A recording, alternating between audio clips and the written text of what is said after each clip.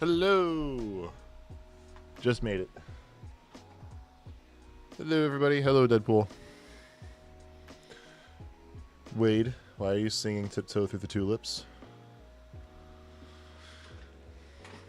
What is this?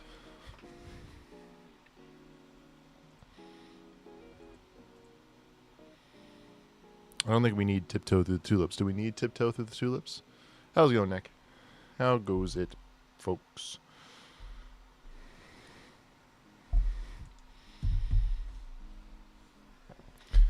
So there I was, barbecue sauce on my titties, and how satisfying as hell. Damn. Hear that? That was a nice sound. But yeah, it's been a day. Been busy. Yeah, new videos out. If you haven't checked it out, what to expect for James Gunn's DCU, for the most part. That's what it's called. So that came out today. So basically all it is talking about, like, Creature Commandos out. You know, the DCU officially has started, and what can we expect from the DCU? How is the DCU going to compare to the MCU? And then also, what projects are going to be coming out, and what comics are they likely going to be inspired by? So yeah, that's the basics of the video. After the stream, if you're interested, go ahead and check it out. But yeah, other than that, why are we screaming? Wade, why are we screaming? No comprende.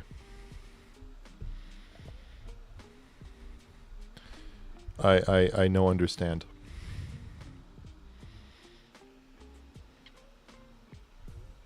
But yeah, Marvel Rivals still dominating my life. He says it's going to be more similar to Star Wars rather than Marvel. Yeah. So I used that quote in my video where he talks about that. Basically, what I understand, think of Marvel like a printer. You have one project that leads right into another, leads right into another, reads right into another, goes into another, another, until eventually you get a full picture. So like Avengers 2 has a direct sequel in Captain America 3. That makes sense. You know, the Sokovia Accords are made because the events in Avengers 2 creates the entire plot of Captain America 3, which is Civil War, of course. Whereas with Star Wars, it's like, sure, you have the backbone, which is the Skywalker saga, but you still have a lot of other projects that exist in that universe that connect in some regard, but have their own stories, like the Ahsoka show, the Clone Wars, Rebels. You have the Mandalorian and Book of Boba Fett's, Obi-Wan Kenobi's show. Whether you like the shows or not, that's an entirely different question. We don't need to talk about whether we like those projects or not. But it does have that backbone with extra stories around it. That's what the DCU will be. There is going to be a connected villain. There is, or a connected villain. There's going to be connected movies. There are going to be sequels. There is going to be, a story within this, but it's not going to be like Marvel where it's only that. Civil War really should have been Avengers movie. Same for Secret Invasion. Yeah, I've said that, like, I don't care for Civil War as much as I do like Winter Soldier, partly because I don't feel like it is a Captain America movie, and I wanted it to be more of a Captain America movie. Not that Civil War is bad or it's, horrible or anything like that, but just because Civil War, I forget that it's supposed to be a Captain America movie. It almost has like too much spectacle to it, if that even can be a complaint. And Secret Invasion, I've never watched Secret Invasion. Never watched it. I haven't seen it. I haven't seen Secret Invasion. I haven't seen... Oh, there's something else in the MCU I haven't seen yet. I haven't finished What If, but I don't know if I'm going to finish that one.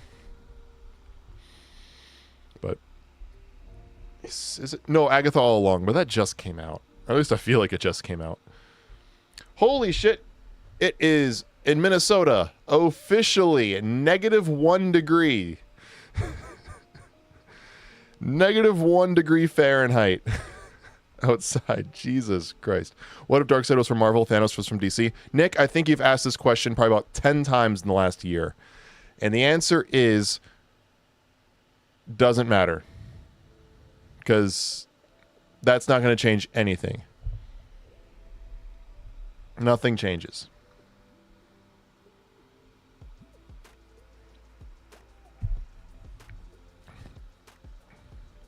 My answer is as good as yours.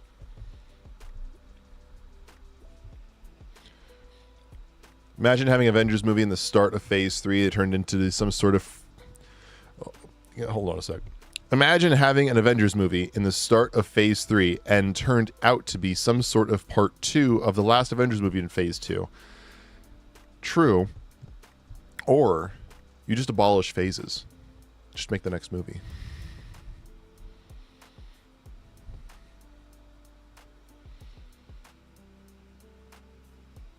Maybe. Anyway, why don't we go and get started with Until Dawn? Because I hope to finish this entire game the end of Friday. So that means that we are going to have to, like, really get a lot of shit done over the next couple of days. So let's go ahead and get started right away with that. Thanos and Darkseid are both megalomaniacal tyrants, so it doesn't really change anything. Exactly. The only thing I'd say even it remotely changes is the fact that Thanos is not going to have the Infinity Gauntlet and Darkseid won't have the anti-life equation because those don't exist in the opposite universe. There's still going to be ultra-powerful tyrants who are probably going to find out about each other's ultimate weapon and try to use it. Which means now you have Darkseid with a Thanos skin and Thanos with a Darkseid skin.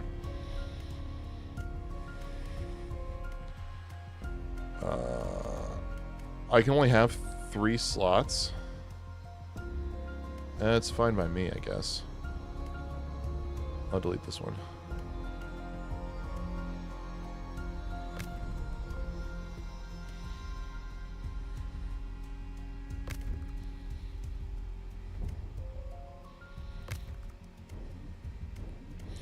I don't care about collectibles. I don't care about particular... Okay, I do care about endings. But right now, the goal for this playthrough is we are going to... Number one, I'm going to record every action that we make throughout the prologue. There is a trophy that We restart the game from the episode selector, basically like chapter select or scene selection from a movie. And we then try everything opposite once we finish the run. So I'll worry about that. We also make a couple of decisions. Things like taking a bad selfie with Jessica, making sure Mike cuts his fingers off with the machete, and making sure that Ashley does not actually want to let us in as Chris when we go out to hunt for Wendigo and try to save Josh. Along with that, we're going to try to keep Matt and Jessica both alive through Chapter 10, although both characters, I believe, can die well before that. Matt for sure, Jessica, I can't remember. So that way, we can get to Chapter 10, kill every character except Matt and Jessica, get that specific ending, and then do the other thing, which is kill everyone. After all of that is done, we should just have to go back and then choose all the opposite choices from the intro. That'll be it. Darkseid and Thanos fought in Death Battle. I don't know what Death Battle is. I'm guessing it's just fan fiction of a guy taking two comic book characters and making his own fight scenes. Darkseid will probably use the Infinity Stones in the Marvel Universe. Thanos uses the anti-self equation. Exactly. So they just become each other. And nothing really changes.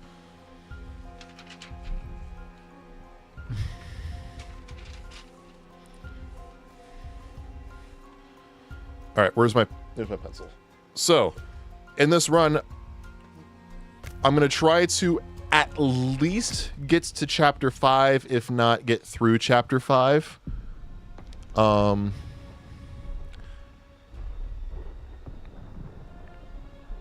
going to try to see if we can get to about that point, so that way on Friday, we can properly platinum this game. And then no stream that following Monday because I'm busy with other stuff. And then Wednesday can be like World of Warcraft Wednesday for the first time in like a month. And then Friday can be like, I don't know, Marvel Rivals or something. And then comes Christmas and New Year's, which I will not be streaming either of those weeks because of I'll be out of town. I'll be with family. So I am so ready to platinum this game. What I hope to be the penultimate stream tonight of Until Dawn.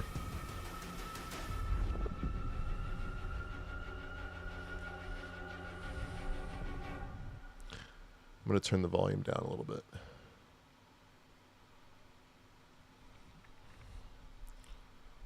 There we go. I'm going to record every action. I'm going to skip collectibles because we already got all the collectibles in the last run, so no need to worry about collectibles.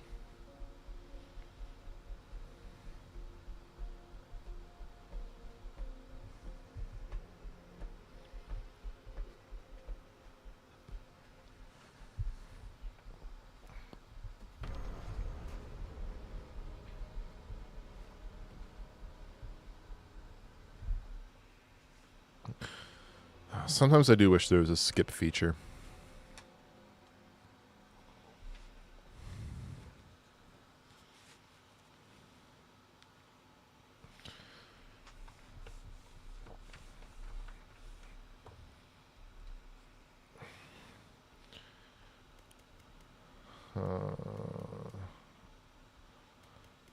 Mess with the settings here.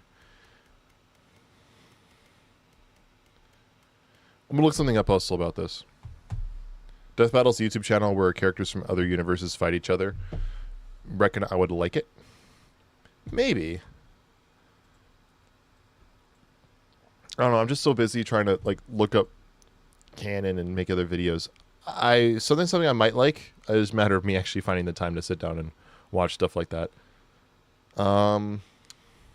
What's the name of that achievement that we're trying to get?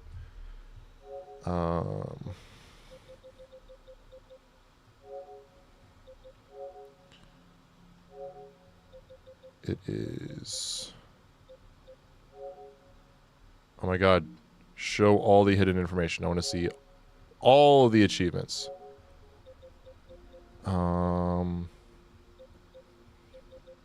Fatal Destination.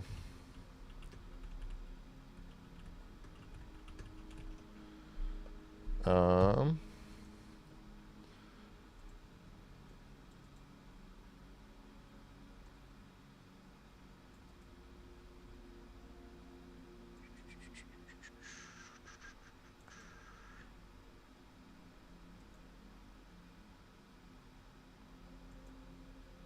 1 hour selfie.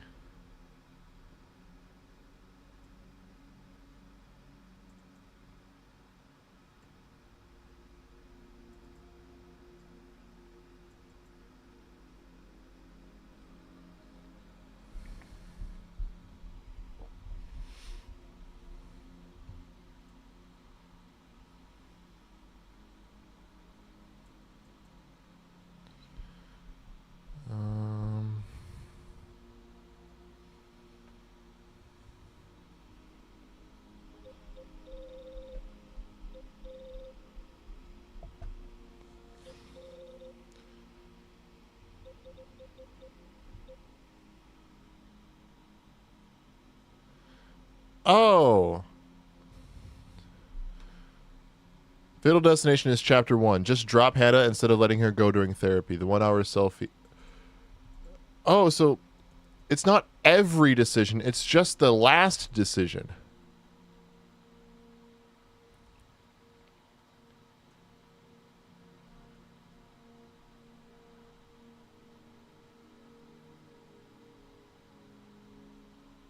Um.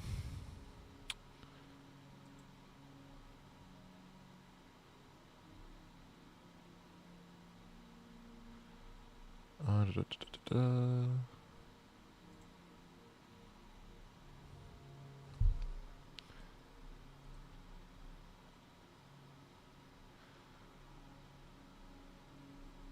So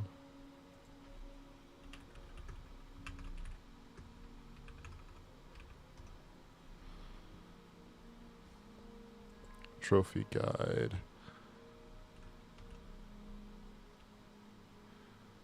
For this, remember what you chose during the prologue when you were with Dr. Hill. After you played through the game once, to go to chapter select, replay the prologue now. Just choose the opposite.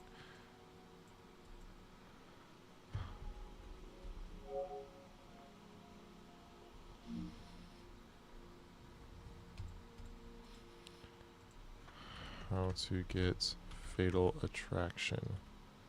Or Fatal Destination.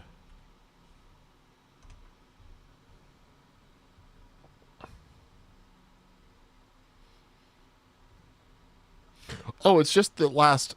Oh, shit. Let's actually back up.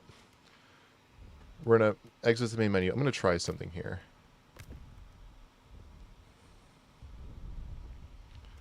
So, title screen, select save game, go to number 3. Episodes. I'm going to see if I can't get it right now. Then I wouldn't have to keep track of what decisions we make in the first chapter. In this one, I want to say I let Hannah go. I want to say I let Hannah go. Let me actually... I'm going to rewatch that stream a little bit. Before the characters fight, it's time... They say it's time for a death battle, but I'm assuming it's like, it's time for a death battle! Or something like that. Cool. All right, I'm going to the last stream, or that would have been that stream, which would have been day 4, because each of the last ones took 3 days to get through.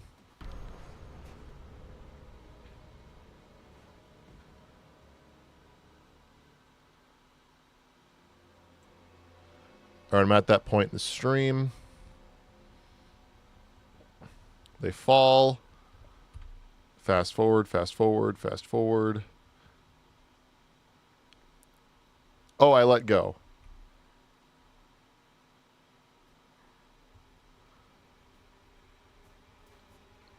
So on this time I'm going to have to opt to drop Hannah, and that shouldn't have to worry about anything else.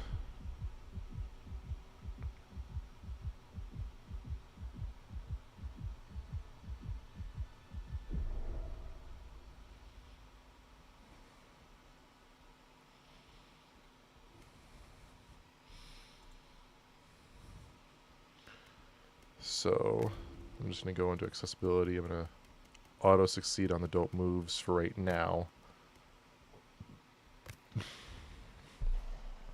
Just because I don't want to deal with them for right now. So I'm going to try to get that trophy right now. If we can get the trophy right now, then we quite literally don't have to restart this run and remember every little decision that we made. Because all that I'm seeing when we look it up is we just have to choose the opposite of whether we hold on to Hannah and let go of the branch, or we drop Hannah and try to reach for the dude. So last stream we decided to let go of the branch. So to get the trophy, assuming that these guys are correct, we just choose drop Hannah and we get the trophy.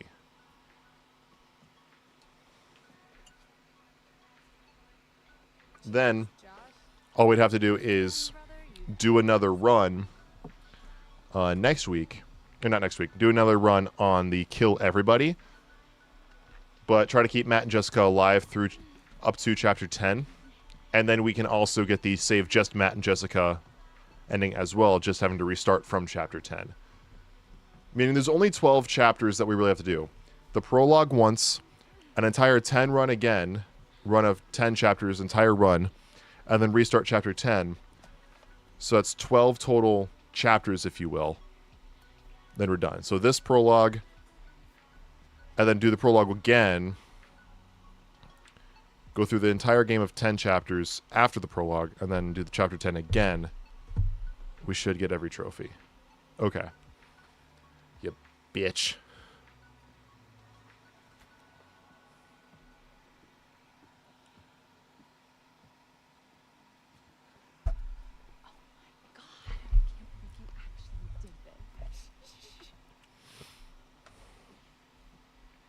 Horrible prank.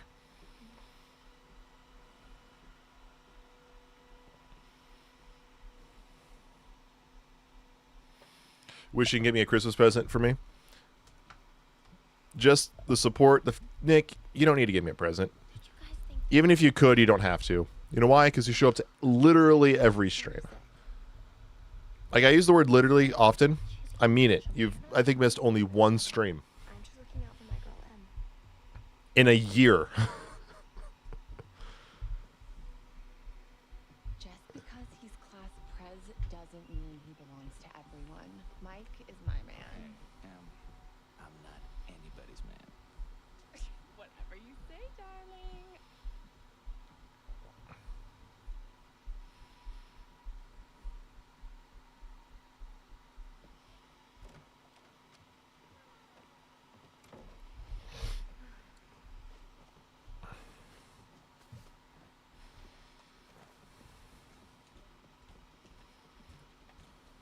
Oh, poor Chris.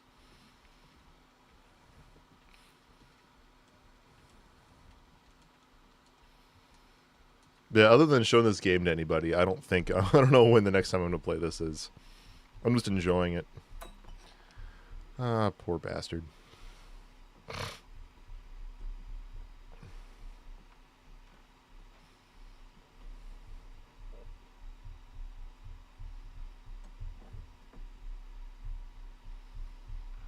All right, now we're Beth, and we're just going to try to push the story.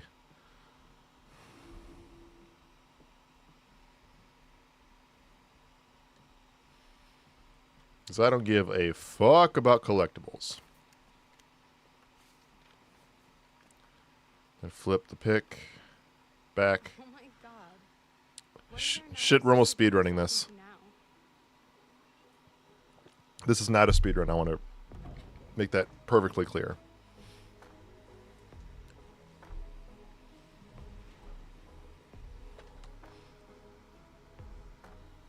Ah, poor Hannah.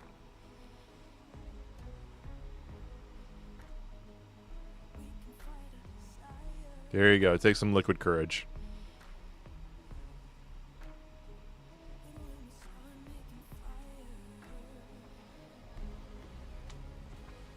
I like how Ashley's wearing like her full winter coat in the house.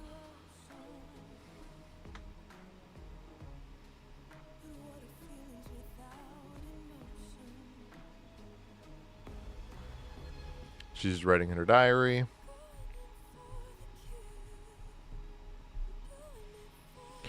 In a weird way, she does get like poetic justice as killing a lot of them as Wendigo.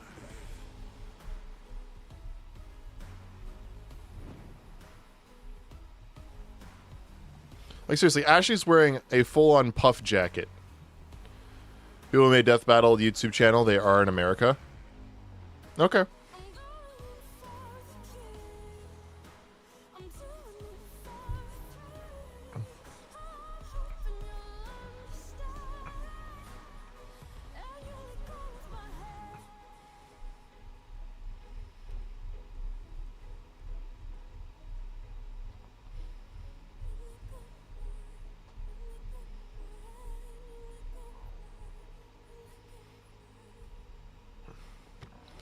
Oh, this is fucked up. Oh, poor Hannah. Hey, Hannah. Hello, Graham. Got your note? How you be? Welcome to the intro. This is the prank if you haven't seen it yet. Start with a little. You're not missing a stream? Well, I appreciate it. Don't let life, don't forget about life, by the way. But yeah, in case you have never seen the prank, this is the prank. That is Hannah undressing. So this is 1 year before the game, before the events of the game. Hannah, hey, don't. It's just a stupid prank, okay? Oh, the trauma. Pretty happy? Yeah. Nice. Yeah, these are all supposedly friends, by the way. I'm sorry, Hannah. This all got out of hand. And that's the last I ever see of Hannah. Guys are jerks. You know that? Well, as human. Chris and Josh are passed out on the couch, so they didn't play any part in the prank. There goes Hannah. There's Beth. So it doesn't really matter what we choose. But I know the last time I went to go find the others, so I'm going to try waking Josh just to be sure I'm making opposite decisions. Josh. And we're going to replay the entire prologue because right now I'm just trying to get the Fatal Destination trophy, which just means we make the opposite decision in the chapter select of the prologue, trying to save Beth and Hannah. Fine, she just can't take a joke. Nothing actually changes. They're always supposed to die. No decision here actually changes anything. But there is a trophy for at least trying to go back into chapter select and choose the opposite decision. So right now we're just going to try to get to that moment. And I'm going to play it safe as well. I'm going to pull up the stream from last time.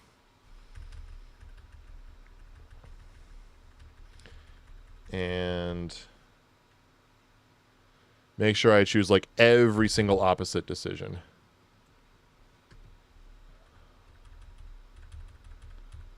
So am I in the stream? Hannah undresses. She runs out into the snow. I chose to find the others last time, so I did choose Wake Josh, so that's still the opposite. Then when I take over as Beth,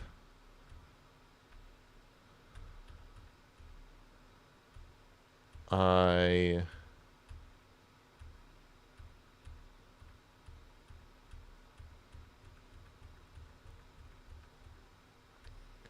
was just fast. All right. I'm going to go ahead and get to the first decision and try to find it as well on the stream so I can properly choose the opposite. Hannah!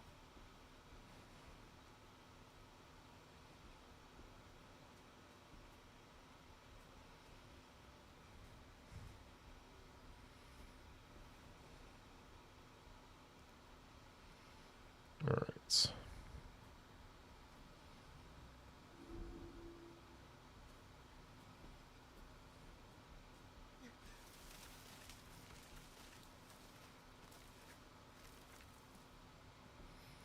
crazy how last stream, are you doing anything in particular on this run? Yes and no. So right now we're just going for a specific trophy, which means that we don't want to play past the prologue. Which right now we're in the prologue. Then we're gonna try to do a specific run, not like any like brand new specific ending like that Josh is somehow alive type ending. The goal for the next run is to take a bad selfie with Jessica with Mike on their way to the cabin in like chapter 2 or 3. Cut off Mike's fingers in the sanatorium, basically that hand contraption that's like going back and forth. We're actually going to go up to that and Mike's going to lose his fingers. We're going to make it so Ashley doesn't fall for Chris. And when Chris goes out with the flamethrower dude to try to go save Josh, and Chris is like, let me back in, Ash, let me in. Ashley actually hesitates, and Chris dies. So there's those decisions. And we're going to try to make sure Mike and Jessica live to chapter 10. Then we can get 2 endings in chapter 10. Doesn't matter which one we do first, but as long as Matt and Jessica both live to chapter 10. No, nothing really else matters for the other characters.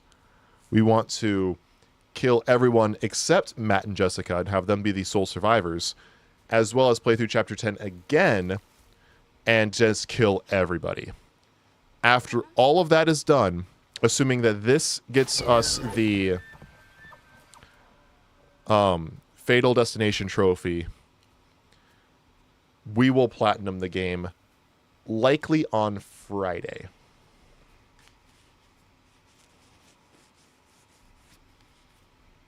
So right after we're done with this prologue, assuming the trophy triggers, we will actually go right back into a new save and play through the entire prologue again on the new run. So it's basically going to be like prologue, chapters 1 through 10, get either the kill everybody or save just Matt and Jessica ending. Then replay chapter 10 and do the other ending, which the Wonder one we didn't just do. That's the plan.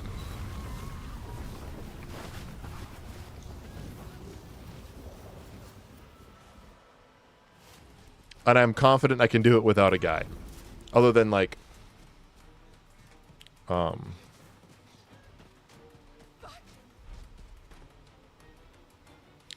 so here I chose the fast option. I'm going to make sure I always choose the opposite of what I just did. We're going to go safe. Names a lot. You have the most achievements already done. Yeah, so if we go into the trophies of this game, I have 80%.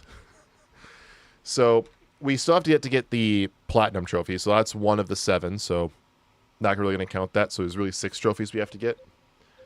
There is these 6. Want to take a bad selfie with Jessica.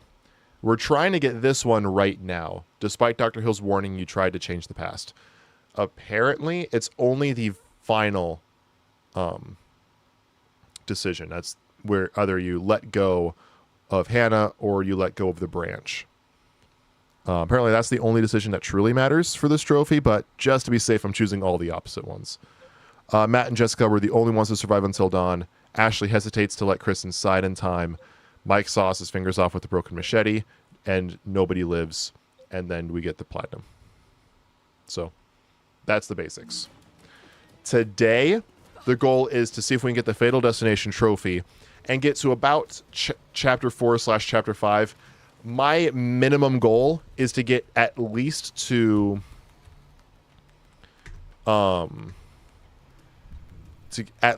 get to through the buzzsaw scene where Josh fakes his death. That is the minimum I'm hoping to get to today.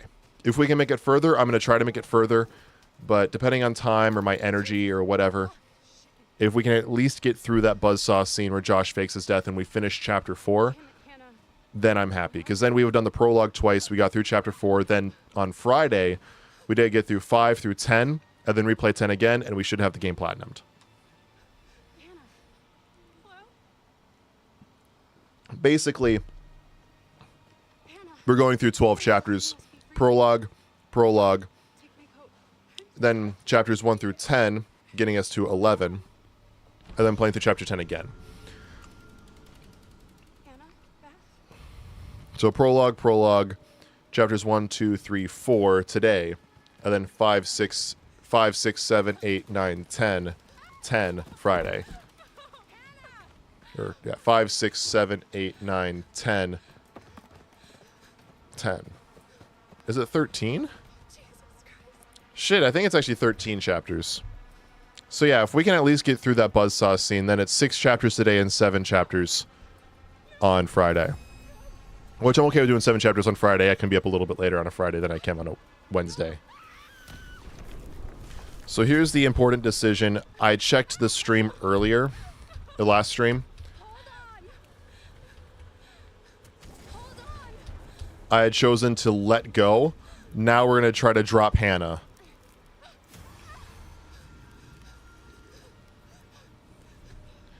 So now, drop Hannah. I'm so sorry. And then Beth still dies.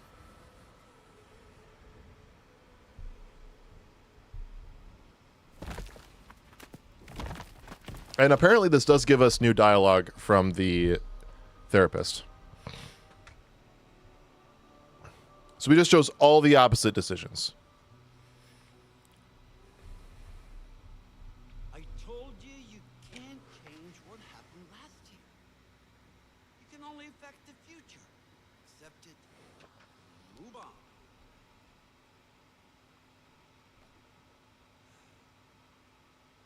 So, you have committed to commence with this game. This is significant. And I want to help you see it through. Sometimes these things can be a little scary, even terrifying, but I'm here to make sure that no matter how upsetting things may get, you would always find a way to work through. All right. Did we get it? Yeah, we got it. We got it. We can go in and dip. Yeah, the fall is brutal. Oh, yeah, it's horrible. Now we can drop out of this. I don't care about the rest of this. So if we go to episodes, yeah, we just went through and just played through the prologue. That's new dialogue. I don't think that was in the original. Because you always had to, like, make a new game. There was no save slots, you know? And so, yeah, here, this is a brand new memory, as you can see.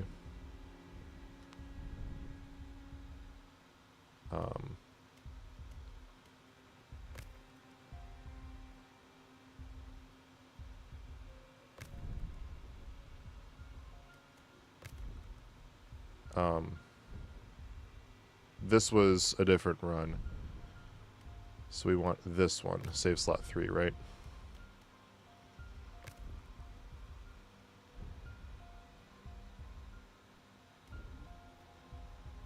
No. Save slot 1. No decisions. Why do we have all the trophies? Or all the totems?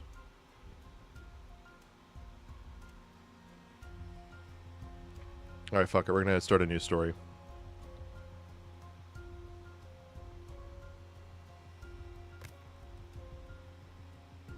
Starting a story will overwrite your current progress and access to the episode menu if unlocked.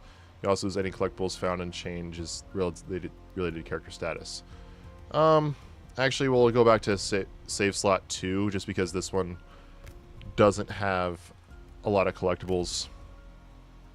As you can see, there's not a lot of totems, not a lot of these. So we'll just restart this one so that way we lose the least amount as possible. So now we're going to do the entire prologue for the last time, or at least what I hope to be the last time.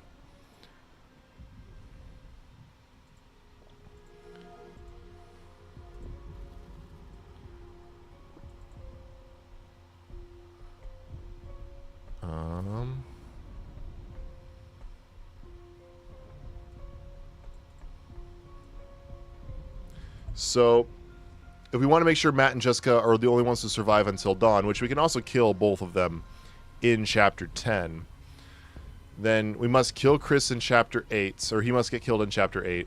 Emily must also get killed in chapter 8, so we'll get to shoot her. And then Ashley must get killed in chapter 9 by the trap door. Those 3 must be killed, or else they will always survive.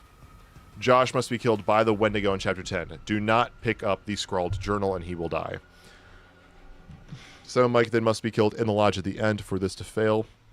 For this to fail the don't move events with Sam. Easy. To kill everyone. Everyone survives until dawn. This one's nobody survives.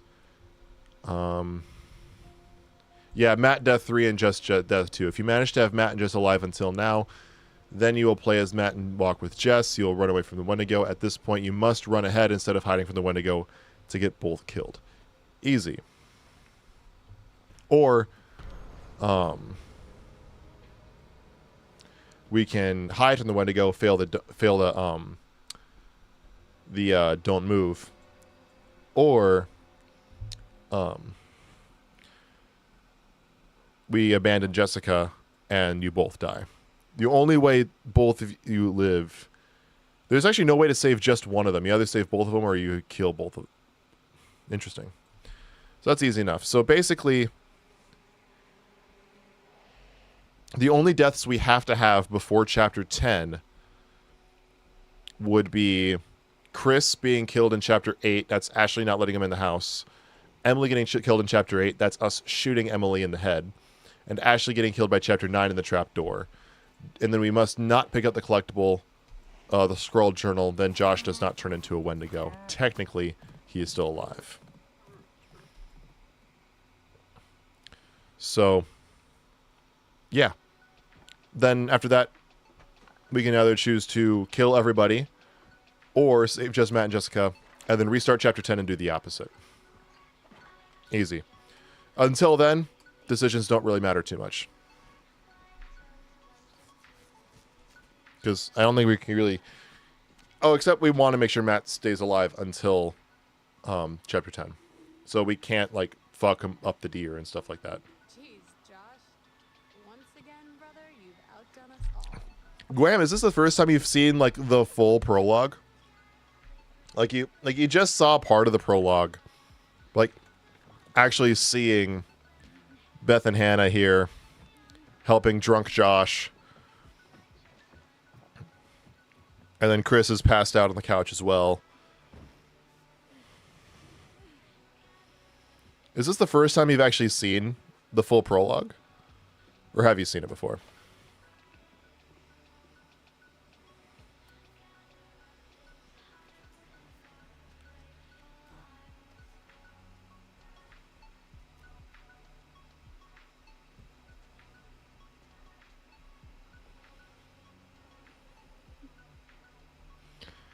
This is your first time? Yeah, well, you're actually getting to see the prank. So that was Jessica, obviously.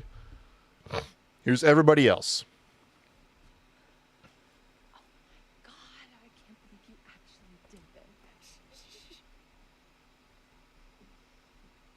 So that's Hannah.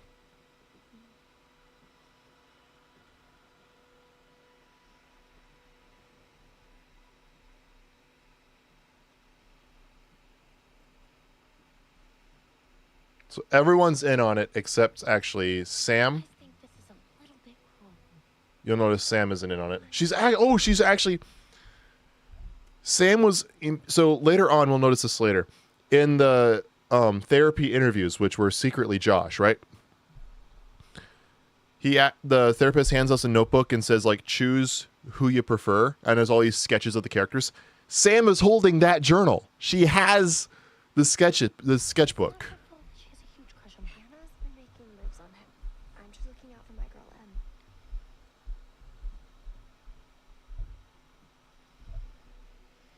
Just because he's class prez doesn't mean he belongs to everyone. Mike is my man.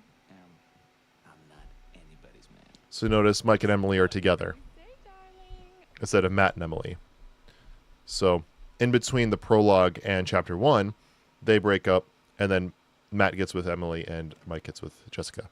I got invested when I was scrolling through live people and you were playing this and I'd never seen this game. Well, I'm glad he clicked. It's like there's Beth talking or sitting with Josh and Chris. Chris, of course, got the horrible Sharpie on the face treatment.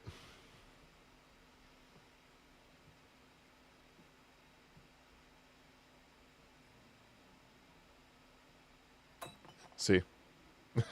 Poor Chris.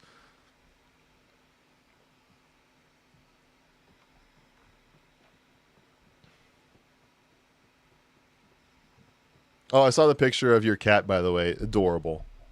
Adorable little orange cat. So right now, since we already got the trophies for all the collectibles, I'm going to really just push the story and try to get as much done as possible. So we're going to lift up the PC, or the computer, grab that. We're going to flip it. Press circle. Oh my God. What did our naive sister get herself into now? Deja vu. I've seen this like 15 fucking times.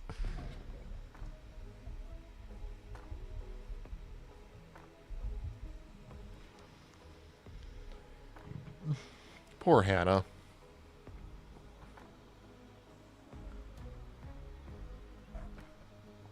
Also notice Hannah's locket around her neck. That becomes a collectible later on.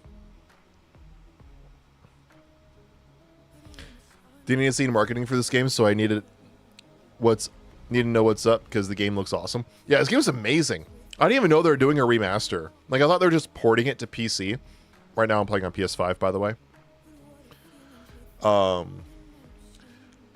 But I saw that they were, like, porting it. I'm like, oh, that's pretty cool. They're porting it. And then I heard after it had come out, it's like, no, it's not a port. It is a remaster, and it is amazing. And I'm like, oh, yeah, I'm buying it. Yeah.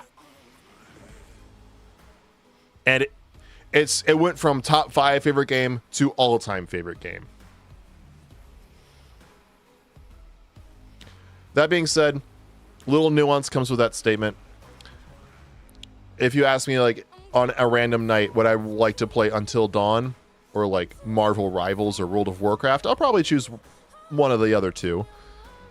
But in terms of my enjoyment playing a singular game, Until Dawn takes the cake.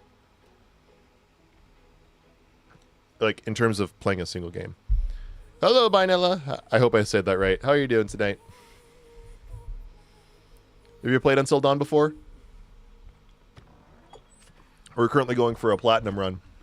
This should be the last full playthrough we need. Basically, it's the kill everybody run. Hey, Hannah. But with a little more nuance to it. So there's a few other decisions that we're going to have to make to keep characters alive just long enough. Maybe. Doing good? I'm doing well. Glad to hear you're doing well. Yeah, it's See where it goes from there. always a good night to sit down and play some video games.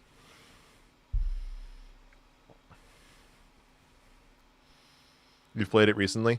I absolutely love this game. We're not going to finish the run tonight. We're going to probably, hopefully, get to at least chapter 4 or 5.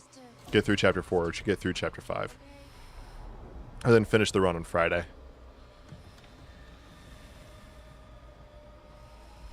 Sorry for your English. You're from Italy? Oh. Your English is... I haven't noticed a problem with the English. I'm sorry, Hannah. This all got out of hand. It makes me kind of wish I learned a little Italian. I speak a little bit of Spanish, but that's not the same.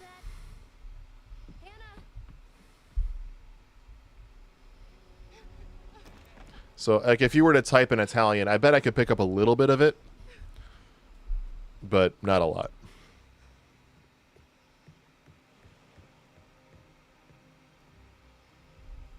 All right. Doesn't really matter what we pick, so I'm just going to find the others. Just in case you make a mistake. Mistakes happen. Hannah! No sweat about mistakes. What's going on? Where's she going? It's fine. She just can't take a joke. It was just a prank, Han. What did you do? Just messing around, Dad. It wasn't serious. You jerks! Besides Nella, half of the people I know are fluent native English speakers. They can't speak. They have no idea how to speak English. They have no idea what they can't speak English. Hannah! They can't speak. All right. Hannah!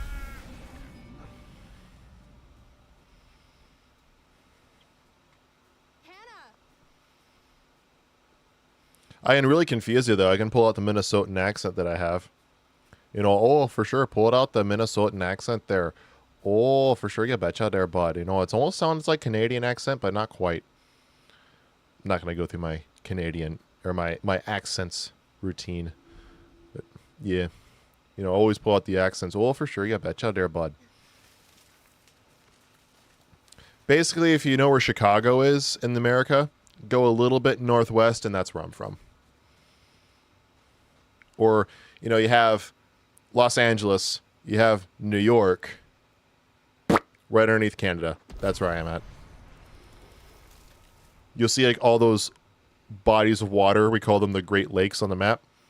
My state's right next to the biggest one. Right in the left-hand side. Hannah? Like, so my state's just in the left of that biggest lake on the far left. Largest lake in the world, if I recall, Lake Superior. I know it's the largest state in the country. Might be the largest lake in the world. Right? Yeah, because everything bigger than that is technically a sea, like the Mediterranean Sea. What time is it here? 8:04 p.m., or if you use 24-hour clocks, it is 20:04 hours.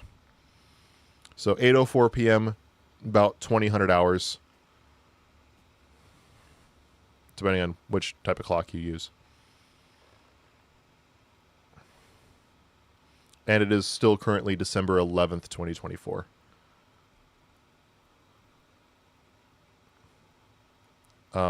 There we go.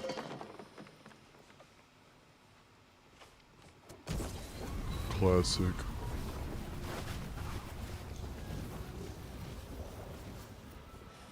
It's like, isn't America like almost the furthest back in terms of time zones?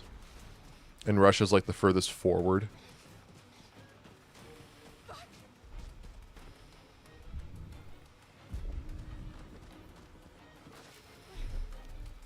So I'm sitting here thinking, like, I shouldn't have to fuck up QTEs or anything until much later.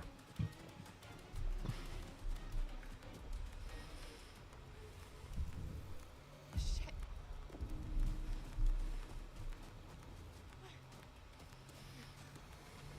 Yeah, what time is it over in Italy?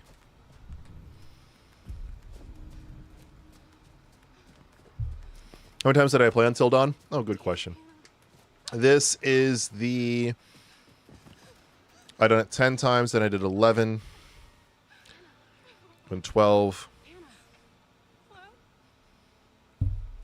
This is, I think, the 14th run from prologue to epilogue. Oh, it's 3 a.m.? Oy. That is early in the morning. Yeah, it's only 8 p.m. here. So, I've done it. This is my 14th run from prologue to epilogue, not counting, you know, picking up from chapter 5 to the end or anything like that, or chapter 8 to the end. If we're talking only complete runs from prologue to epilogue, no extraneous, like, random mini runs, partial runs. Not counting a partial run, I've done this game. This will be my 14th time. This is my 4th time platinuming the game. 3 a.m., that's too late. Yeah, that's too late for me, too. That is... I have to be, like, hanging out with somebody and, like, I have to be, like, hanging out with somebody, actively doing something. And that is, like, the only way it was to like 3. How Hannah survived that, I have no idea. She said she broke her leg, but I still don't get it. Well, it's more because the achievements than the totems. Yeah, like getting the achievements, yeah, doing a lot of runs. But sometimes for the runs, like today, we're going to get a lot of achievements. We're going to get 2 specific different endings. But we don't need to do an entirely different run to get that different ending. We just have to replay Chapter 10. So it's only 1/11th of a playthrough. Or 1/12th if you count the credits / epilogue. You have to accept this in order to move forward. But there is freedom in this revelation. Everything you do, every decision you make from now on will open doors to the future. I want you to remember this. I want you to remember this. So the 14 runs came from platinuming this game 4 separate times. The fate of those around you. Platinumed it with my then roommate, platinumed it with my mom, platinumed it with another one of my friends, Sam, Faust's brother, Committed to commence with this. and platinuming it with you guys. So 4th platinum. Help you see it through. Sometimes And naturally over time, you do a lot of runs. a little scary, even terrifying, but I'm here to make sure that no matter how upsetting things may get, you will always find Only up that late when it's me and my brother and we're in the zone and COD Zombies or Minecraft. Yeah. For me, it was me and my older brother playing World of Warcraft. First time playing, how many characters did I... and I want you to look at the picture on the other side. And The first time playing it, how many characters survived? it is the Ashley died. I think Jessica and Matt died. Sam lived. Mike died. So Mike died. Ashley died. And I think Matt and Jessica also died. So I think we... Oh, and Josh died. So I think we killed 5 characters. make you feel. And it was all between chapters 8 and 10. 8, 9, and 10. Well, that's good. I'm not really giving a crap about any of these decisions. I'm just picking the first one that kind of pops into my head. Interesting. Like, we're going for a particular set of endings, but, like, the decisions matter so much less now. So, right now it's just a matter of just getting through them. And what if I told you that this cottage was haunted? A level-headed response. But everyone is frightened of something. I wonder what it is that doesn't frighten you. I really do. So, I think the only characters that survived were Sam, Chris, and Ashley. And Emily. Sam, Chris, Ashley, and Emily. I think were the only surviving characters on my very first run. It sounds right. I've done so many fucking runs. Can everyone be saved, or is someone who always dies? As of this remaster, everyone can be saved. That being said, there is one character in particular that is extremely difficult to properly save. And we actually just achieved that on our last run. We went through and actually saved this character. Normally this character gets technically saved, but not really. Even Josh? Yes, so that's the character I'm talking about. So Josh, of course, famously, for the longest time, especially in the original, could only turn into a Wendigo or get his head pulled off by a Wendigo. Specifically, Hannah as a Wendigo. In this remaster, I don't think this was in the original. If you make specific decisions, basically, if you are super nice to Josh throughout the entire run, you do everything in Josh's favor, then also making sure you make very specific choices during the therapy sessions. Then by the end of the game, Josh is alive, not Wendigo-fied. He's not a Wendigo. He is alive, just sitting in the caves. And like voices are still talking to him in his head. So Josh can properly live. It is just really difficult because you actually have to actively know what the hell you're doing. I had to follow a guide to do it. And that was my 13th run.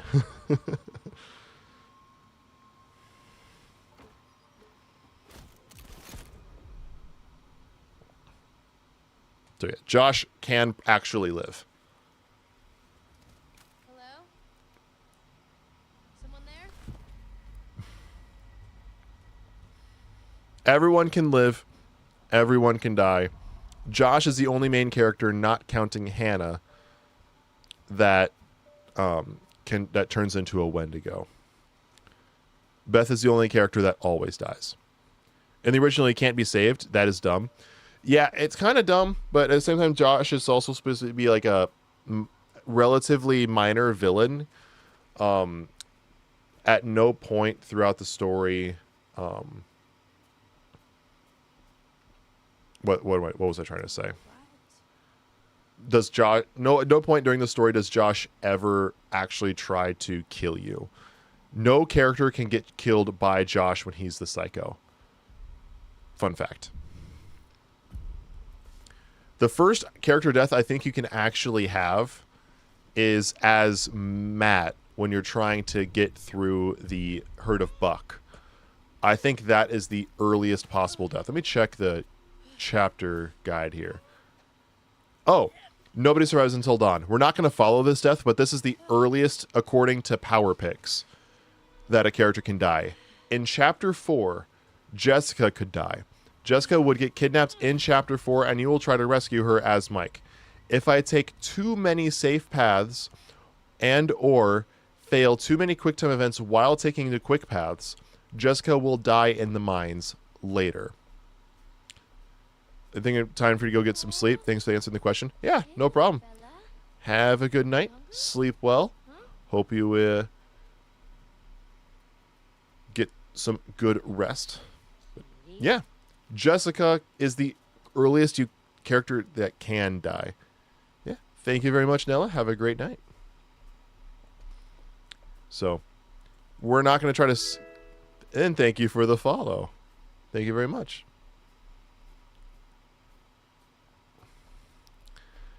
And so...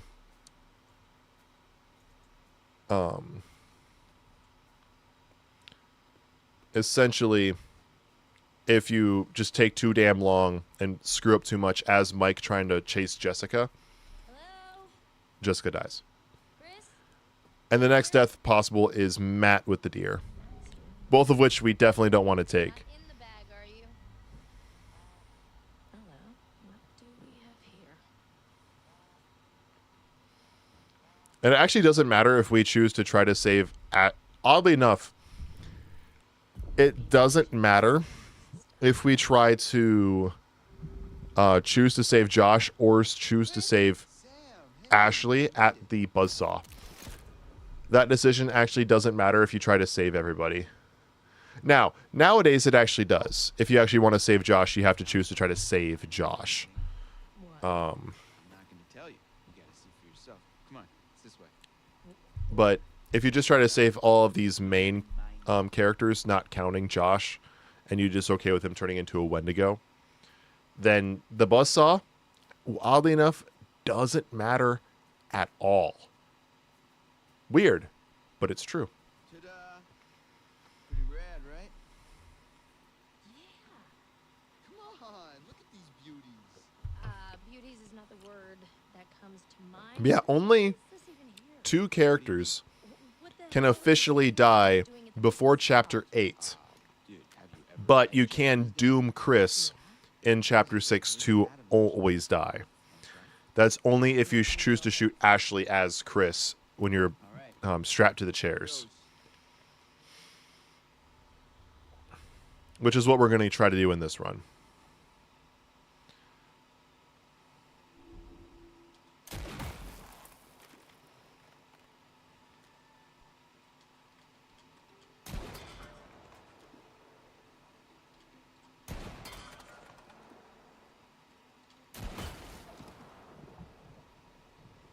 Wow, nice shooting tips. All right, I'm bad. I'm a badass. I'm gonna go ahead and guess it was a wild case of beginner's luck. No, I don't think so, girl. Well, anybody saying their brother could shoot a bottle that big, that close.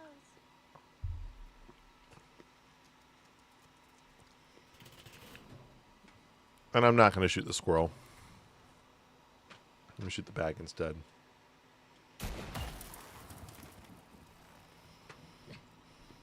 Oh, this is a kill everyone run.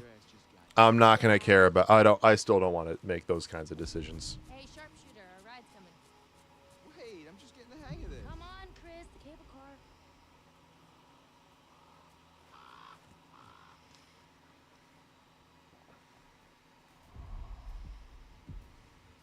So it's 7:11.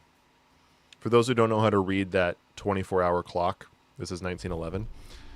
You just subtract 12 from the You think we'll get a visit from that number. So it says 1911.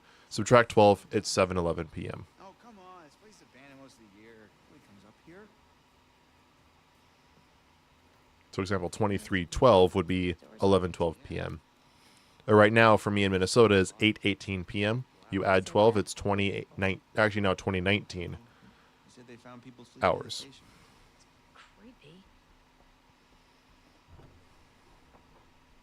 Creepy. At that point, you actually don't need an AM or PM because there's only 1 hour for each hour of the day. You don't have like 2 o'clocks or 2 3 o'clocks or 2 4 o'clocks.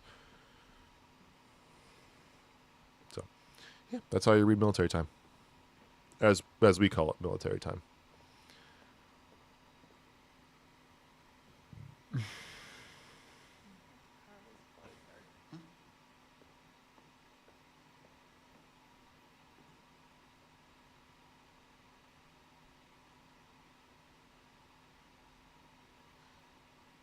Yeah, it's actually coming down. Carl's closer.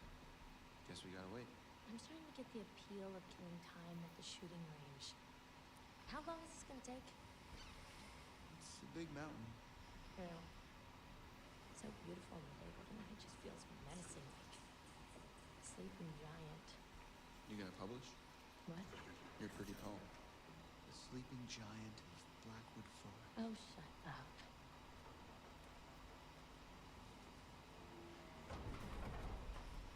Mount Madahi. I know. Madahi. Coming? Yeah, well, I was gonna stay here. Heard that military time caused my brother in the National Guard a couple. Heard that was military time because my brother was in the National Guard a couple years ago. That's that's what we call it. I've heard it called military time, 24-hour clock, or what have you. Here we go. But Adventure begins. I grew up in a military family. I always called it military time. You know, getting everyone together on the anniversary. I mean, Josh seemed really pumped about us all doing something, didn't he? Yeah, no, he definitely did. I haven't seen him so excited about Boom. something in forever. Butterfly effect. Good. It's hard to tell with him, right? Kind of worried.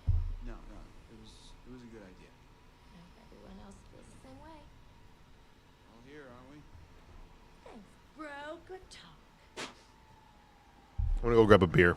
You know what? Let's just stop. Or I'm gonna go grab what's barely a beer. Josh and I met? Third grade. Josh sat in the back of the room. I sat in the front. We didn't even know each other existed. But the kid sitting next to Josh started strap snapping the training bra on the girl in front of him. So the teacher made him move to the front, where I was sitting. Okay, so. So I got moved to the back. And? And next to Josh. That's how we met. I mean, and became friends to this day. Match made in heaven. If it weren't for the fact that Jeannie Simmons hit puberty like 3 years early, and on that day decided to wear a low-cut shirt that showed off her training bra, I mean, who knows? You could be Until Dawn trivia, everybody. right now. Should we do Until Dawn trivia at some point, like we do Avatar trivia? Do stuff like, what was the name of the girl that was getting her bra strap snapped by Chris's classmate? Jeannie Simmons. Like, do the most obscure trivia. What's the name of the mountain on Until Dawn? Mount Madahi, you know? Boy, oh boy, oh boy. New people. Who is the first character death possible? Jessica, as a matter of fact. What kind of ear do I got? It's a bud.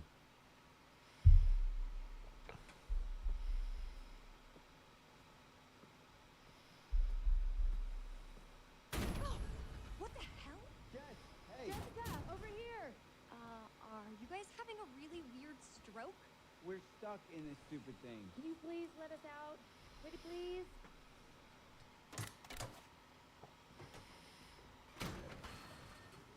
Oh my god. I thought we were goners. Another 10 minutes in there and I would have chewed off my own leg. Oh, sick, Chris. Look, got a lot of meat on my bones. So much down here. Yeah, right. Hey, Well, what do we have Chris. here? My Goodness. Seems See like if someone has a little crush on our good friend and dear class president, Michael Monroe. And what kind of Ooh, another trivia question. What is Mike's last name? I wonder. Screw it. Give that back, you tool. Tool and die. That's my motto. Oh, such an idiot. Maybe Nosy Nancy shouldn't go nosing around in other people's nostrils. Yeah, I try not to do that as a rule. Come on, Jess, you can tell us. You can totally keep secrets. Whatever. I'm trying to like on these like dialogue ones. I'm trying to choose All right. other dialogue options that Nature and junk. You guys go ahead. I'm let gonna us wait get for different dialogue. See who else is coming. You mean Mike? What? I mean, you know, whoever. How is she not cold? Her hips are out like this entire game. Did you see this view? I mean, holy cow. Sometimes I forget to just stop and take it all in. And the crazy part is, Seriously, couldn't I've played this game in 4K and it is so nice. You guys are watching this currently. If you are watching this and what I'm outputting on, you're watching this in 1080p because I output at 1080p. Playing this game in 4K is another experience. Is my capture card showing me? 4K is it, or is it showing? I think for me, I'm gonna fix this in just a second. I want to see if I'm seeing this in 2K in 1440p, or if I'm seeing this in 1080p.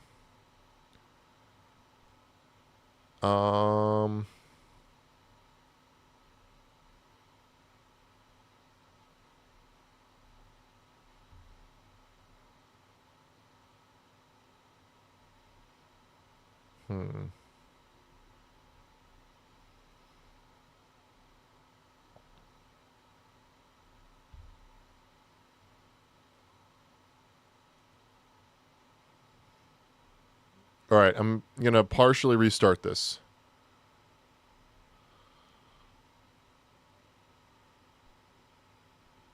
All right, give me a second. I'm gonna go ahead and close out of the capture card really quickly, because I think I've been playing this whole time in 1080p, and selfishly speaking, I want to make this 1440p, if at all possible. For myself, I'd still only be outputting at 1080p. No, I'll take whatever this is.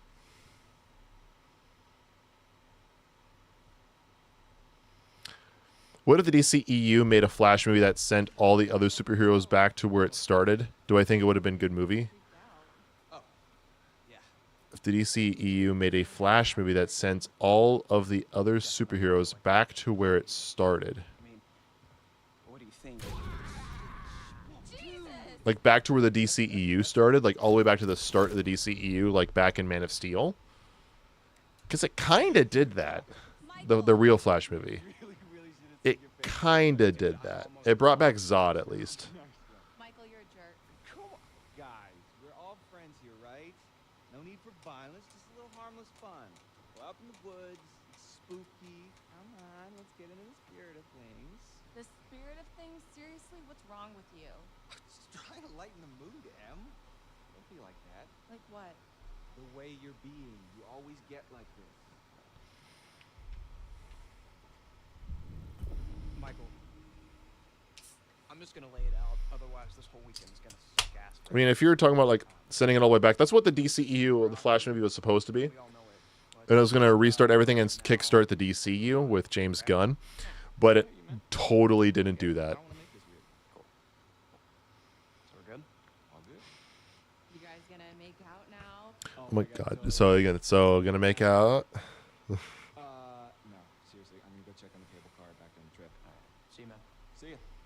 Alright, see ya. It kind of did that, but it was really unpolished and rough. Yeah, the Flash movie, I've always said it's like a 6 out of 10. There's a lot of scenes that are really, really fun, Hey, could you? but it's overall not a fantastic movie. It left a lot to be desired. But if it's on, like if I'm at a hotel and Flash is just on, like if I'm like scrolling through the channels and I see the Flash is playing, I'll finish it. Get all the way up there. I have no problem with that. We're almost there. It's important. It's not a bad movie by any stretch of the imagination, but the potential that it had was just Fine. If it's so important, I guess. I so high, and it missed so hard. Also, unpopular opinion, well, the more although I hate Ezra Miller, I actually didn't mind the goofy run that he had as the Flash, where he's like whipping his arms. I actually thought it was kind of cool. And I actually thought that the like Grant Gustin like choppy arm was just so cheesy. I actually did like the flipping of the arms because it was like speed skating. And I thought it actually looked pretty cool. Like just that like choppiness was just it felt so corny.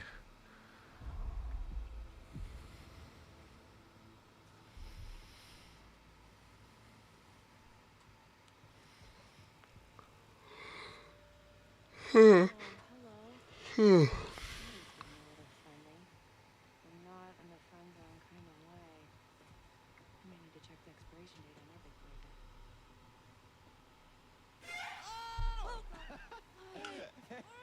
Hey, whoa. Sorry there. Sorry about that, Ash. I didn't mean to scare Jeez you. Louise, Well, I Matt. did mean to scare you, sort of scare you, but not like for real scare you. Gosh, oh my gosh. Hey, well, man, I'm really sorry, Ash. Damn. It's okay, it's fine. What are you looking at? See anything juicy with us? Speaking of the Flash, there's Impulse. Yeah, it's kind of busted. It's not like really interesting. It's just What? For real? I bet I could find like a cool bear chowing down on a fox or something.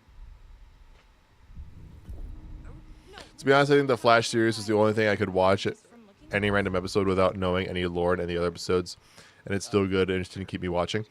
Yeah, I mean, that's not that the writing of the show was bad. I'm just talking visually speaking of the Ezra Miller's run versus Grant Gustin's run as the Flash.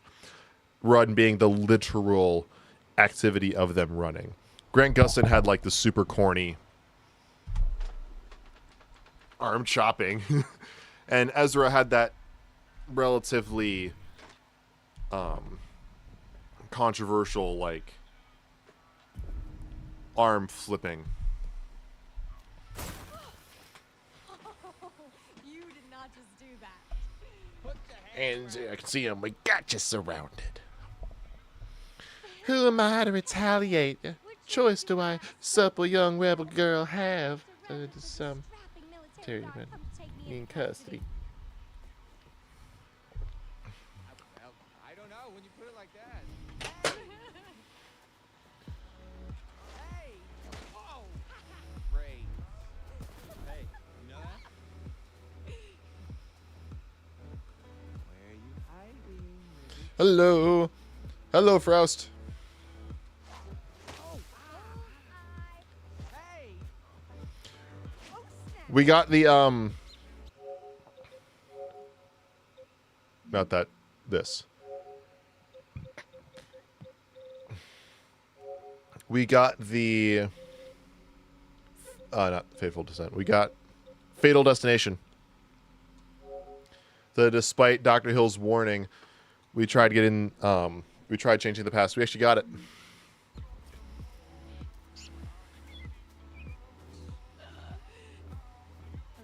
So now it's just getting through this run, saving Matt and Jessica, or killing everybody.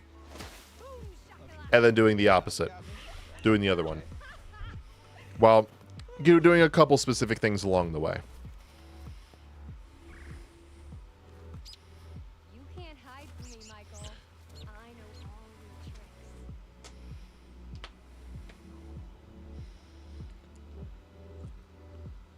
So, yeah, considering we're also not going for collectibles, I suspect that this run would go a little bit faster. Right. Why'd you just... And then what? Oh, No more. oh yeah. Oh, more. Oh, you're going down. Gotcha. Done. Done city. So did I go down? I don't think so. I think you'd know so if I did. All right. Horny solitary for both of you.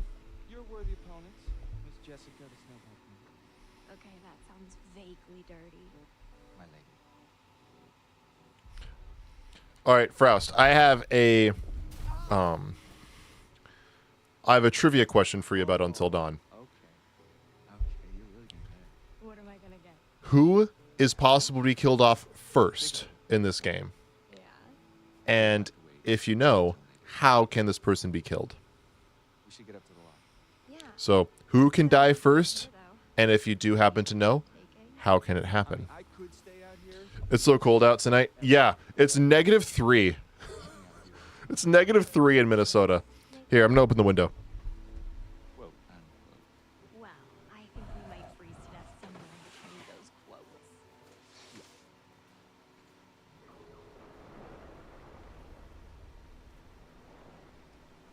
Yep.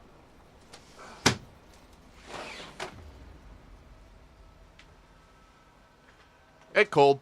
Beth and Hannah. That's not what I'm. That's not smart ass. Of the playable characters, not counting Beth. Not counting Beth, I'm only counting playable characters. Seems we're hard to scratch the surface in our last session, so let's go a little bit deeper. Carl almost didn't start when you're trying to leave work. Ugh. That's never good. This time, That's where I'm happy I have a work from home job. try to understand the root of your Am I checking my windows because you were peeping? Yes, I was. Also because it's -3 outside, and I wanted to see if it actually felt like -3. identify which image in each set makes you the most anxious. I don't care. We're just gonna pick random ones.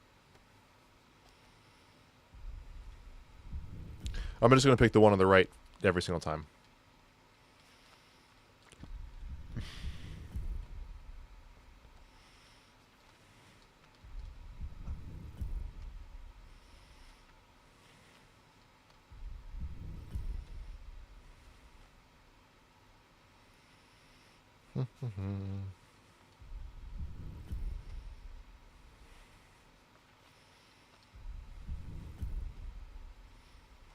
Matt off cliff by deer, right?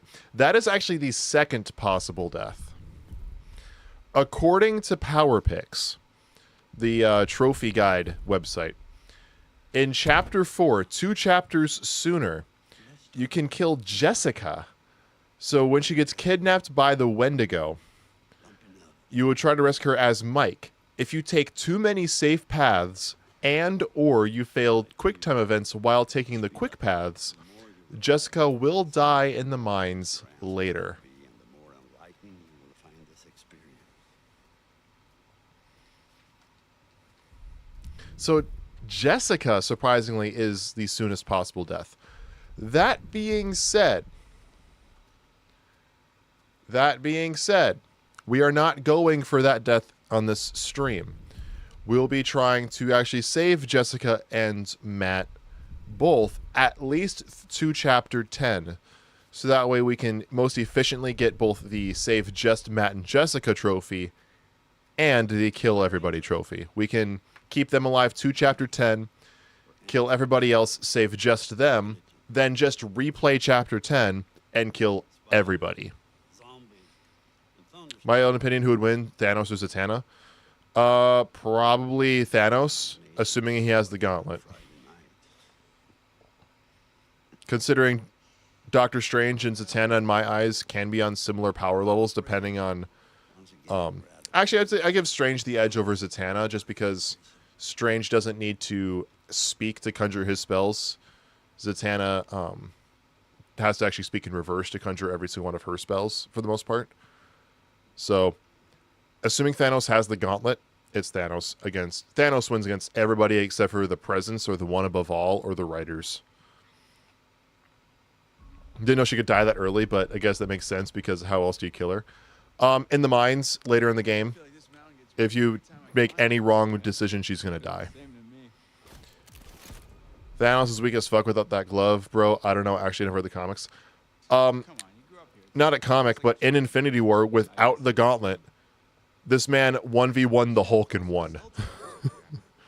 Zatanna or Black Adam? I don't fuck Black Adam. But at the same time, Nick, my answer for every single one of these is the same. Whoever you want, because the writer is the most powerful person in comics, because they can make any character win. If you don't believe me, look at the character Squirrel Girl. She 1v1s Thanos with the full Infinity Gauntlet and wins. Because it's a joke. I'm not gonna lie, I don't think I've ever seen one of Jessica's deaths before. Really? Have you only saved Jessica? Have you saved Jessica literally every single playthrough you've done? I think my very first playthrough I didn't save her. She died in the mines later in the game. Infinity War or Endgame. I really enjoyed Infinity War, but not so much Endgame. Oh, Infinity War I prefer as a movie, but to me it's one 5.5 hour movie. It's not, you know, it's not one movie being better than the other. That being said, I do choose Infinity War over Endgame in terms of enjoyability. But it's just one 5.5 hour movie to me. Zatanna is really weak compared to most superheroes. She's actually very powerful. I'd actually love to pick up a lot more comics with Zatanna in them. How you doing? Good, but You like Jessica? I do too. Jessica's, I mean, she's a bit promiscuous. But that's about it. Darkseid definitely defeated Thanos, and Thanos had the glove with the stones in it in Death Battle. In Death Battle, not official comic book lore. That's fan made. Death Battle is as valid in an argument as my DCEU fan fiction. It's just fan fiction. Also, not sure if I'm ever aware while playing this game. It's just stress that plays, not me. I'll be honest. I'm reading chat more than I'm playing this game right now. I'll be blatantly honest. I'm just letting right now, and especially in the beginning, I'm just pushing the story and not caring about the decisions I'm making, because the decisions that matter right now are few and far between for this run. So I'm literally just picking random options. You can see Jessica's new death scene if I turn on censored deaths in the final chapter. If I turn on... Not that I'm going to do it. Extreme content censoring.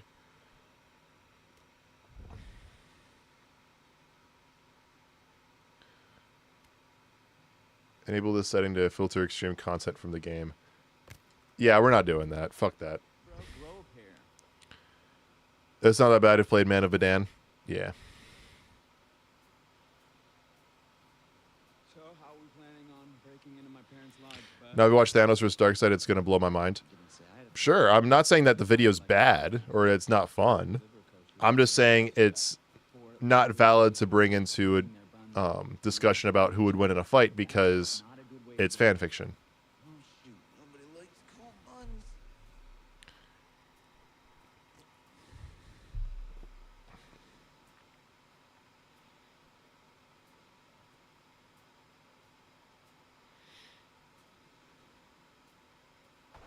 Well, we got ourselves a thinker. Nice one. Godspeed, Pale Grub.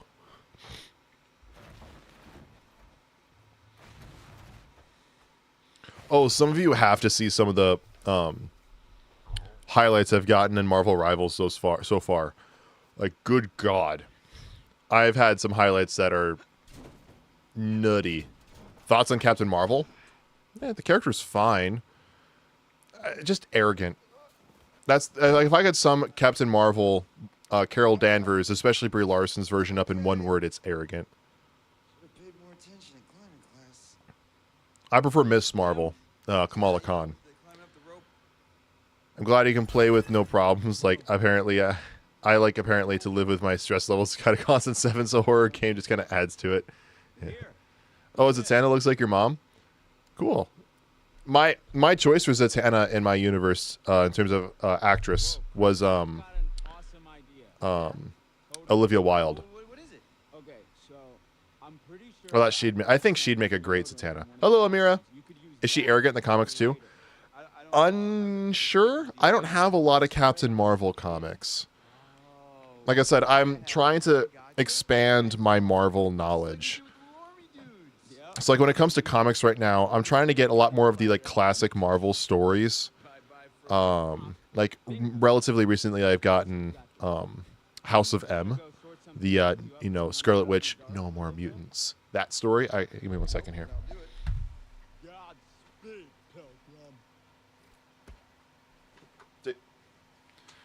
There it is. So, that's the No More Mutants.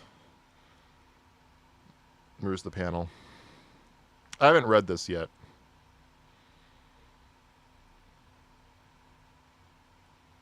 Here it is.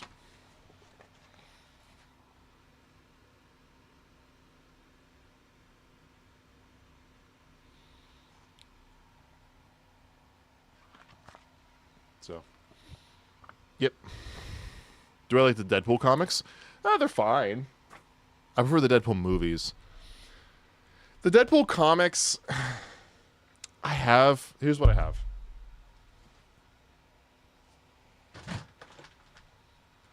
That's what I have. This is volume 2 of Deadpool Classic. And it's fine. I prefer Deadpool in movies than I do in the comics. He's fun. I think he works better in the movies. Bad stress. I hope it gets better. I have ADHD, so I'm pretty carefree and chill. Yeah. How can I not like Deadpool? No, I like Deadpool. I just prefer him in the movies. Mom doesn't. She thinks she's annoying, but she still likes Wolverine. Deadpool is a very polarizing character. You either love him or you don't.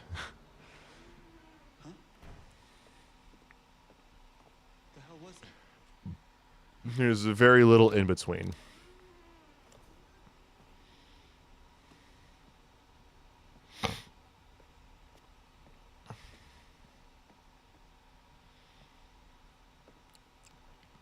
But, like right now, my short list of comics to get are ones that are that James Gunn is going to adapt into his DCU. DC comics of, I want to get some DCs of what I hope to adapt into my fan fiction for Saga 2. And I want to get classic Marvel stories. So that is what is like generally on my short list without going too specific and rambling too much. It's totally fine. Anxiety makes me funny. I hope maybe. My mom thinks so. She doesn't. Yeah.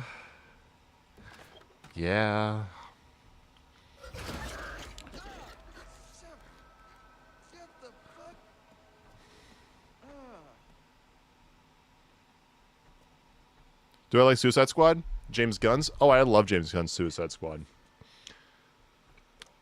I mean, it might seem like I don't like it if you watched my fanfiction video because I used a version more similar to 2016's Suicide Squad. But that's just because I wrote those movies before James Gunn's Suicide Squad was released. So, for movie versions of the Suicide Squad, I only had the 2016 version to go off of. And I didn't bother rewriting it to fit more of what Gunn did. Oh, he's just a cute little baby Wolverine. Baby, don't worry, buddy. You're gonna be a big boy soon. So yeah, I love Gunn. I actually prefer Gunn's Suicide Squad to the 2016 version. It's not the David Ayer version. I refuse to believe that's what he wanted to put out. It is actually reported that because of the success of the first Deadpool movie that came out in the same year, Warner Brothers / DC wanted to alter their Suicide Squad movie to be going from originally intending to be a dark drama action movie to being a dark comedy. So they completely did reshoots. They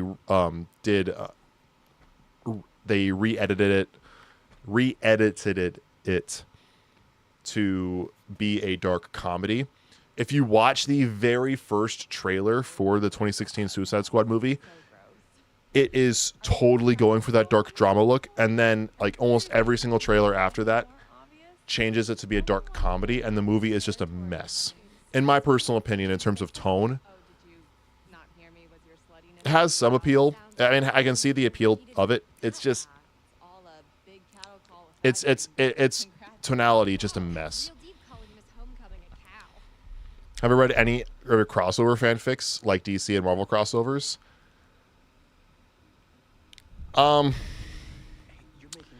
Yeah. Not really. Not really. I haven't really done a lot of the correct crossover stuff. Anxiety can be used to be funny or weird. I get anxiety in large crowds of people who drink coffee to calm me down. I can't drink coffee to calm down. If I drink coffee, I'm bouncing off the walls. Also, that's why the movie's 2-hour trailer. Yeah. I remember watching it in the theaters, and when watching that movie, it was very much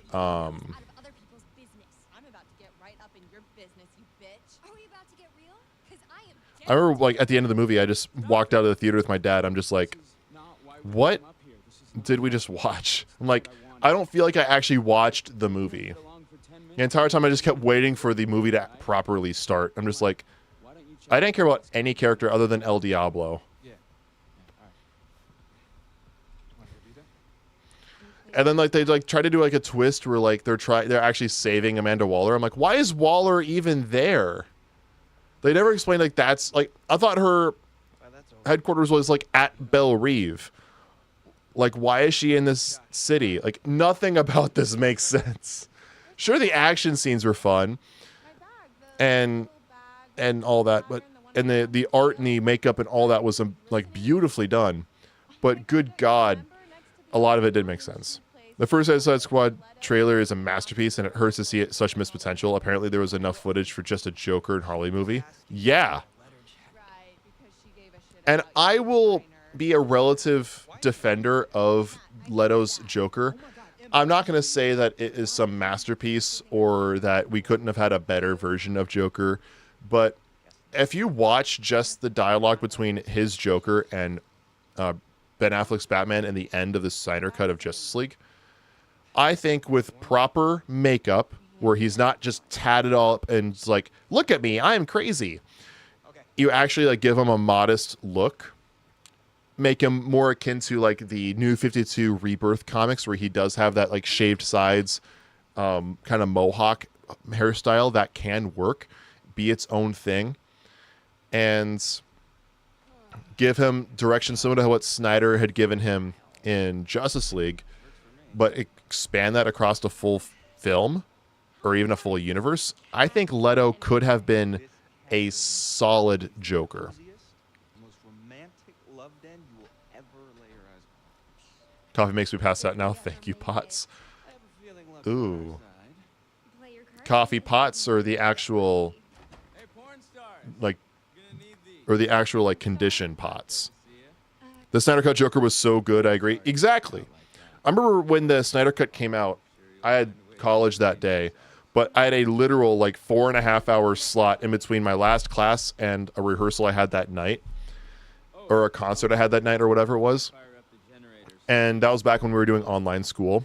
So as soon as I'm done with the class that's online, I close out of it, open up HBO Max on another tab, and watch the entirety of the Snyder Cut. And then as soon as it's done, I get some food and head out. And the entire time I'm like, oh my God, we were robbed. Oh my God, we were robbed. Oh my God, we were robbed. And then we get to that final scene. I go grab my roommate who was not watching it with me. And I'm like, you have to watch this scene. It's not a spoiler for the rest of the movie, trust me. And I sit him down. I'm just like, watch. Leto is redeemed. Like, the potential for Leto was there. I see it now. And he's like, yeah, Leto was screwed. Coffee gets me tired. Snyder Cut Joker was so good, yeah. Coffee gets me tired for some reason, helps me sleep. I have a cup while in bed. That doesn't make any sense to me. They have the condition pots. I'm sorry to hear that.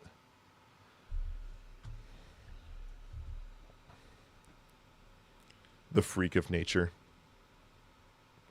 Yeah, I can't do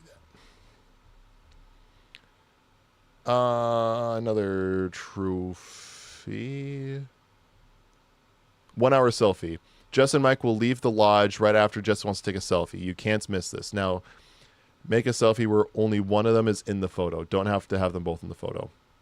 So just make sure that only one of them is in the photo and take the picture.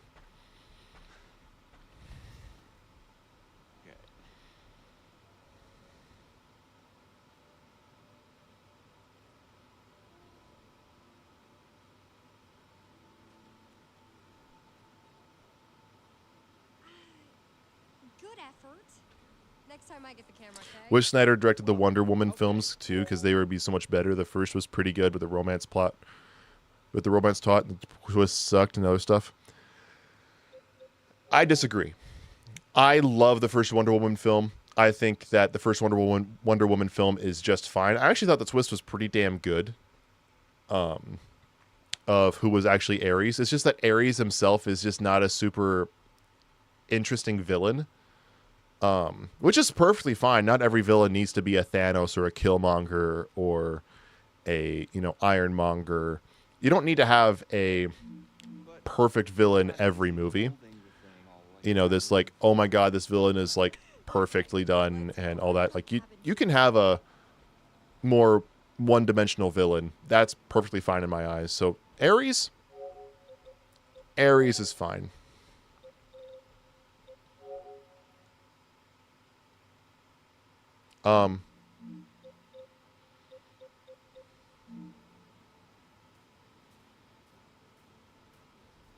With Snyder, it would just been a shit ton of slow motion, and that'd be pretty much it. All right, now we have the 1 hour one. No, not the 1 hour photo. The first new Joker movie was so good, but the second one was turned as beautiful. Different Joker. It is freezing out here. That's something I can help. Joaquin Phoenix's first Joker film with Todd Phillips. Masterpiece, or borderline masterpiece. You just can't like throw that movie on just to enjoy it on a random like night. It's not one of those movies. You have to be in the mood to watch it. The second, I haven't even seen the second one yet. Emily's as dumb as she looks if she thinks she can cut in on what we got going on. Maybe if we're lucky, she'll try and follow us out here and get eaten by a bear. I think you bring out the worst in her. Is that so? Epic jealousy. Suck it.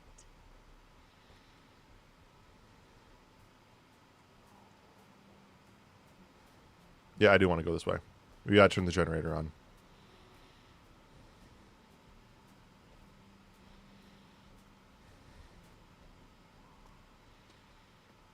All right. Let's see. You just saw Wicked and it was so good. Can't wait to know your coworkers singing all the songs all week. Nice one, Mikey. I don't think I'm gonna see Wicked. Okay. I probably will see Wicked at some point. Woo! You are a wizard. But I don't know. I just haven't seen a lot of movies lately. There's not a lot of movies out right now where it's like I have to go see it. Like I'm dying to go see it. I guess Gladiator 2, but that's really it. Which Ares was the woman who got her face burnt because it was such a major twist for Diana because That would be the first woman to ever be evil to her. Dr. Poison was already the first woman to be evil to her. You know, she still created all those poisons and all those chemicals and stuff like that. That is still evil. She is not a redeemable villain. Wicked is so good. Loved it. Can't wait for the sequel. And that Wicked is actually awesome. Not a fan of musical, but it was charming. I don't know. I guess I'm just not a huge Wizard of Oz fan. I don't know. I get that it's a classic, and I get that it pioneered a lot of things. Though, I don't know. I guess I just never really cared too much for the story itself of the Wizard of Oz.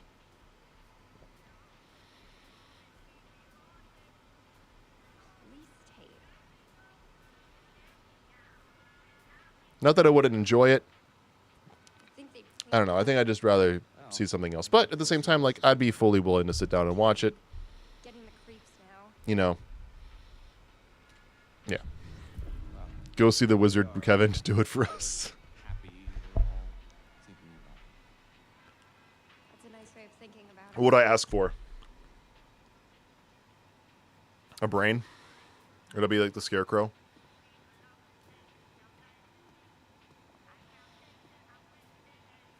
A sense of humor. Excited to see War of the Rohirrim. Check that. I'm excited to see that. I am really excited to see War of the Rohirrim. Did you hear that? I heard something. Oh, Froust. I'm going to take a quick break. By quick break, I mean like 2 minutes. Froust, you might really like this.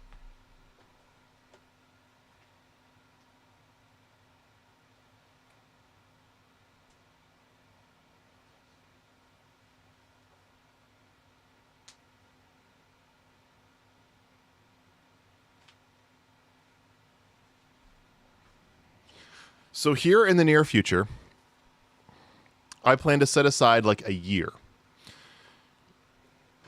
By the near future, I mean starting this year-long journey some point in 2025.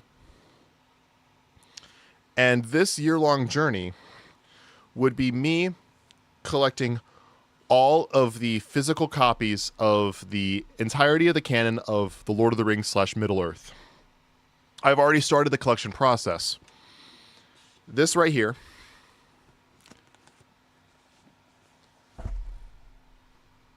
the original trilogy of The Lord of the Rings with this really cool like red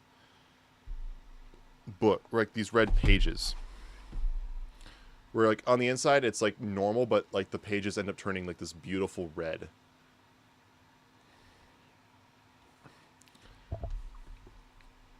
But I have the original trilogy of Lord of the Rings books. But I understand that they're not the original book in the universe because I already have that too. So there's The Hobbit. But you need to know more of the history in general of the world of Middle-earth. And sometimes you need a history textbook. I've picked up that history textbook. Second edition of the Silmarillion. But there's even more stories that it just kind of glosses over in general. So, I have since picked up The Fall of Gondolin and The Fall of Numenor.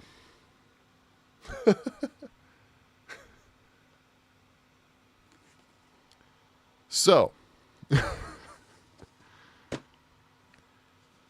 eventually, sometime within the next calendar year of 2025, I will plan to set aside the better part of a year, finishing it in some point of 2026, having deep studied the Lord of the Rings / Middle-earth canon, and potentially adding it as a third branch of content for long-form videos and shorts on the channel, where right now the only two are comic books / superheroes and Avatar: The Last Airbender.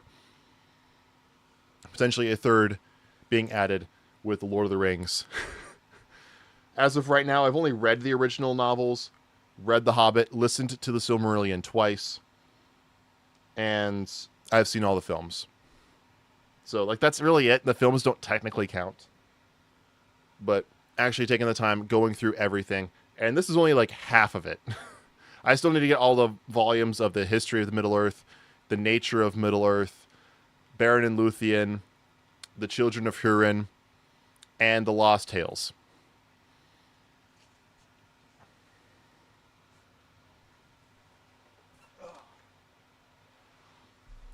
Damn, Kevin, you're so deep into the Lord of the Rings before and after the Battle of Middle-earth happened. The Battle of Middle-earth, do you have the slightest idea how little that narrows it down? You're patiently waiting? Yes. What I do plan to do at some point is probably just before I do that massive marathon using this time, the 10-year anniversary copies of the Lord of the Rings books that your grandma got in the 60s. Oh, lucky. I got those at like a half-price books on Amazon. Okay, I got the Lord of the Rings trilogy at a half-price books. I got the Hobbit at a half-price books. I got the Silmarillion at a Savers, all of which you know of those stores, considering what... Well, I guess since we don't live there anymore, I can say which town that is. Apple Valley. The Apple Valley half-price books and Savers. I got the Hobbit, Lord of the Rings, and the Silmarillion. And then I got the other two, The Fall of Gondolin and Fall of Numenor, from Amazon, because they had Black Friday deals. Didn't know it was that old. The Lord of the Rings was written like the 50s or 40s. The Hobbit came out, the original Hobbit came out in 1937. Remember, Bucky Barnes referenced that he read The Hobbit when it first came out before he went into World War II. They'll be her children's inheritance. That is, I eventually, when I have kids, would love to hand down my bookshelf. And I am looking forward to when I do have kids, when they're little, when they're young. Well, I don't know about little, but when they're young, sitting down and like reading all this to them. Like I would probably read like the original Lord of the Rings and maybe The Hobbit. I don't know if I'd go deep into the other stuff. Like I have Narnia up there. I have Harry Potter, Percy Jackson. I have the start of the inheritance cycle. I have Aragon and Eldest. I have all of those Avatar books. I have the Hunger Games. I am missing Ballad of Songbirds and Snakes, but I do have the, say, Katniss Everdeen trilogy. I have the first two books of the Legend series. I have Maximum Ride, which is written by James Patterson, one of my all-time favorite book series. The entirety of Edgar Allan Poe, as well as some Grimm's fairy tales. And then the bottom shelf is all comic books, except for the Secret History of Wonder Woman. That's actually a nonfiction book about the origins of Wonder Woman. A fiction novel called Wonder Woman Warbringer, and another seemingly nonfiction book called The Death and Life of Superman. And everything else down there is comics / graphic novels. Yeah, they'll love it as children. Exactly. Like, I am so looking forward to eventually having the day where I get to read my future kids' bedtime stories. I am so looking forward to when that day rolls around. Reading The Hobbit as a kid was so life-changing, I swear. Also Green Glass House. Many more, but it's hard to type. Exactly. When I was a kid, my mom read Maximum Ride. Oh, thank you for the follow, very kind man. How are you doing tonight? That was a very kind gesture. Are you okay?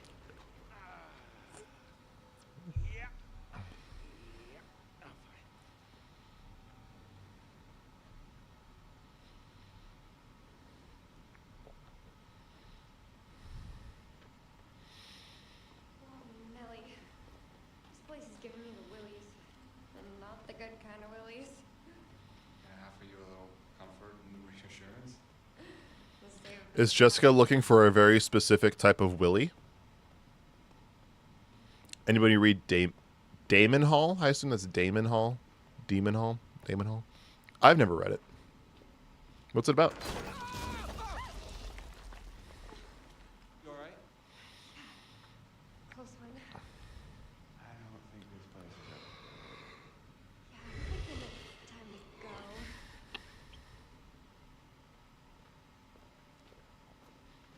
Man, the game goes by fast when you don't care about the collectibles. Used to love the Warrior Cat books, so that tells you anything about who I was in middle school. Oh, I know exactly which books you're talking about. Now, I kind of knew you in middle school. Our middle school years were separated by a few. I don't think we've ever actually gone to the same school at the same time. I think we were always, like, me and Sam were always just the next school ahead. Like, you two might have been in high school together, but you and Sam went to a different high school than me. You went to the wrong high school is what you did. Fuck Eastview. Go Apple Valley. Used to eat lunch in the library to read. I was one of the few kids allowed to check out more than 3 books at a time. Because you probably actually returned them. Nah, no, Eastview sucks. Eastview's trash. Sam agrees with me, by the way. Last time I talked to him about this, yeah. He's like, yeah, Eastview sucks. Like, I want to say your brother admitted he wished he would have gone to Apple Valley instead. Yeah, he got stuck in Richview. Exactly. Alright? I just saw someone at the cabin. Okay. Let me see.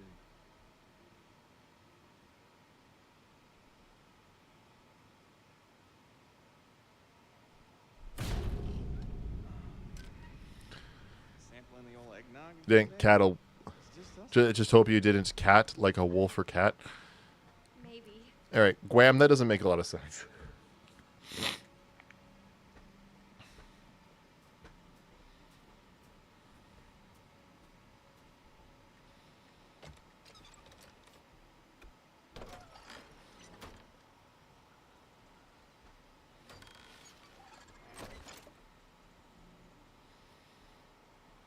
And right now, what I'm reading, I have it on my desk right now.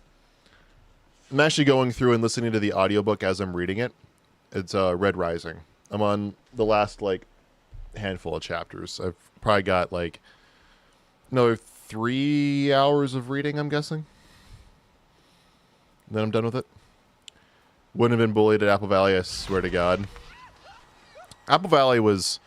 Like, everyone I felt like at Apple Valley just hated themselves. So, like, no one got bullied because everyone's just like, nah. Just answering. Now, that being said, I was never bullied in Apple Valley, but that's because everyone chose life.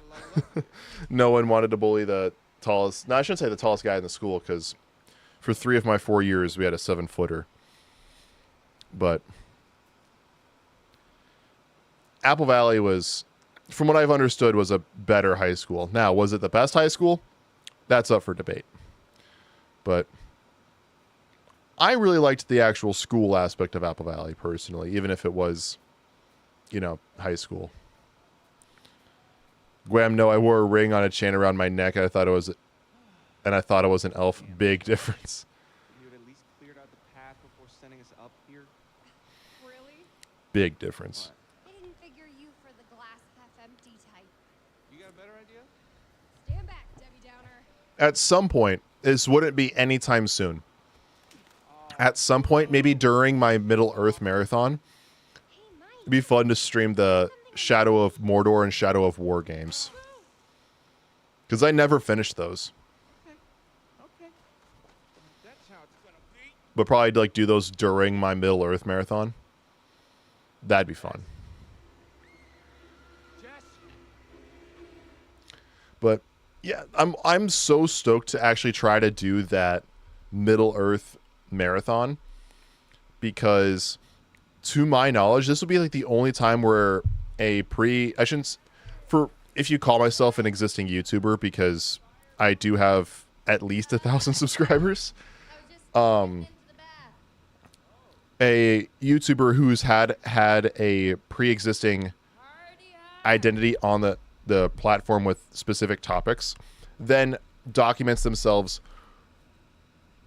researching an entirely new topic and then adding that as a branch of their channel. I just think that would be really, really cool to actually go like, oh, these are my two branches on the channel. I talk about superheroes and I talk about Avatar. And it's like, ooh, let's actually document my entire time studying the Lord of the Rings and then add the Lord of the Rings as its entirely separate branch on the channel, like deep lore Lord of the Rings. I just think that'd be really fun. By high school, I was just a choir kid and like excited about life, so apparently worth bullying. Yeah, well, welcome to Eastview. See, from what I could understand, the difference between Apple Valley and Eastview, with Apple Valley, everyone like knew like shit was shit. Like no one really gave a shit, so no one bullied, or at least I didn't see a lot of bullying going on in Apple Valley. Not that it didn't exist, but at Eastview, everyone I felt like had a certain level of expectations that were set upon them by either by teachers or coaches or their parents or other people in their life. So they had to put on facades, and that would have led to more potential bullying, especially since the school did come from the richer side of town. So I feel like Eastview did have a bit more bullying than Apple Valley, just from my, what's the word? Observations. And from what I've heard from my friends that actually went to Eastview. And anybody else in chat has no idea what Frost and I are talking about, because no one else in chat is from South Metro Minnesota. You have a great brand, so much to talk about and a lot of fanfic discussed, truckloads of lore. Exactly. But I just think it'd be really fun to add one more branch, but have that extra branch actually be documented of myself studying it. So like I might make like a weekly short or something like that. It's like here's a highlight of the things that I've learned while reading The Fall of Numenor, or fun facts about this book, or what have you, or this or that. You know, like I don't know what kind of content I would make. I definitely wouldn't do a live stream of me just reading, but to make some amount of content of me learning more about the universe, and then actually making content in the future of like, why do they not fly to Mordor on the Eagles, which is explained numerous times. But that's just one of many examples of like videos that could be made on the channel. Literally a second graduation for people with scholarships, so expectations are literally, oh my god, that is horrible.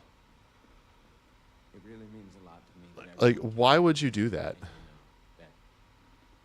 Yeah, Apple Valley had a basic ass, like, here's our valedictorian. They're going to, you know, give their speech, and here is the entire graduating class. That's it. I was in and out of that bitch in less than 2 hours, and there was over 400 seniors. More than 400 seniors. I am in and out of that graduation. I might have been there for closer to 3, but that counted like driving there, getting my cap and gown, getting in line, waiting for it to actually start. And once the ceremony actually started, I think it was like an hour and a half until like we're allowed to leave and like just take pictures and linger. You got bullied for being the quiet kid. That's horrible. They kind of, I guess, feed into the conversation. I myself was bullied, but not in high school. I was bullied in grade school. When I moved to Missouri, that was just a case where like there's no new kids. All of the kids, like all their parents went to school together. All their grandparents went to school together. And so it was just generational, like basically generational friends. And so when you throw in a shy new kid from Minnesota into this, you know, random school, it's like, oh yeah, no one wanted to be friends with that kid. So this awkward, shy kid who just moved in, nope, no one wants to be friends with him. I didn't have a friend from school come over to my house until I was in 6th grade.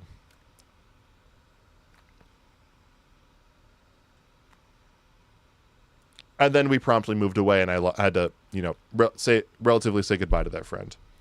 His name is Drake. Drake's a good dude. Okay, first things first. We gotta increase the water pressure before we get the boiler fired up. Sounds kind of complicated. No, it's actually pretty. Just like to the DCEU remake, your version of the entire Lord of the Rings series. Be controversial, but you had a pretty good view on the DCU. Oh, thank you.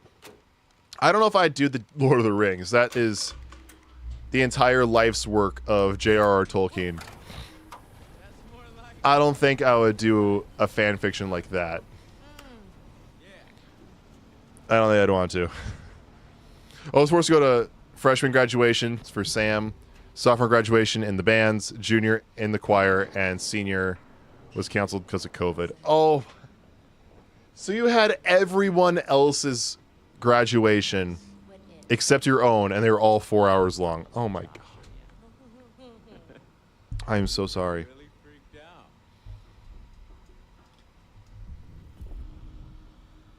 I am so sorry for House. That is horrible. Having to sit through 3 graduations lasting 4 hours apiece, and then when it's finally your turn, it's canceled because of COVID. That is horrible. Hi, Connor. How's your night going? All right, your point. 30 love. What? No. Where'd you get the first point? Guam, it's okay. A viewer is never late, nor are they early. They arrive precisely when they mean to. Wait, okay, so you hear that too, right? Josh. What? There's something weirdly regular. Nothing regular about it. Are we about to get monked? I think we're about to get monked. I'm gonna go check it out. What? Picked up my diploma in a drive-through. They spelled my name wrong. Oh my god. Oh, that sucks. I'm laughing, but I'm laughing at the absurdity of getting a name wrong on a fucking diploma. Welcome to Eastview High School.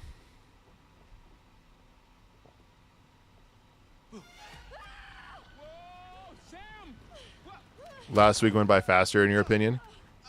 Yeah, last week went by pretty fast. Last week, I was just busy as fuck. I needed to take a day off, so I took all of yesterday off. I didn't have to do shit yesterday. I just chose to make the video that just went up on the channel. Like, that to me wasn't work doing that yesterday. The preparing for the DCU, that video. I just made that for fun yesterday. This is watching shows. Nice. You watch Creature Commandos yet? Oh, excuse me. Watch Creature Commandos yet? There's all this cool old movie crap down here. What was I? Was I not supposed to take advantage of the opportunity? You just got monked.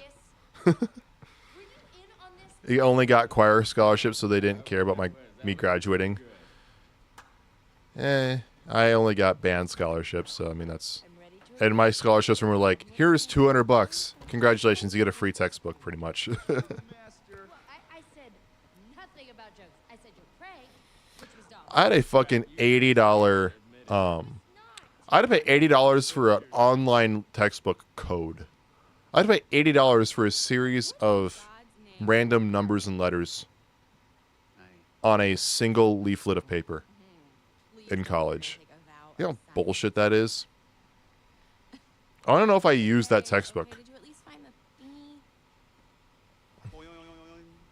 Here's our one-way ticket to the spirit realm. You know what? No. I've just. And I still have a couple of my old textbooks, like here.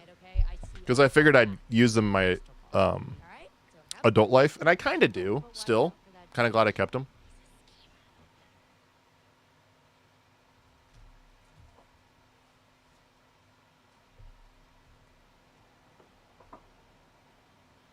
So I was a music student, and I got these, studying music theory and musical form. So, yeah. My bed is just going to be full of books.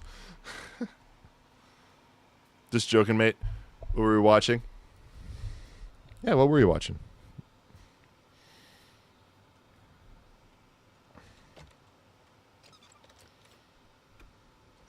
Here you are, madam. Why, thank you, sir. Oh, and then the best thing I had to get, I don't know where it is right now, but it's down here somewhere. I recently reorganized my room, so it could be anywhere. That is Say what? That was a nasty fight. a book that has like every single musical scale in it, or at least every one of the main ones, and having it all written out and how to study it, and actually how to practice that scale. But thanks for trying. Still use that to this day. Watching a Bonnie and Clyde documentary. Didn't they all get like shot up, or is that Thelma and Louise?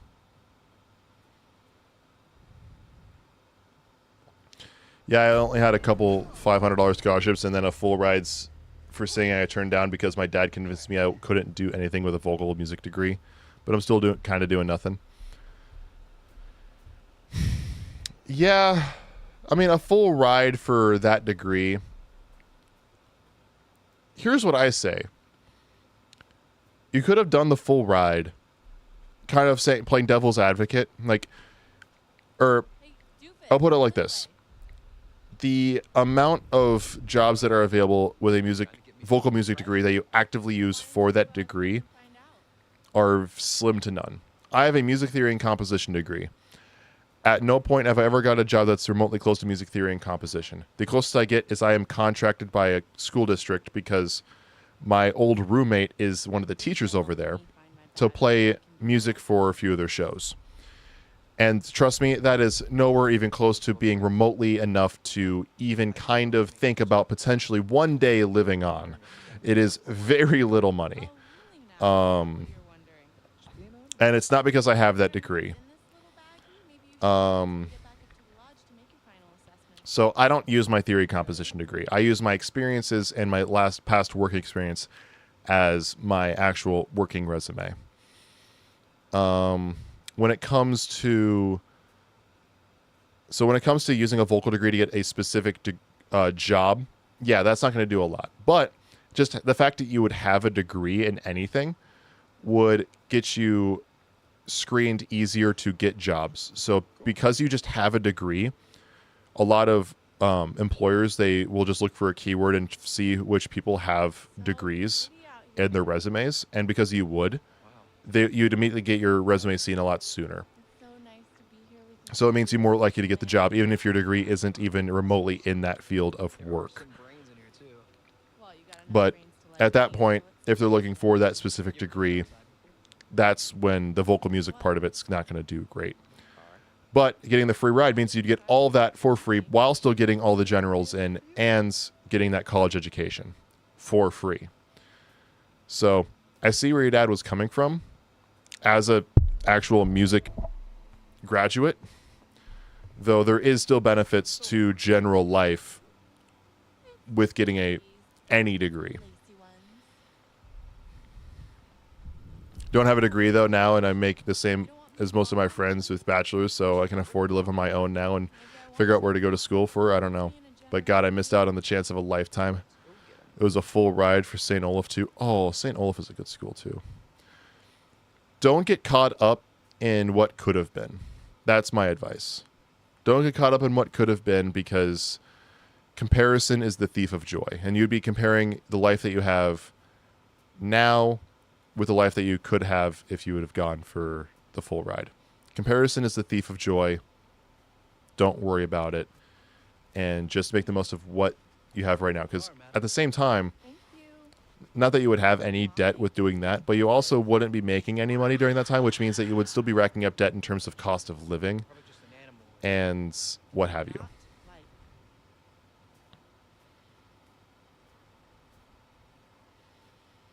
So, yeah. Right now, you do have a really good job. And I'll put it this way. I'm pretty sure, Frost, you make more money than I do. Vocal degree is actually really good for many things. It can help you get into voice acting. Help, yes, but there's two parts to voice acting. Having the voice and having the acting. Frost, I have no idea how experienced you are in the acting department. But yeah, that is one example of where it could go. Or where what could have gone. Also, I've heard that voice actors don't make a lot of money. Like, unless you're like Mark Hamill, you're not going to make money. Like, you're going to at best be living like mid-class, like middle class.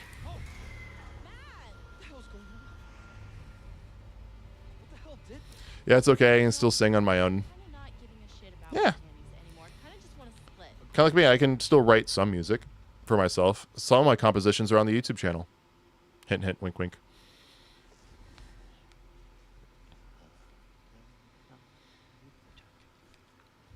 Two hours, 20 minutes on the stream, and we're, what, entering chapter 3? Making pretty good time. Might sound a bit out there, but who would say that was the smartest murderer / serial killer if I had to choose? The one we've never heard of.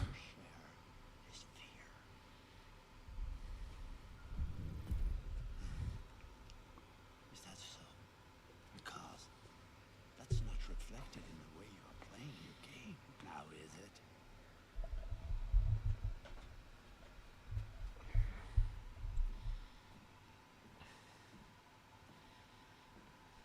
Easily the one we've never heard of.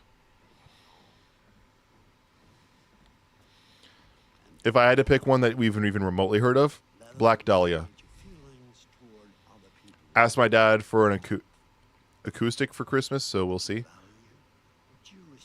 I assume you mean like an acoustic guitar. Like this. Which would you say was most important in a person, loyalty or honesty?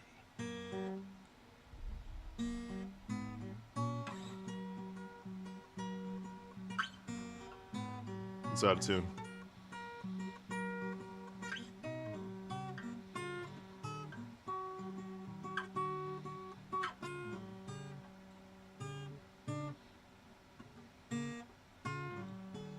Wait, what the? There we go.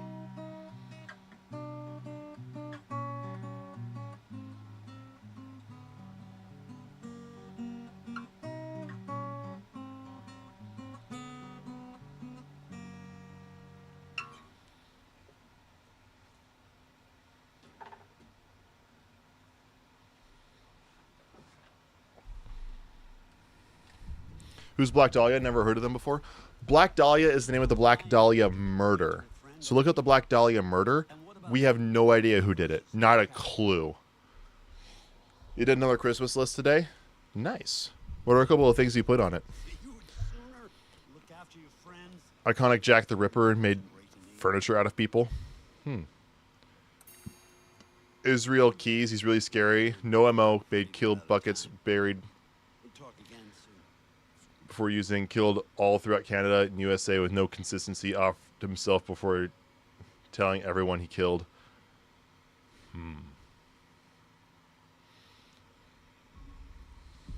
Damn. Yes, for an acoustic guitar. The one I just played, I got off of like eBay when I was in middle school for like $150. To communicate with the spirit world, you must free your mind of all preconceptions, drop all inhibitions, and generally give yourself over entirely to the will of others, sublimating your every desire to the ring. It's just horribly out of tune, just because I'm lazy and haven't tuned it. And all present will remove their garments at my sole discretion. Chris, come on, this is serious. I'm deadly serious. I'm deadly serious. Yes. It makes me think that like Noah Fleiss, who voiced and played Chris, is like an like what else has Noah Fleiss done? I gotta look this up. IMDb. Okay. Is anyone there? Will you reveal your Noah Fleiss is the actor who played Chris. You put Darkseid action figures on it. Zatanna, Funko Pop, Darkseid. Nice. Wait a minute. Did you do that? I didn't do Noah Slice.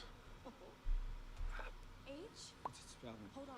How's this happening? Are you moving it? Born in 84, so he was 31 when making this. Dude is 40 now. I don't know. What does it mean? April 16th. Wow, he's exactly 12 years older than my brother. Started learning when you were a kid, but it was a mini guitar and nylon string, trying to get orange wood. Martin Rosewood. Ooh. I mean, yeah, that's... yeah, that is quite a bit, though. Here it goes. He hasn't acted in anything since 2018. This was actually one of his last projects that he acted in. Come on, is this for real? Shut up. Ask it whose sister. Josh, it's gotta be. Yeah, okay, well, which sister is it then? Ashley, ask Louise.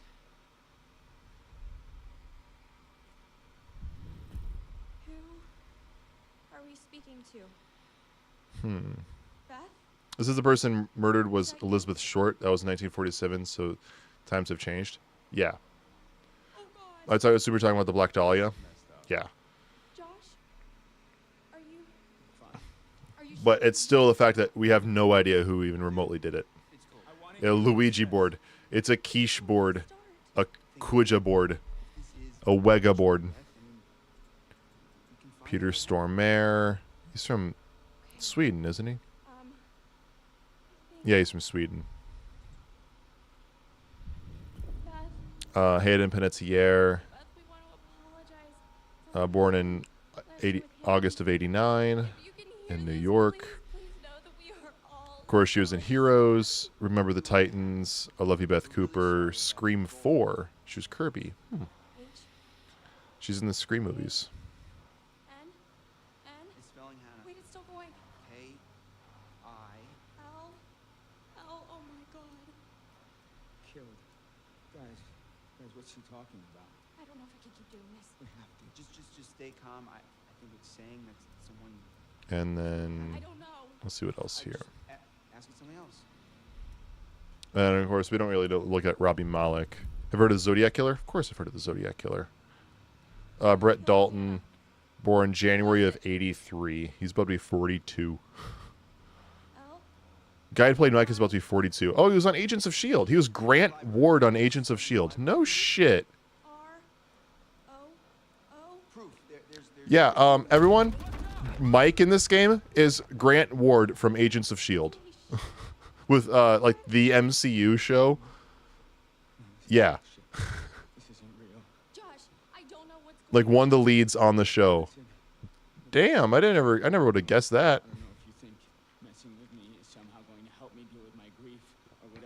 He's also in the upcoming show. He's actually in the show called Found as well. Hey, calm down. It's not Ashley's fault. He's the mayor on Hamster and Gretel, which is another Should we go after him? Dan Povenmire show. He plays Batlash in a lot of the new DC animated movies. He was Freyr in God of War Ragnarok. Dude has gotten himself a career. We should do what it says. We should look in the library. Who else is here? Megan Martin, who played Jessica. You didn't know he was on... I never watched Agents of S.H.I.E.L.D. I've seen, like, the pilot, and that was really it. I just didn't watch it. Now I'm looking at Megan Martin, who played Jessica. 10 Things I Hate About You for 20 episodes. Dear Lemon Lima.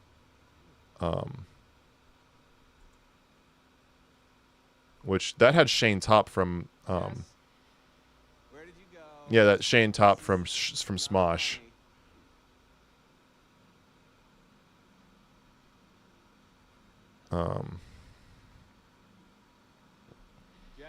Jess. Buddy, you in there? He was such a cutie pie in that show. I was so annoyed when he was a dick as Mike. I'll be honest, I don't see it. Most iconic I know. He's the most iconic I know. Oh, okay. No, so we're talking about the serial killers yet. Galadriel Steinman, who played Ashley. Wait, she was in Ben 10? Oh, she was on 14 episodes in the middle. I loved the middle. Such a good show. Who else here? I saw Ben 10 but on here. I want to see who she played on Ben 10. No, I'm gonna see this thing. Oh, where's the delete button? Is this in here?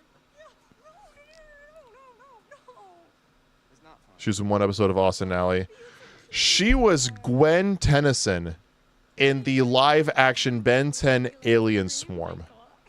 So we all remember that Ben 10 movie that came out, the live-action Ben 10 movie, where they're like teenagers based on the Alien Force show.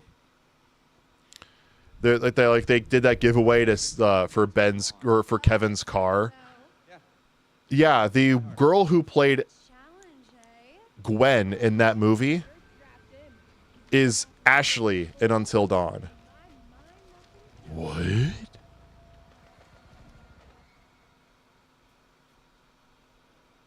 Never would have guessed.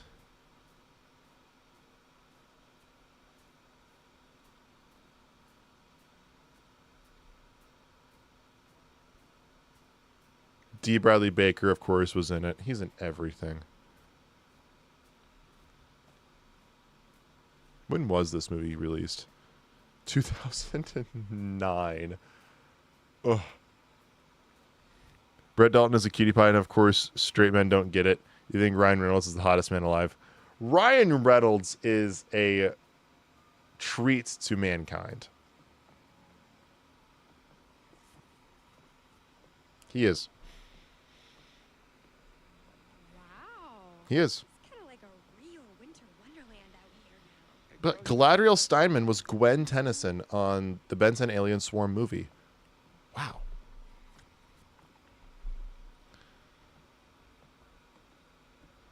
It was one of her first acting gigs, it looks like. We already looked at Noah Fleiss. He wasn't really anything else. Nicole Sakura, who plays Emily.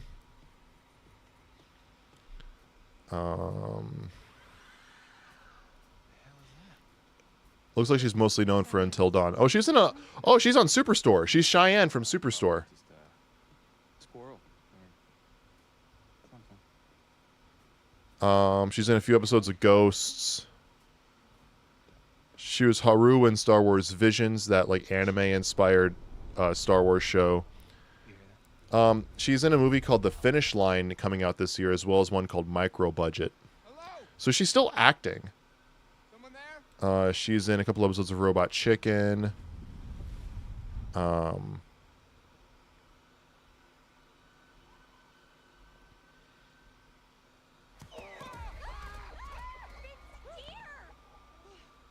Yeah, Until Dawn is probably her biggest thing, but I mean, she was in 111 episodes of Superstore, so that's still got to be probably her more iconic role. Like that and Until Dawn. Ryan Reynolds is funny, but hot? No, not hot. He looks like a 10-year-old who aged up really, really quickly. I don't know how else to explain it. I like that description, actually. It's everything you described, Michael. Wait, what? The cabin. I love it. Yeah. Can we skip the shack? Then, of course, Jordan Fisher. Of course, he went on to play Impulse on The Flash. He was Robert in Turning Red. Yep, Bart Allen for 6 episodes of The Flash. Really? He was only in 6 episodes? Wow. He was also in an episode of Star Wars Visions. High School Musical, the series. I still can't believe that exists. Not sure I want to know. He was in Rent Live. An episode of Bones. Episode of The Thundermans. It's horrible. Basically, he did like a bunch of like Disney and Nickelodeon movies. And then he did Until Dawn. Can you continue to do a lot of other stuff? And then he ended up getting The Flash for a little bit. Still acting, though. Mike, it's in so much pain. It'll be over soon. Okay, buddy. It'll be over soon. And then Ella Lentini, who, of course, played Beth and Hannah. Oh my god, what the hell was that? I don't Yeah, she's only acted in 8 things. That being said, she is... Oh, no, wait, sorry. She's directing a show right now. Crazy, the digital series. 2 episodes between 2020 and 2024. She was a writer on 7 projects between 2016 and 2020. Nothing. Oh, 25 things as an actress. 3 episodes of a show called... Or a host of a TV series called Junebeam. 6 episodes of a TV series called Looking for Love. And she was on 7 episodes of General Hospital last year.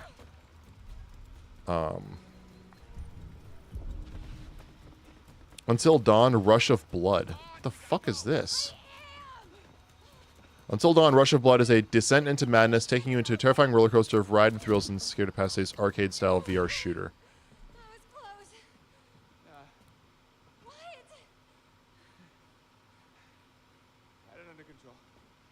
Oh. Okay, so this is just like a VR shooter. It's like... It's made by... It's written by Larry Fessenden, who actually played the flamethrower dude in Until Dawn. But yeah, this does not look like it's remotely as good as the original Until Dawn. It looks actually kind of random. I'm pretty sure bears don't know how to open cabin doors. I've seen them open car doors. What? Where? Jordan Fisher's a cutie pie too. Had a big old crush on him when he was on the Disney Channel. And what if you had a cut out of him for your room? I think it depends on who you're talking about, Connor. I guess you're right. Okay.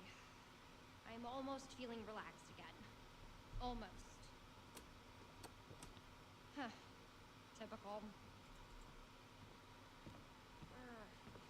This is not the cozy chalet I was promised, Mike. Yeah, it's a bit drafty or something, right? Well, there is a fireplace. You don't need a fire to heat things up. Michael, I am a lady, and a lady needs... What if I do? What if I took him in at night? What if I give my cardboard cut cheek a little kiss goodnight? What about it? Hey, whatever you do in the privacy of your own home, as long as you're not hurting anybody, you know, I think you're fine. Yes. That still blows my mind that Michael is, or Brett Dalton was in Agents of S.H.I.E.L.D.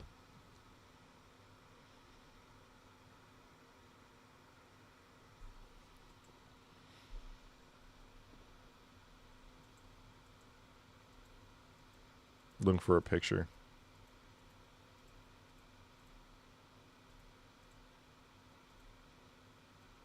Unless you want to make out with an ice sculpture, I suggest you get a fire going. Toronto. A lot of Clark Gregg and Ming-Na Wen.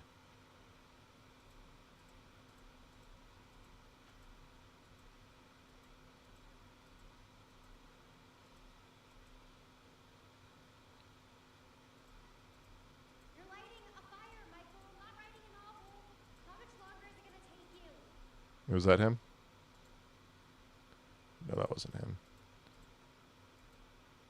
I don't see a single picture in IMDb with him in Agents of S.H.I.E.L.D. Falls downstairs. Help, I can't get up. Are you quoting a random, like, show now? Like a commercial?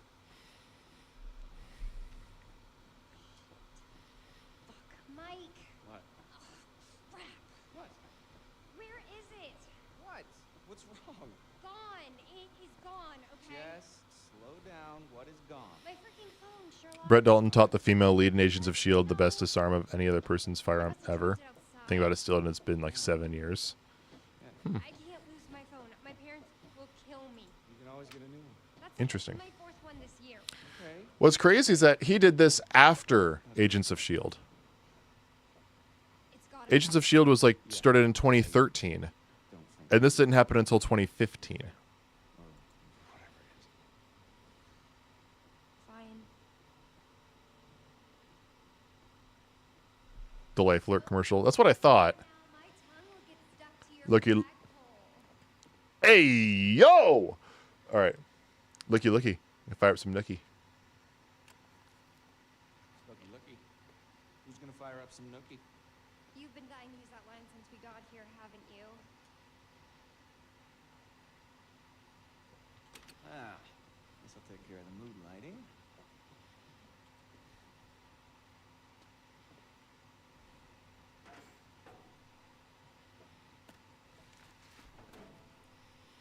I do be funny sometimes was taught by the best. My brother, he's not funny. He just taught what not to say. 100% facts. I could not say any more true facts than what you've just said. Bravo. All right, my lady. What comes next? I'm looking at the trivia for Until Dawn. Or actually, goofs. Let's look at the goofs. If you manage to keep everyone alive and Sam and Mike reach the area where where any deceased characters' bodies would hang if they were to have died earlier, there will only be one body visible, the stranger. Yet Sam and Mike will exclaim that there are a lot of bodies and react accordingly. That is true. Chris was the only character besides Josh himself that had no part in the prank the gang placed on Hannah, resulting in her and Beth's death, as he was passed out drunk at the time. However, Josh chooses to torture him the most with the two who lives and whose dies trap. If Josh wanted revenge, surely Mike would have been a more suitable target. Exactly. Just give me a chance. That is a mistake in the games. That is a plot hole. Sam watched one Smosh vid as a kid and has yet to update his humor. Mike. I have this same sense of humor. It's gotten worse since Iowa. Yeah, why? I know why he moved to Iowa, but why did he move to Iowa, rhetorically speaking? Don't like it. I know why. I know why he moved to Iowa. But why? Rhetorically speaking, like, I don't get it. Makes no sense. After Emily and Matt radio for rescue in the fire tower, the ranger tells a helicopter will come at dawn. However, if both these characters die before making it back to the lodge, the rest of the group talk about the helicopter, even though they have no way of knowing that help is coming. Also true. Spoiler errors here. If you kill everyone at the earliest possible moment, in Chapter 9 you will close the grate to go find Josh with Ashley and Sam going along the tunnels, and Mike will still be at the sanatorium. If Ashley dies investigating the voice, Sam will not notice and carry on. After reuniting with Mike, they will open a door which shows the bodies of all their friends, including Ashley's, hanging up. At this point, Sam will still split up with Josh and Mike to tell the others we're okay, despite them knowing that they're the only ones left alive. Very true.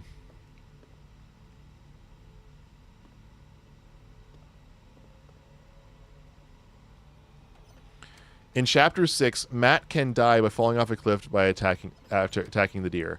Emily then sees his corpse at the bottom of the mountain and mourn. If Emily survives and has a high relationship with Matt, she will still ask if Matt's okay, even though she saw the body. Okay. Character errors. When Chris chooses between saving Josh or saving Ashley, the two of them are only tied by their hands and their legs are completely free. If this situation had not been rigged, the person who Chris didn't opt to save could have held on to their bindings and pulled their legs up above the spinning saw to save themselves. Oh my god, that is so true. Chris says that the cable car station has to be locked because strangers have been around and one was found sleeping inside. However, around back there's a shooting range with guns sitting in the open unattended, and there's no concern for this. Yeah. Going through Iowa is so boring. On my trip with my aunt, uncle to Florida, I fell asleep halfway through because there's nothing interesting. Yeah, exactly. Iowa. The only reason Iowa is even remotely okay is because it takes all that shit land and keeps it to itself, improving the quality of everything else. All the surrounding states. Maybe I know how to handle you too. All right, let's look at the trivia now. Supermassive Games have designed a mechanism in the game where you can connect your PlayStation 4 camera and face it towards you while you're playing the game. When a jump scare occurs, the mechanism will make the camera take a picture of your reaction. I didn't know that was a thing.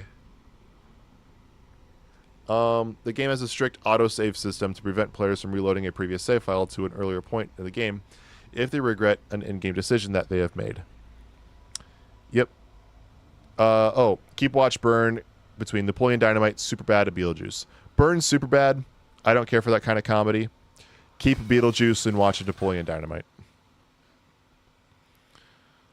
The posters that can be seen on the walls of the Cabins Theater are for real horror movies, which were all produced by Larry Fessenden, who co-wrote and stars in the game.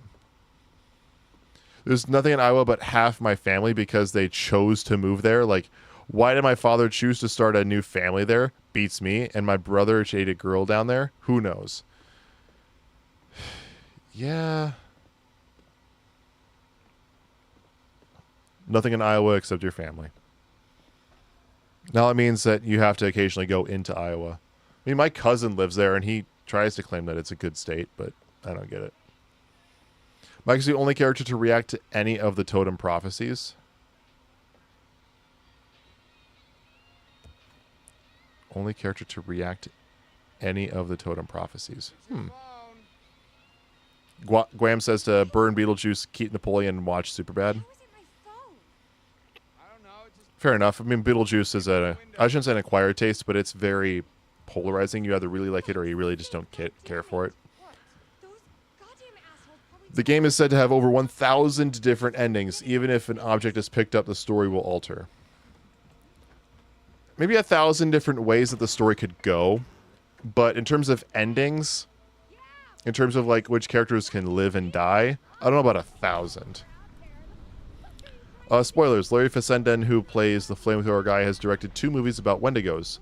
The Last Winter in 2006 and Wendigo in 2001. In Until Dawn, his character hunts and contains Wendigos. Oh, also, Billy Boyd will for sure be at the Lord of the Rings in concert next year. And tell me Billy is dead. I checked Google this time. Billy Boyd's going to be there? Pippin? Peregrine Took himself is going to be there? I mean, I already got my tickets. Really weird to move there if you hate other people and you love animals. Really weird to move there only if you hate other people. Yeah. All Mike's actions, lines, and choices at the beginning of the game will determine how many clothes Jessica will take off before she is abducted. Sam foreshadows Josh as being the mastermind of the Psycho Killer arc before they use the Ouija board. Watch out for that. Josh, he's a schemer. That is true. Billy Boyd will be there. Is there an E in his name? I always thought it was Billy Boyd, B-O-Y-D. Josh looked really freaked out at the seance. Yeah, he looked like he was keeping it together, but I think we should have mentioned his sisters. it's why we came back up here. Yeah, but not to, like, have a seance. Maybe we went too far.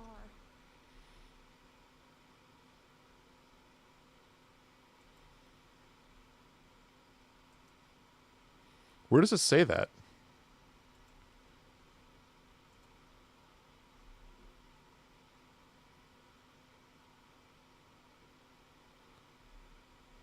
Where does it say that Billy Boyd will be there?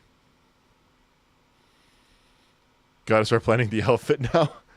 Oh, sorry if you type weird. English is not your first language. What have I asked? What is your first language, Guam? I don't know if I've asked.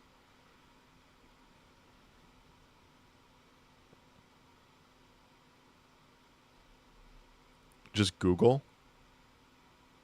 I Googled it. I don't see it.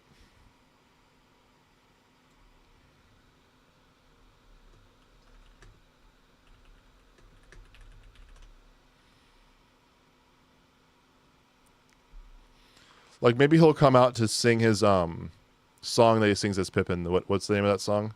The Last Goodbye. Because I know Billy Boyd is like a genuine singer too.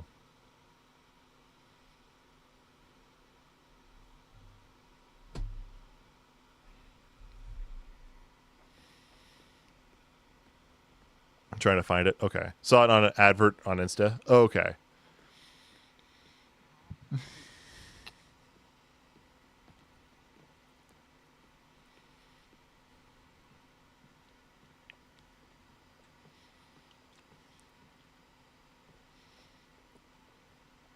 I mean, that'd be so cool if he's there.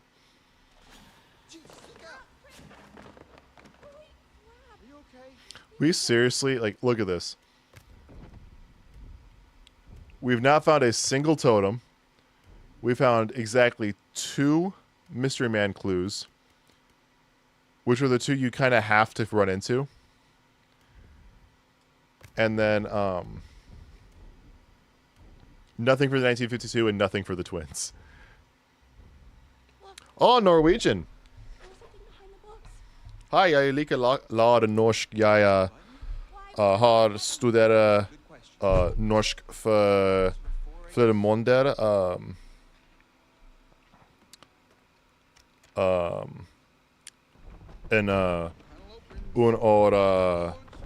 År senere. I think I think that's half decent Norwegian. Yeah, I studied a little bit of Norwegian last year, beginning of last year, but then I got really busy with work and I never got back to it. StubHub is advertising it with his name. Okay. Fucking StubHub. Holy cow. Well, no, there's really not much in here. Did you look everywhere?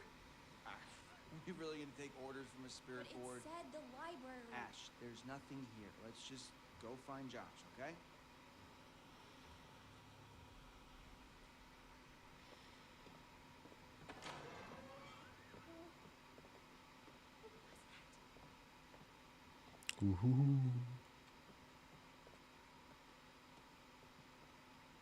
That was really bizarre.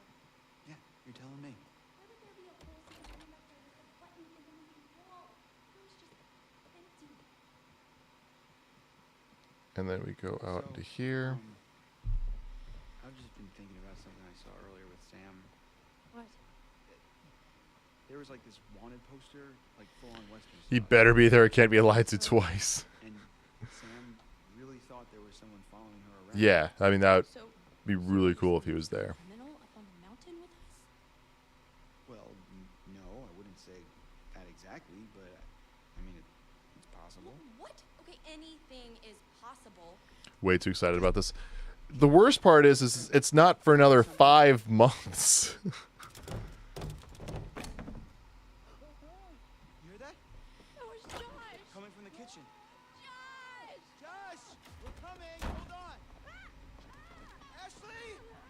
Ash, what's going on? Let me in! You'll be there? Ashley! Wait, will you, Connor? I mean, I know you're down in New Orleans, and we're all the way up in good old Minnesota for sure. You betcha, there, bud.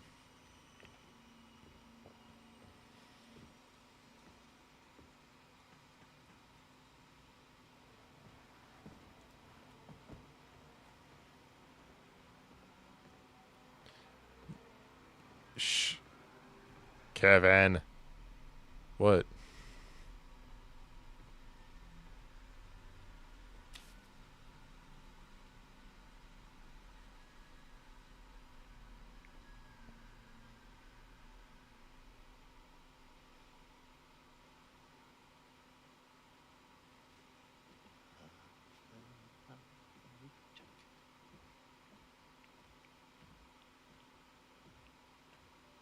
Happy for you?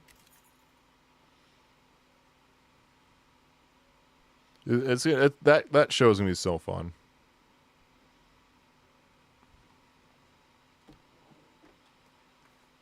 I'm going to show you some pictures of people that you have. Yeah, so this notebook, Sam was actually drawing these in the prologue. All these pictures of everybody. Maybe you don't like them as much as you pretend to.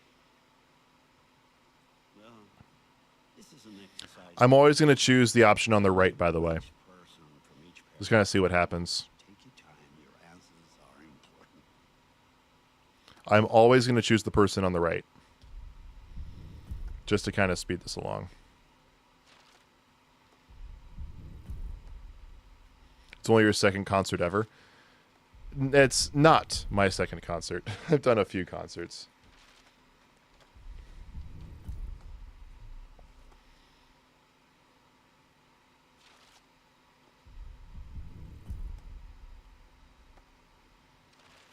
You're not going. Just wanted to see you suffer. Or your first being Korn. That's yeah. You've mentioned your first concert being a Korn concert. Tell me, in this little game you're playing so diligently, who is it that you most dislike? I guess you think he's getting what he deserves. You think the way you feel about him justifies the terrible trauma that he'll soon go through. Now, why would you think that? No. Time's up. I would hope you would get to see something exciting. Come back soon. We'll talk again. If you look closely enough at the therapist, it looks like Josh. I don't know about looking like Josh, because you are Josh in these therapy sessions.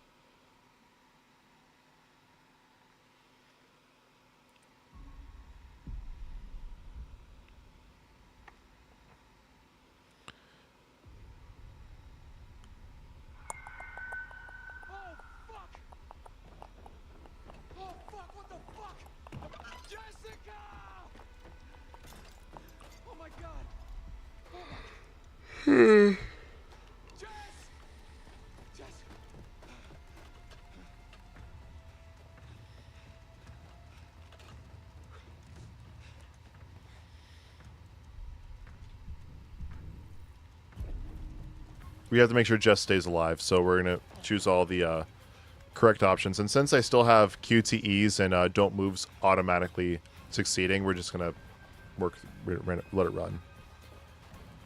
It's me who looks like Dennis Allen and the Penguin had a baby.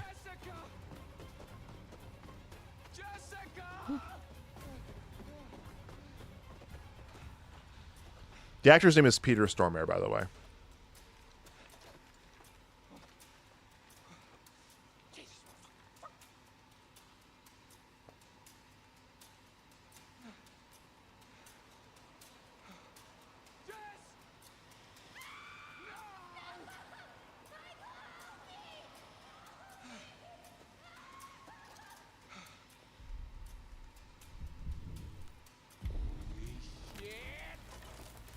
So like right now, if we were to be choosing like all of the slow options or we're failing all the QTEs, Jessica would actually die.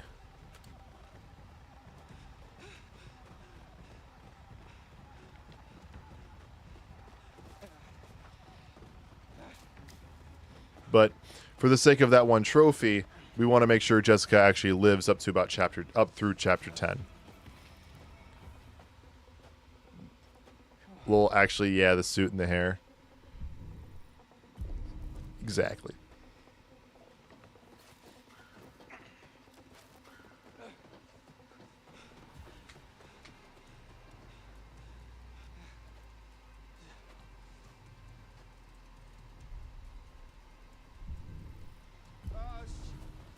Oh no, damn it!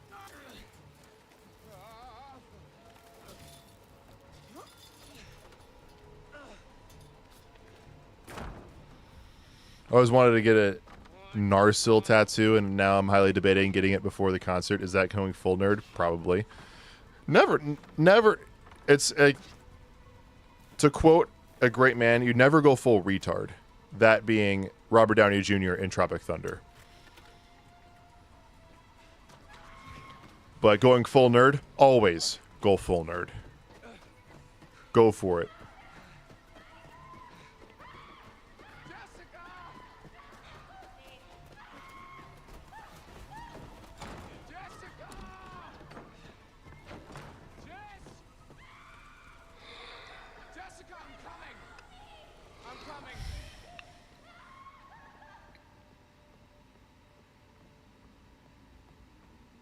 Casually walks down the stairs.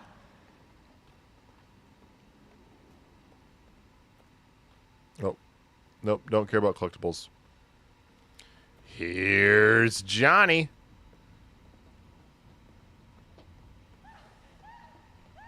I think Jack Torrance or Jack Terrence has, I suppose his name a little bit differently. It's not full nerd, but one more tattoo and it's official unless you get some other tattoo even dumber than that.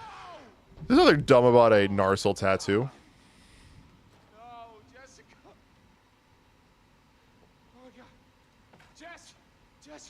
you okay?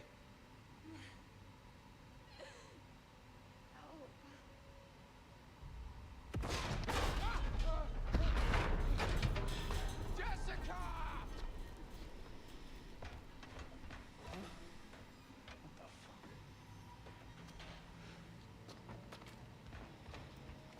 How is Narsil dumb? I was gonna get Sting 2.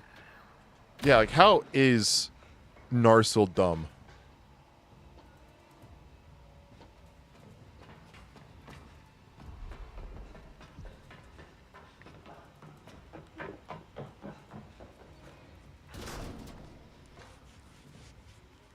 I didn't mean it was dumb, just any other tattoo. I still think you're calling it dumb. He murdered Jessica. I don't think Mike murdered Jessica.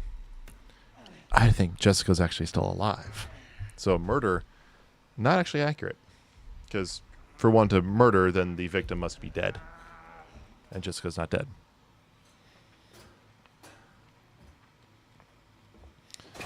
I have my mom and its favorite flowers tattooed on my wrist.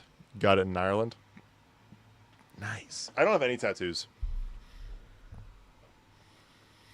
I would love to get like a brown and gold Pegasus like underneath the sleeve of my like upper arm. So that way it's like easily concealable. Like if I don't want to show it off, but if I want to, it's like right there. But I've also been told to get something small for a first tattoo.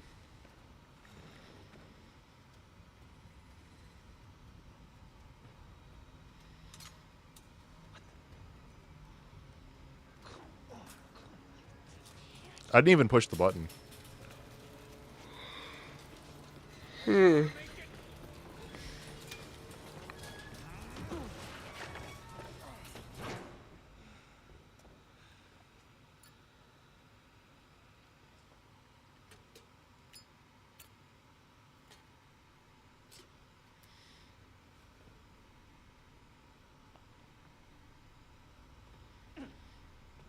I think for me, when it comes to getting a tattoo, it's like I would need to like talk to the artist for a couple meetings just to make sure like know exactly what the fuck I'm going to be getting, and know it's going to look exactly the way I want it, because that tattoo is going to be on me for the rest of my life. So I'd like, have to make it look proper. You didn't. She felt like Zurg in Toy Story 2. You didn't see. She felt like Zurg in Toy Story 2. She didn't fall that far. I didn't say she's well. I didn't say she's going to wake up and be, you know, all happy and stuff, but she's alive. Yeah, my tattoo is fine line and little, so not bad at all. Yeah.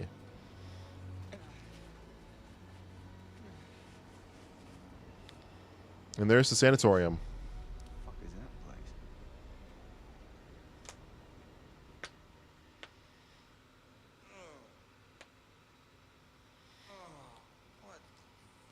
We got the fucked up Chris section. I'm happy tattoos are expensive because I would have gotten way too many tattoos as a dumb 19-year-old. Not me. I wouldn't have done tattoos. I'm not against them. Like I said, there's tattoos that I do want, but yeah, I'd be very particular with my first few tattoos. Maybe like dumb tattoos, like a meme tattoo or something that's just way out there. Ah, gotcha. So if I get a tattoo of a person dabbing, is that dumb? I think that'd be really cool, actually. Like get just get Harambe dabbing like on my forehead.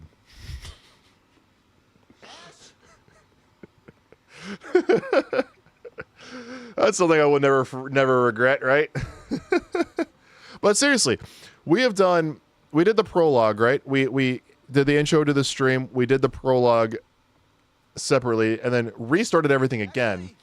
We're halfway through chapter 4 and we've only been going for like 3 hours. We are cooking through this run. It helps when you're not going after collectibles.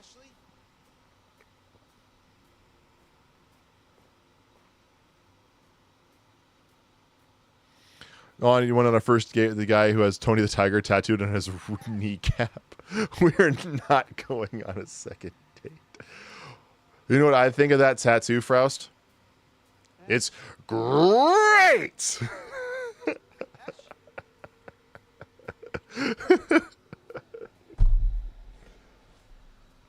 Was that tattoo was that date just a little too flaky for you?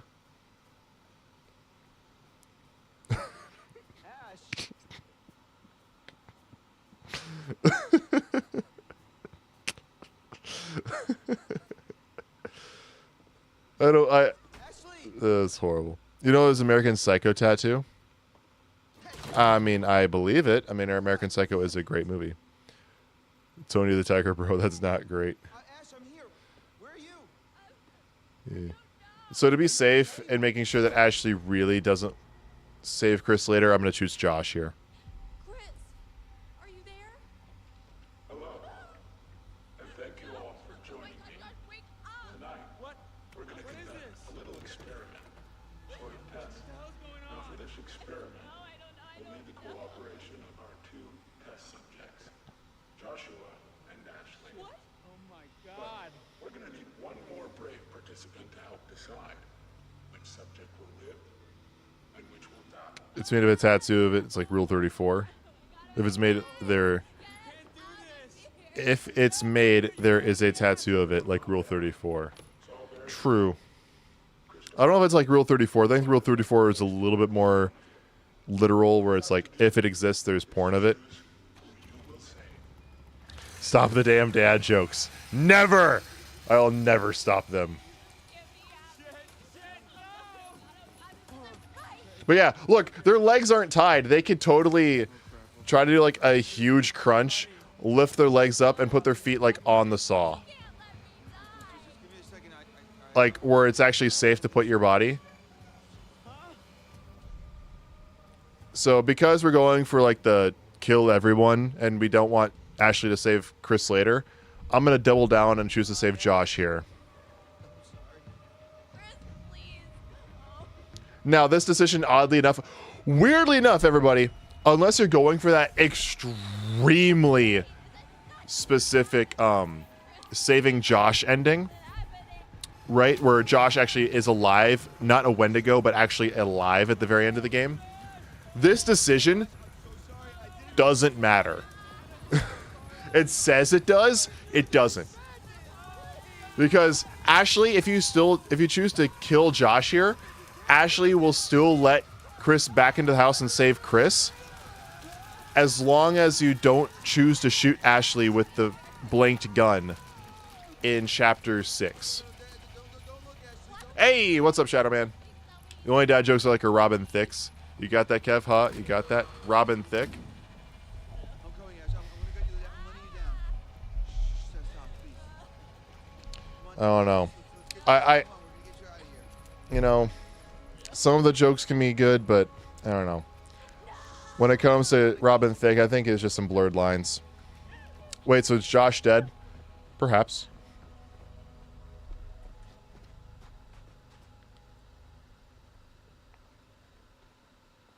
Chris. Ashley.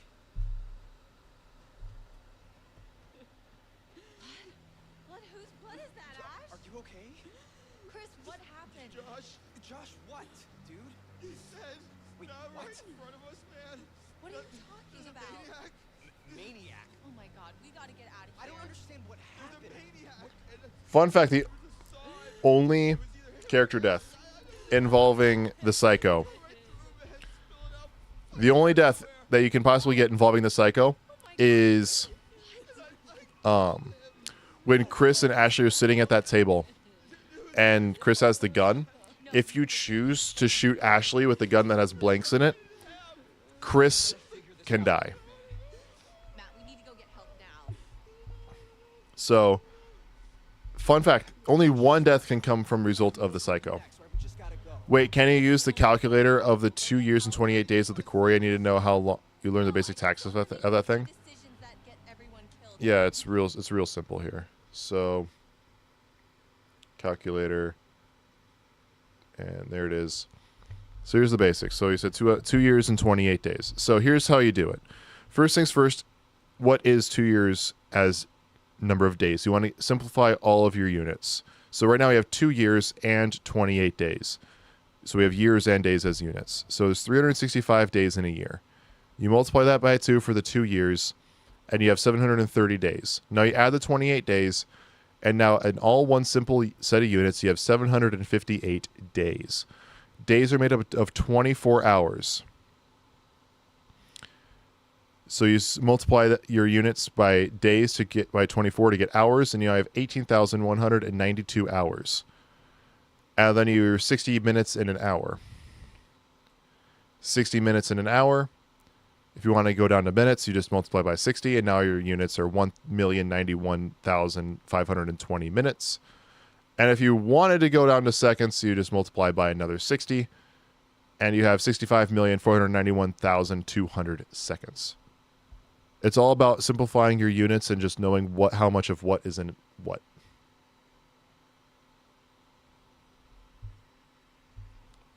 That's it. Everyone else together and I'll go get help. With Matt, right? Yep, that's it. Okay.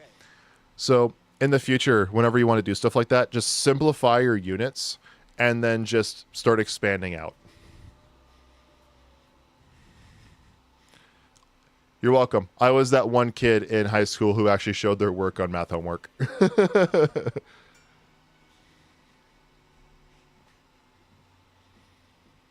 you speak Norwegian, does that mean your family willing you chose to move to the country or Things are getting pretty tough. to the U.S. from Norway? Is the night going the way you hoped it would? Yeah.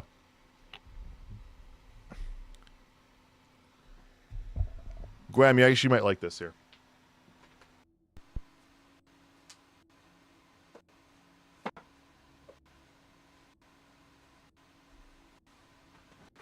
You can't hear the audio of the game at all. Why does no one say these things? Oh, right. If you're talking about like this very second, there is no audio where the dude has his legs up. But please, everybody, if the game is too quiet, please let me know because I don't hear the stream from your guys' side. But yeah, I can turn that up. But here, I'm gonna go into just chatting for just a second.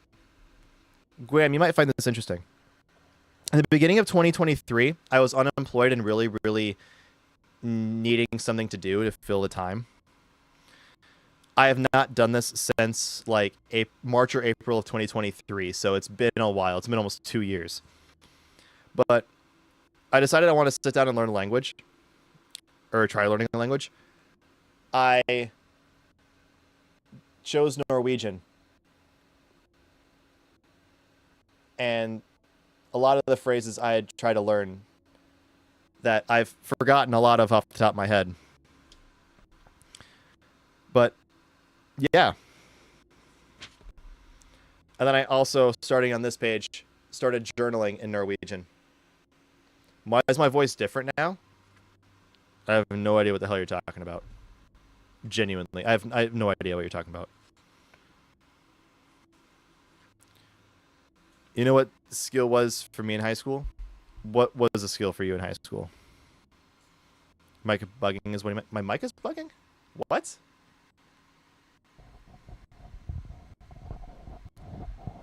Are you all pranking me? Because I don't hear the stream. Like mic is sounding high and fast.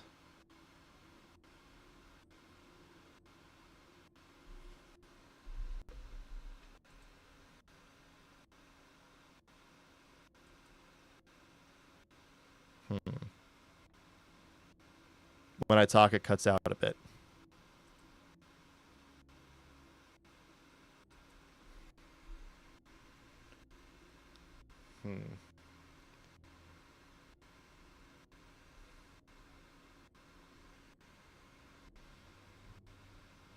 Try plugging it back in. I want to hear it I want to hear this just so I know what it sounds like.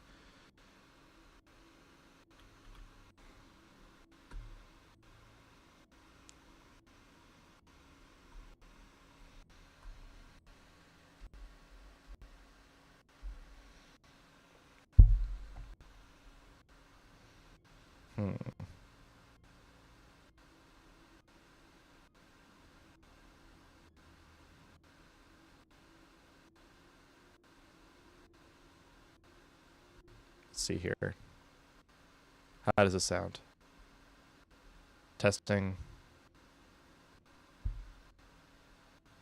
Hello, hello, hello.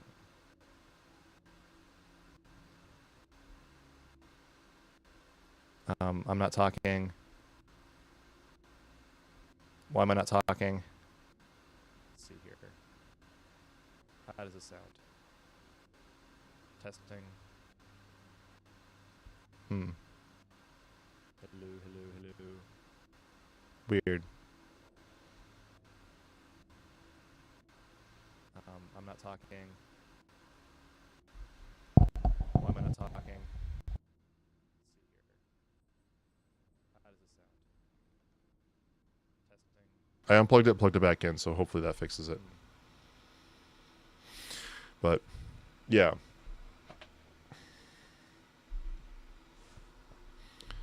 Yeah, that's a new thing. I don't know what that was. But yeah, I have a Norwegian thing here. So, me trying to learn Norwegian. So things like, Jeg snakker ikke godt norsk. Jeg snakker ikke godt norsk. There you go. So, I, at one point, tried learning how to speak Norwegian.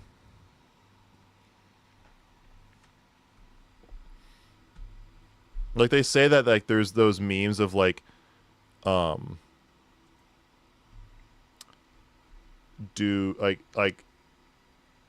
dad lore, like, your dad before he had kids, like, had, like, done all these, like, random things. That is going to be me with a lot of shit like that.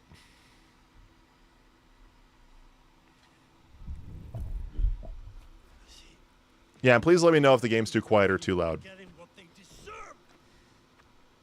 Or if it's just right. Are you learning Morse code? That's, like, Morse code is, I don't know. Like, Morse code's, like, really cool. I personally believe that every single person should learn sign language. Like, it should be mandatory in school. Did I like learning the language? I did. I've been so busy, I can't quite get back into it.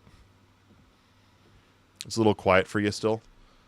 I mean, right now it's just dialogue, so I don't know how...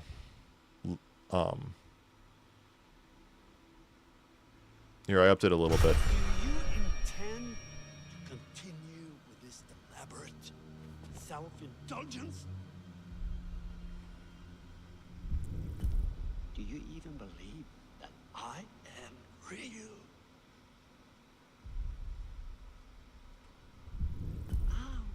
The heart of the problem, it all comes down to this. Can you really tell the difference anymore? I doubt it. Dr. Hill is the only named character who is guaranteed to survive in the game regardless of the player choice. However, he is only shown in one of Josh's hallucinations. But his existence can be proven as he is referred to by other characters. Sam can find Josh's phone, yeah. The Psycho was originally going to be wearing a scarecrow-like mask, but then it was changed to a clown, as Supermassive Games thought the clown mask would be scarier. They're right. Someone explained to me what I sound like, and it sounds funny, but they don't understand. That's not good. That's right. In terms of, like, the accents. You still wish Emily was dead. We'll kill Emily in due time. We'll make sure she dies. How did he get into Josh's head? He's not in Josh's head. Well, he got into Josh's head because Josh is clinically insane. He's a genuine therapist for Josh. And so Josh is just imagining his meetings with Dr. Hill.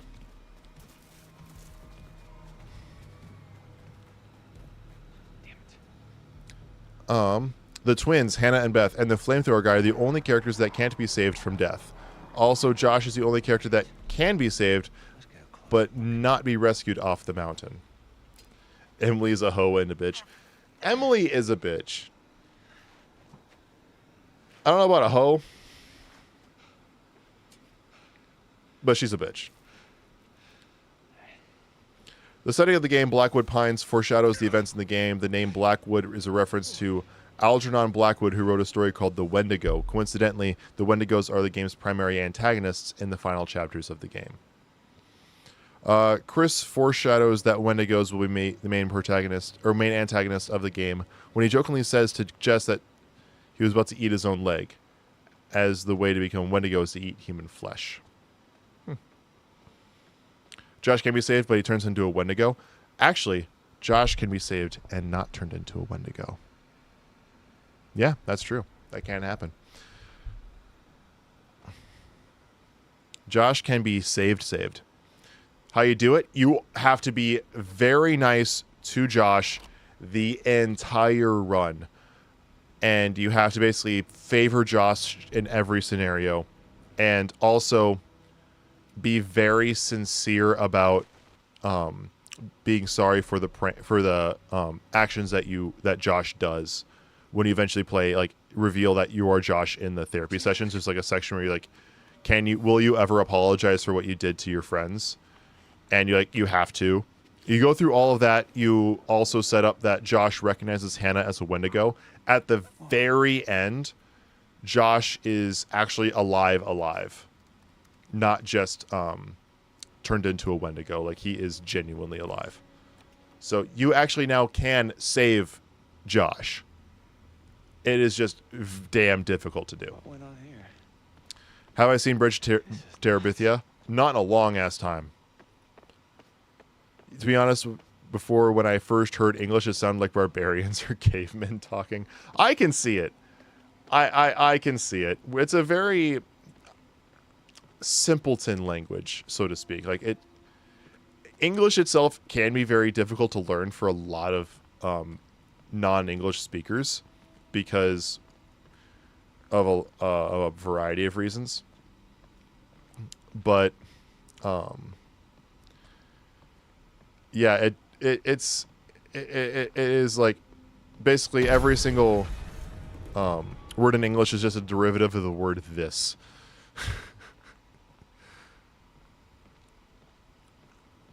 I like speaking in Norwegian though. Can't imagine how weird a Minnesotan accent would be. Yeah, how weird would a Minnesotan accent be there? Oh, I can't imagine how weird a Minnesotan accent is. Oh, for sure. Yeah, betcha there, bud. I know when I speak Norwegian, I actually like it. There's like a bounciness to the language that I really like. Also, we are going to be cutting off Mike's fingers. So we're actually going to trigger that trap in the game. Because I'm going to go in and...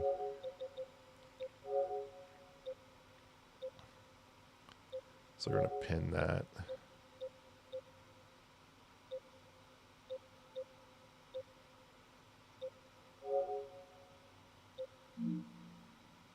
And I'll get... I think we'll try to get the Matt and Jessica survived until dawn first, and then we'll restart chapter 10 and get the kill everybody.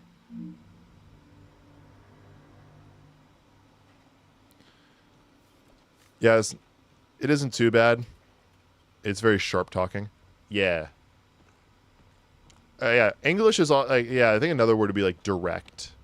English is a very direct language. Oh, we're killing everyone? Eventually. So the plan is, so for trophies we have of course the actual like platinum, getting everything. Nobody survives until dawn. Only saving Matt and Jessica. Everybody else has to die. Ashley hesitates and fails to let Chris inside on time. And Mike saws off his fingers with a broken machete. This is coming up in just like 1 more minute of game time. This one we're going to get by choosing to shoot Ashley with a gun full of blanks. This doesn't kill Ashley, but it definitely makes Ashley not fall for Chris anymore. And then she then opts to not let Chris back in when he's out hunting Wendigo or trying to save Josh out with the flamethrower dude, and this kills Chris. So we're actually going to need to do this anyways. And we're going to get Matt and Jessica to be the only ones alive in the very end of the game. Once we finish this run, we're going to go back into chapter select, and this is not going to be until Friday. We're going to go back into chapter select, go right back again into chapter 10, and then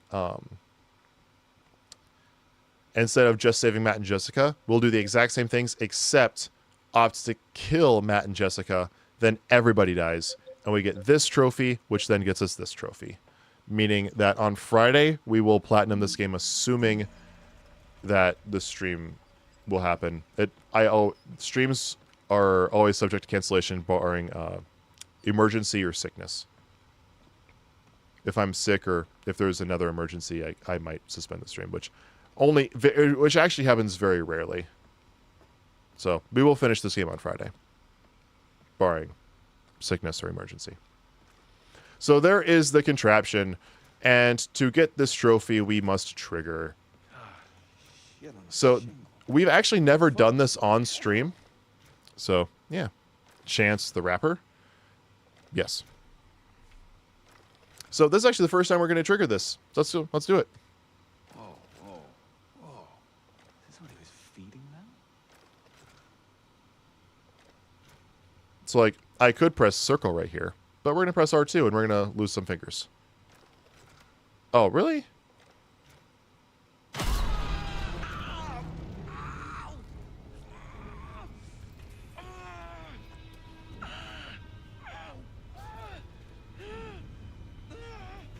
Oh, hello, Parker. How are you?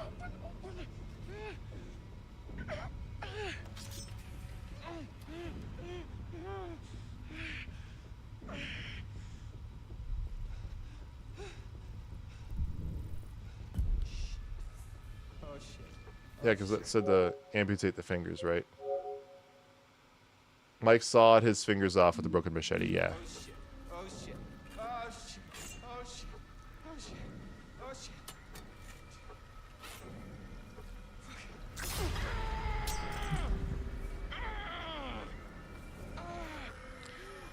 We usually sedate people when we do those at the VA spa. Yeah, you usually sedate somebody when you're about to do an amputation. Typically. And you usually don't use a rusty, old, broken machete.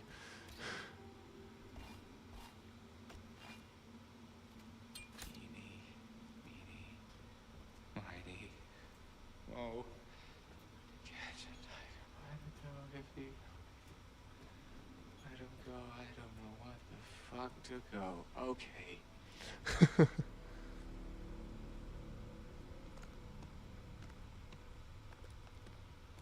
Does the fingers affect Mike's journey? No.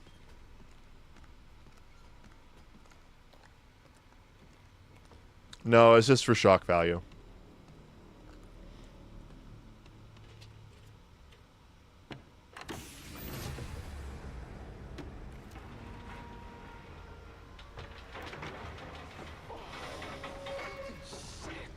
Here comes a rat. Out the mouth.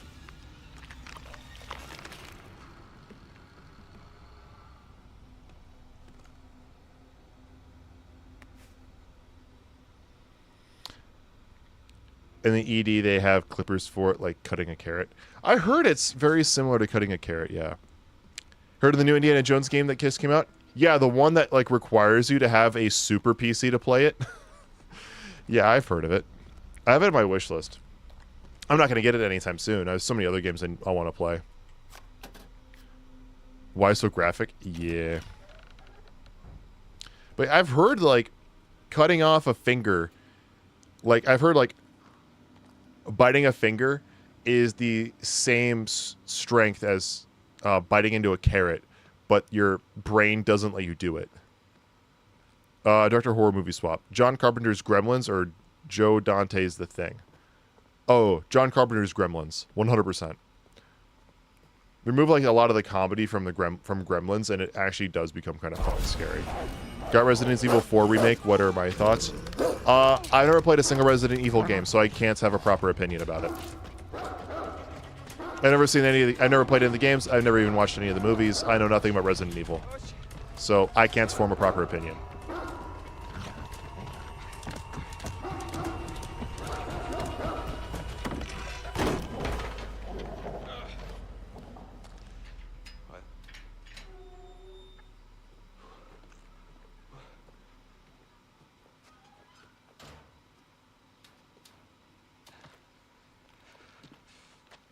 Okay.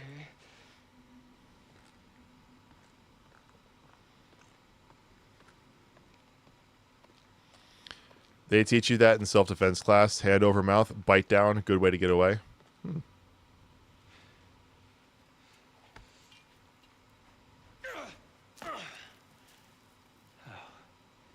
Right. Back in here.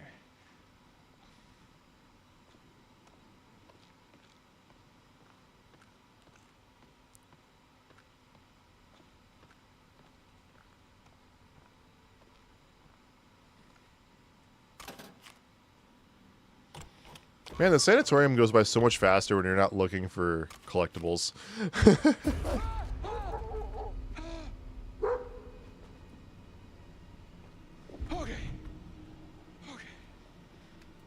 there's still a few things we're gonna do. Like, we're still gonna give that dog a bone. Easy. That's a good one. Also, fun fact, Mike is the only character to actually step foot in the sanatorium that is playable.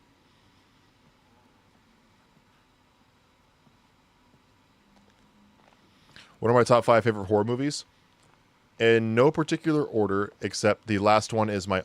Or except this first one is my all-time favorite. My all-time favorite is 1982's The Thing. So, that is my favorite horror movie. I count... it as one movie. Chapter 1 and Chapter 2, I count it all as one movie. So it would also be up there. These other 4, so it's my The Thing is my all-time favorite, but these other 4 are no particular order. I don't like. I do like The Conjuring 1. The first Conjuring, I really do like that one. Oh, what else?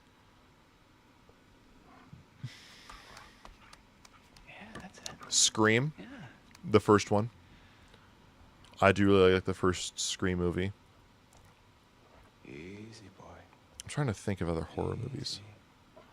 That's a good boy. That's right. Let me just look up a list of... I'm just going to Google horror movies and come up with a proper 5th option. Because I'm probably forgetting about one of them.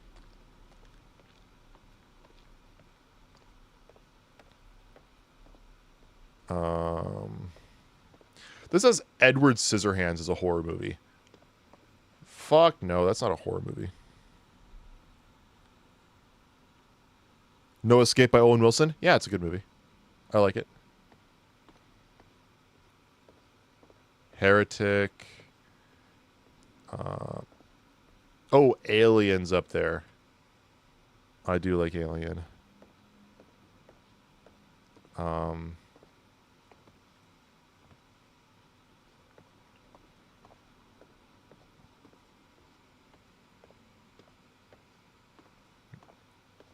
Is Predator a horror movie? I've never thought of it as a horror movie. What's been given main deals are light, noise, dead weight, and it's better to die where you are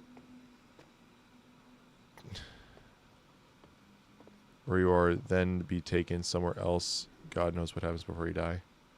What about The Shining? Shining is great. I do like The Shining. Am I not able to get that coat? Terminator suggestion for a horror movie? I don't know if I'd call the Terminator horror. I can see why you would. I just never thought of it as a horror movie. So,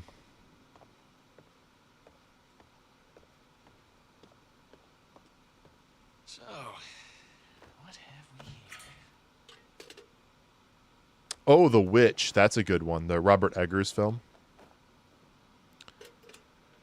Some say American Psycho is a horror movie. I don't know about that. Oh, Get Out is amazing. Get Out is really good. The Lighthouse. I mean, sure. I guess that is a horror movie. Then, of course, The Thing. Yeah. That's my favorite. Nice.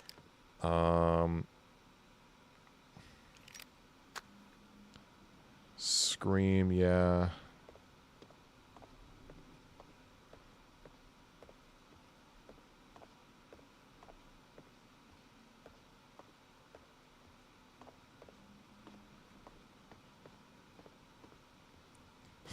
human centipede. Definitely not the human centipede. What else is there to fucking do? I want to leave. Couldn't finish The Witch. Yeah, The Witch is, it's definitely a movie. Sounds pretty terrible. That would happen to me was someone borrowed my N64. Mario and never saw it again, but Smash Bros. For Christmas. Yeah. This is where you have to go. This is... Oh, wait, did I not pick up the gun? What? This is what happens when I'm, like, not paying attention. This has Keanu Reeves' Constantine as a horror movie. Nope. That Nope is a good movie. I liked Nope. Ooh, A Quiet Place. Yeah, A Quiet Place is also really good.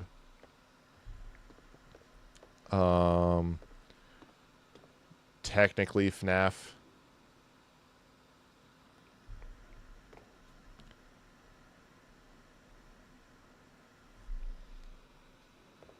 I don't know. I don't know what my fifth would be. A lot of those could fit into that for probably like Get Out.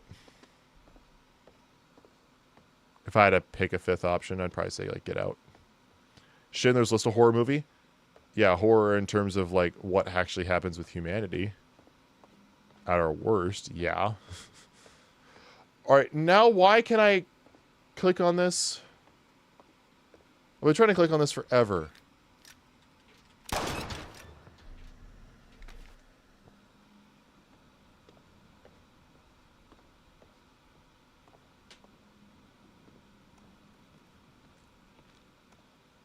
Never had anything too bad happen. Just run a mill pepper spray stuff, smashing someone's fingers so they don't follow me inside. That was gross. Ooh.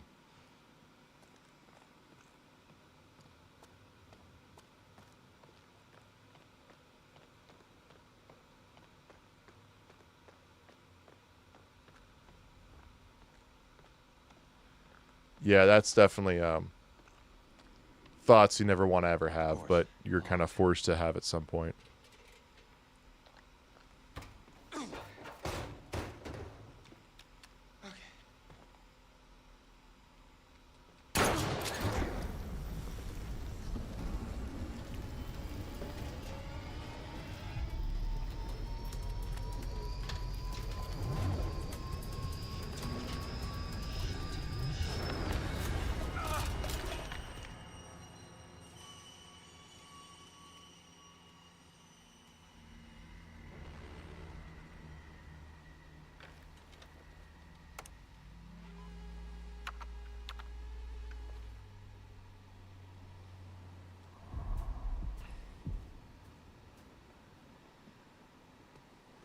I can't believe Josh is dead. I can't believe how he died. No, I mean, what if they were wrong? What? Maybe we should have checked the shed to see if it was really true. I don't know. There are some things that once you see them... Yeah, it's scary and unsettling to have someone trying to Yeah, get into your it does, place. but some things you have to see for yourself. I'll take their word. That's always freaky.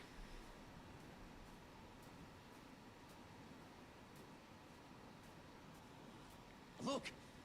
An axe. I feel better with an axe.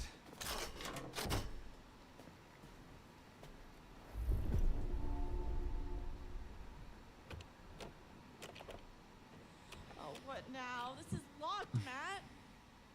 Well, break the door down, will ya? Whoa, wait a second. We start smashing shit down, he's gonna hear us. Well, you got any better suggestions? I don't know. About... Look! What? A window. That's great, Matt. I can just about fit my lip balm through that little slot. Oh, come on. You will never fit through there, big guy. Smash the door, because helping Emily through is never going to happen, so just push the story forward. And I'm gonna... Just do it! Moved into a shitty neighborhood for cheap rent, thinking it would be fine because I'm so tough. Nope, not tough. I live somewhere safer now, thank God. Yep, very important thing to think about. With assuming you have the choice. That's the important distinction. Assuming you have the choice.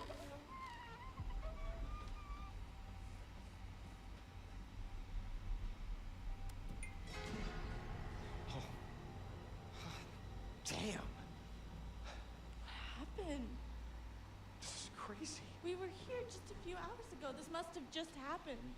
Where did Josh find the time to do The this? guy, the one who got to Chris and Ash and Josh. He's got to know this is the only way back. Don't say that.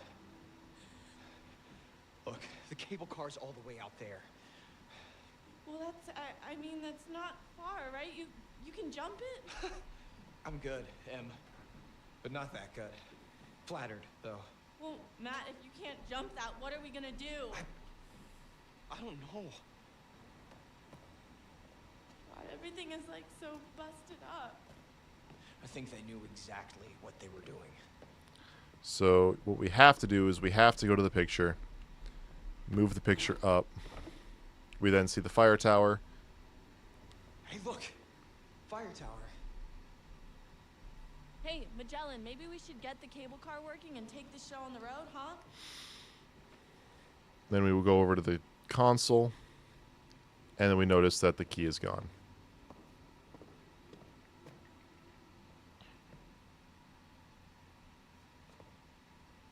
Great.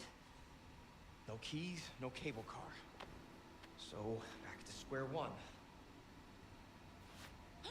What about the fire tower on the map you found? Well, I guess it's an option. Anything new at Disney World I'm excited for? Yeah, the Tron ride. I'm interested in trying that out. Assuming I get a chance to go to Disney World again in the near future. We can use the radio to call for help. But somebody's got to pick up the signal. That's like the only thing on my mind.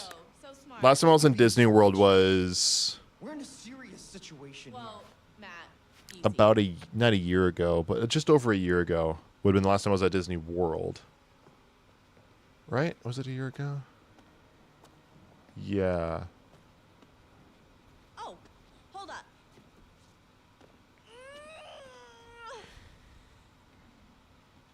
And then, yeah. What's cooking? Good looking? Getting us out of here, Mr. Meat for Brains.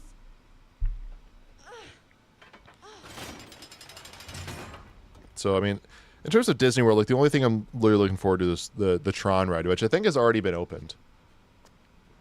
Like, but I've already done Guardians of the Galaxy Cosmic Rewind. That is my all-time favorite ride. But yeah.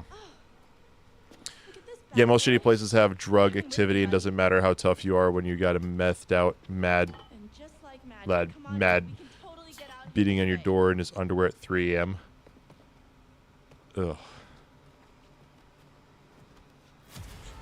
Yeah, that's not good. You all right? That's right, I had the trivia open for Until Dawn.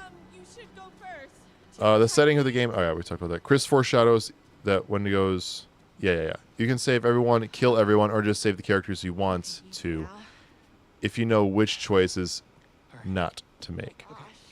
I mean, sort of true. Don't look down. Like you can't save just Mike. Wait, actually, I think you can save just Mike. Thank God that's over. Yeah, for real. Yeah, you can save any singular character that you want. You can do that.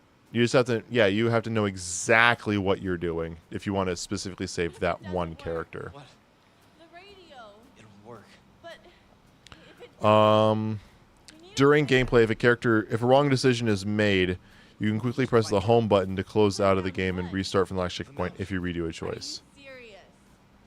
I don't know if there's ever a wrong decision. I mean, there can be, but only if you're going for a specific ending. If you're just trying to get your own ending, and you don't really care about what ending you get, then yeah, no such thing as a wrong decision. Until Dawn has a lot of fake scares throughout the game. Josh's plan is only one big false scare. Exactly, yeah. So, at no point in Josh's plan does a character directly die. The only death that could come from Josh's plan is if you decide to try to shoot Ashley with the gun. Then that dooms Chris. Have you tried the Jungle Cruise Cantina? They have surprisingly good food. Yes, I have done it. And it's just like the Jungle Cruise aesthetic, where it's like all the bad jokes, which I live for. But you're just, in a restaurant. Yeah, I've done the Cantina. It's good. The food's pretty good. Yeah. Oh my God, Emily, move your ass. She's blocking the fucking. Move your. Thank you. Watch where you step around here, Em. Yes, Matt. Given the choice, I'd prefer not to spend my evening plummeting to my death off a snowy clifftop.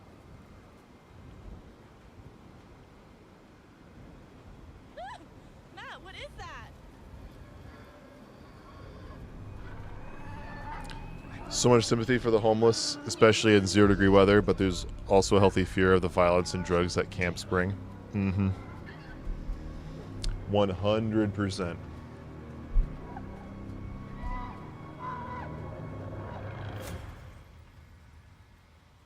$100%.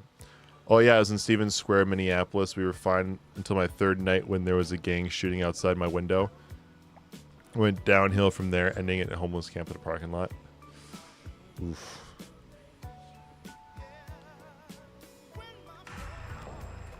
Splish splash, she was taking a bath. How did she not notice him just standing there? Hello? Guys, How are we gonna do the whole chase scene? what are you doing out there? Creepy. I'd really rather not do the chase. I'm really kind of not feeling it. But, I guess we gotta do it.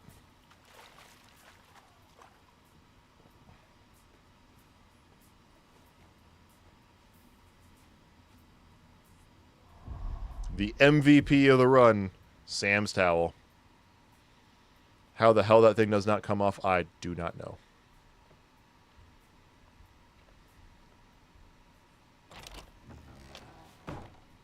Yeah, the camps are pretty bad. Went down that way in August and see my mom. It was sad to see it. Heard it's worse in California. Yeah. California's got it pretty bad when it comes to stuff like that.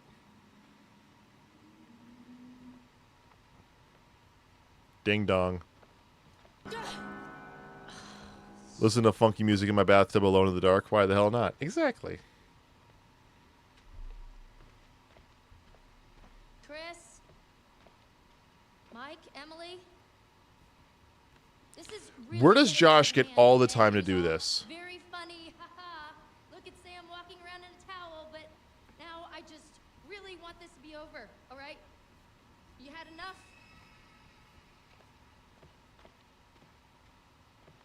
Carjacking's my neighborhood last summer. I live in one of the safest neighborhoods in the city. If you were trying to freak me out, guess what? You succeeded. Yep, people can be scary.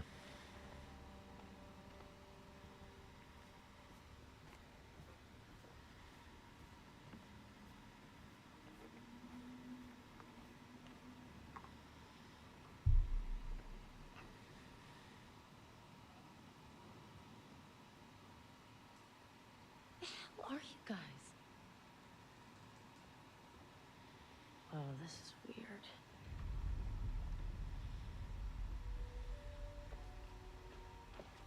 Hey, guys, come on. Oh, I'm done with this. I really don't appreciate the silent treatment here.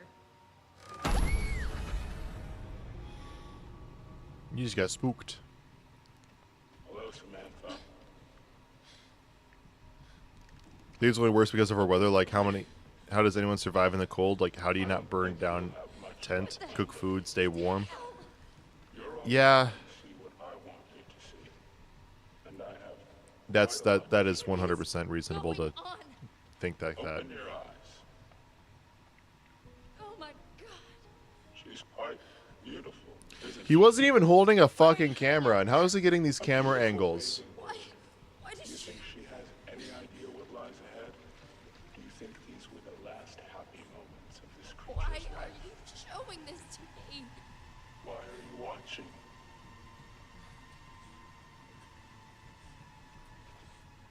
Josh! How does it make you feel? Oh my God, what did you do? I'm going to give you 10 seconds. 9. No, no, no, no, no, no.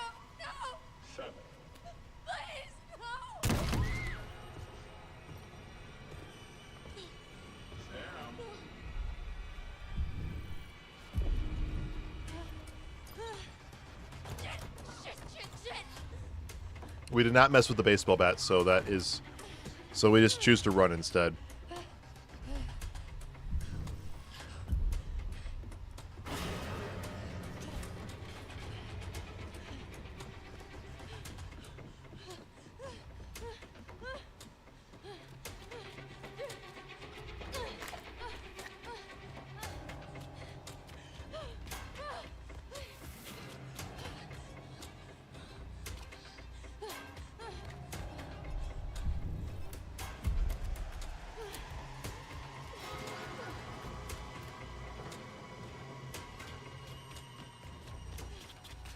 Are you kidding me? No handle?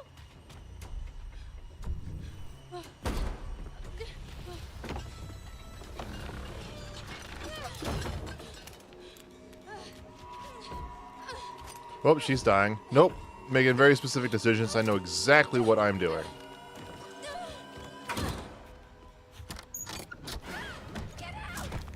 Okay, game devs, I want to see sexy Sam at a towel, but no way that towel is staying on where it is. Put that thing higher on her chest so the anatomy can hold it up. Like, at least let it make a little sense. What are you talking about? Anatomy's holding that up.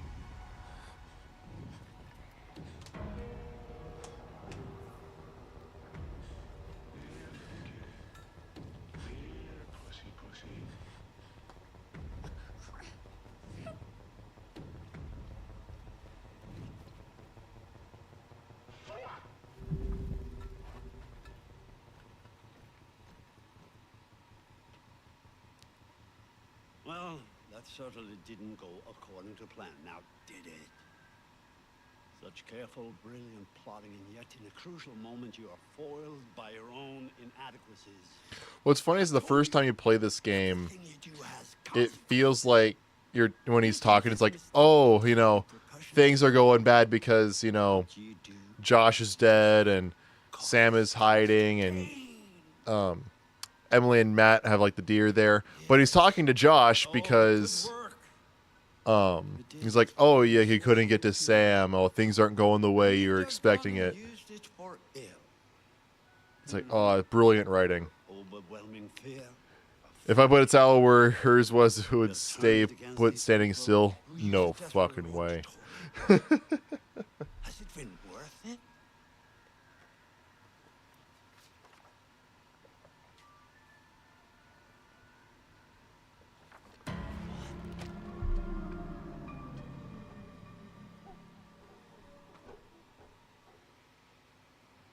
All right, I'm gonna cut it off right there. Chapter 6. I mean, in under 4 hours, the stream started. We chatted for a little bit, did the prologue to get that one specific trophy, redid the prologue, and got up to chapter 6 through chapter 5. We were cooking through that, but I'm getting tired. I'm starting to think about going to bed now. And I want to leave enough game for Friday to have its own stream. So with all that in mind, still plan to go through this on Friday and finish this run, get this game platinumed. Yeah. I mean, one day is not enough, Kevin. For Until Dawn, yeah. If we want more games like this, not right away. I want to take a break from this whole, like, pick your own adventure genre. But we can play The Quarry. We could go through the Dark Pictures anthology. Altogether, that'll be a grand total of 6 more games like this. Now, I don't know if we're going to go and platinum the Dark Pictures anthology. I don't know if we want to platinum The Quarry. I've already platinumed The Quarry. But at least do a run or two. But yeah.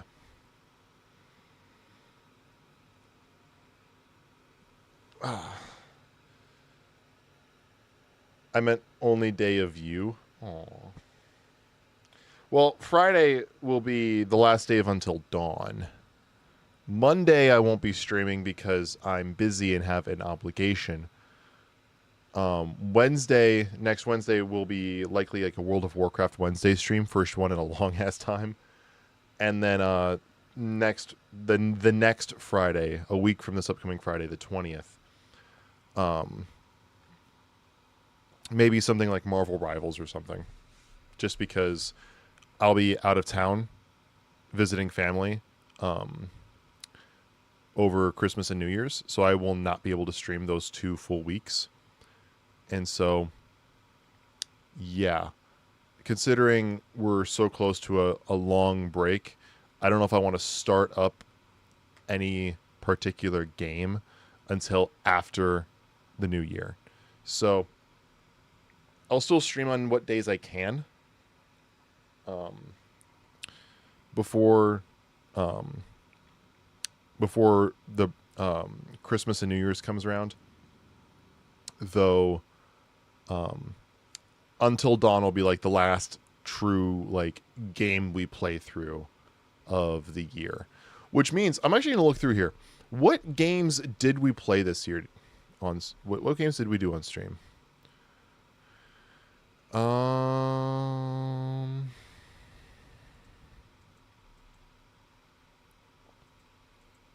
Live streams.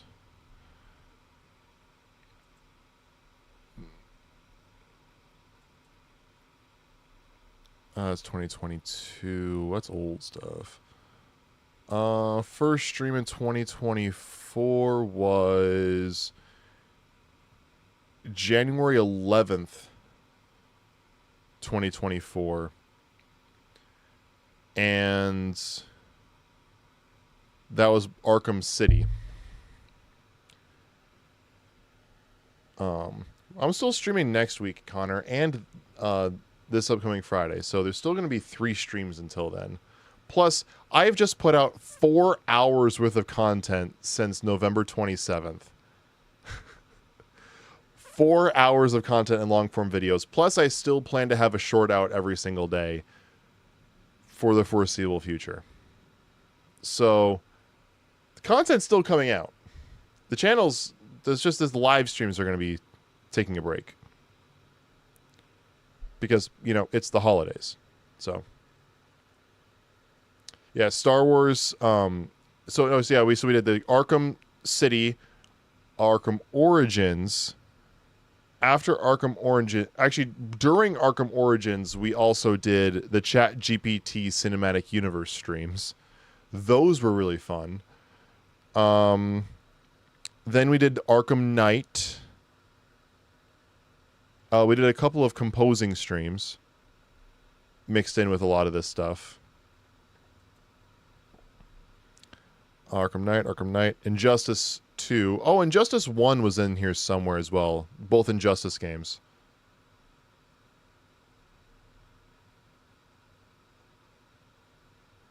Where are the Injustice streams? Oh, there it is. Yeah, we did those right after. We did Injustice 1 like right after Arkham City. Then we did Arkham Origins. And then we went straight into Arkham Knight. After Arkham Knight, Injustice 2. Then we did Jedi Survivor. That one took a while. Then we did BioShock 1. And then there was one day where I was sick and I had already taken like 1 or 2 streams off and I didn't want to take another stream off. So I said like I'm streaming what I can. We ended up doing like an hour and 15 minutes, where we did Lego Avengers, finished BioShock, then tried Avatar Quest for Balance, but we ended up getting soft locked. I don't know how we were supposed to continue through that game. Didn't bother finishing it. Then we decided to do Lego Marvel's Avengers. In the middle of that, we did the Last Airbender trivia stream. Be a while till I do one of those again. Then Lego Marvel's Avengers, finished that out, and then partway through that, because I was getting pretty tired of playing that stream after stream after stream, spiced things up with the World of Warcraft Wednesdays. And then we finished Lego Marvel's Avengers after 14 streams. We finished it on October 7th. We started it, not counting the 6th stream where we technically started it. That was on July 17th. That's when we were just started doing BioShock streams. It was August 18th when we stopped playing Quest for Balance and switched into BioShock 1. So the middle of August through the beginning of October was all Lego Marvel's Avengers. Then we did BioShock 2, mixing in World of Warcraft Wednesdays. Then we started Until Dawn November 23rd. And this is going to be an 8-stream series. Between November 23rd and December 13th. So that is... sorry, November 22nd we started it, that Friday. So it's 1, 2, 3... Yeah, so... that's a 1 full week to 3 weeks. It would take us 3 weeks of streams to finish Until Dawn. Mama told me life was like a box of chocolates. Never know what you're going to get. Except, here's the thing, Forrest. There's a guide to every single chocolate box to know exactly what you're going to get. That metaphor, actually it's a simile, not a metaphor, is bullshit. There's a guide. There's a map. It tells you exactly which chocolate is what. It tells you exactly what you're going to get. That simile makes no sense. But yeah, Star Wars, Batman, Lego Marvels, BioShocks 1 and 2, Until Dawn, and World of Warcraft. Yeah, just that. And we also did the ChatGPT universe streams. And then there's also the Injustice 1 and Injustice 2. Yeah, sounds about right. But I mean, the first stream was, what did I say, January 11th? Yeah, January 11th.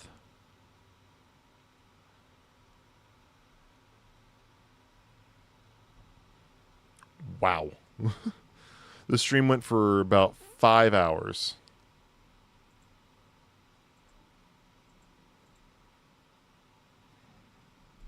That was a while ago. Don't cheapskate on me, bro. I'll do what I can when I can.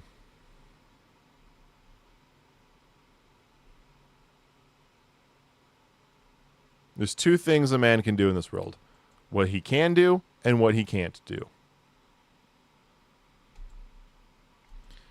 Jedi Knight was the best. Got to go back and do it all over again. Jedi Knight? Oh, you mean like Fallen Survivor or Jedi Survivor? Jedi Survivor was fun. I liked Jedi Survivor.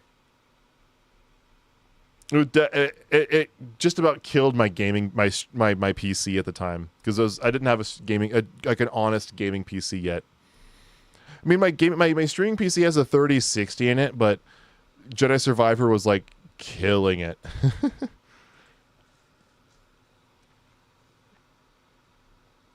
How many streams have we done? That's 30. 1, 2, 3, 4, 5, 6, 7, 8, 9, 10, 11, 12, 13, 14, 15, 16, 17, 18, 19, 21, no, 51, 2, fuck, I lost count. So it's 30, so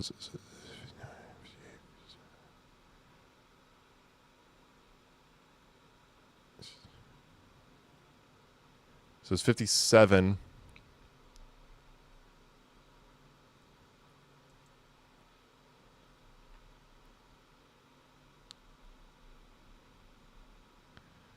And then I think this is stream number 88 in the year. 80. I think tonight was the 88th stream. How are the babies doing? The cats aren't in here. This is like the first stream. Oh, the door's shut. That's why. Like, where are the cats? Probably outside in the other room. Door's shut. I didn't realize the door was shut this entire time. But this is tonight the 88th stream.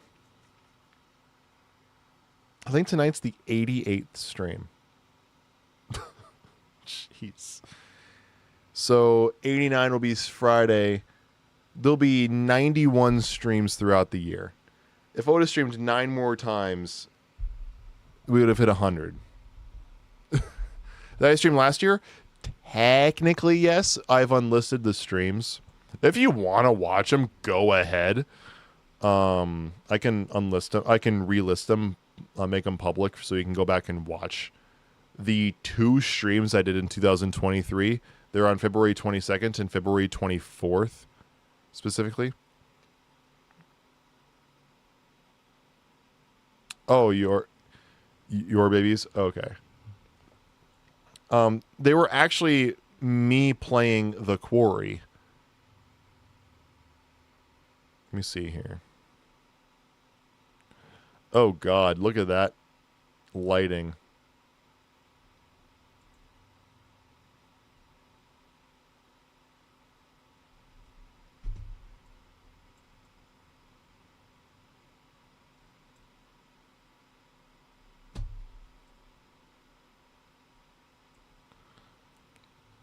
Yeah, I can make these old streams public. They don't actually like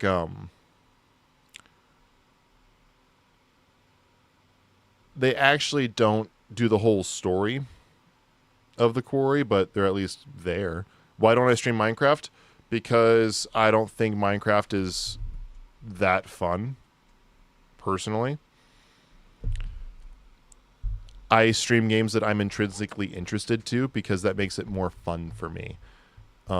Just because, selfishly speaking, I want to have fun on the streams. Minecraft, not that it's not a fun game, but it's not fun enough for me to be like, stream it over and over and over again. So like, I'm never going to do this. Like a Minecraft Monday, never going to happen.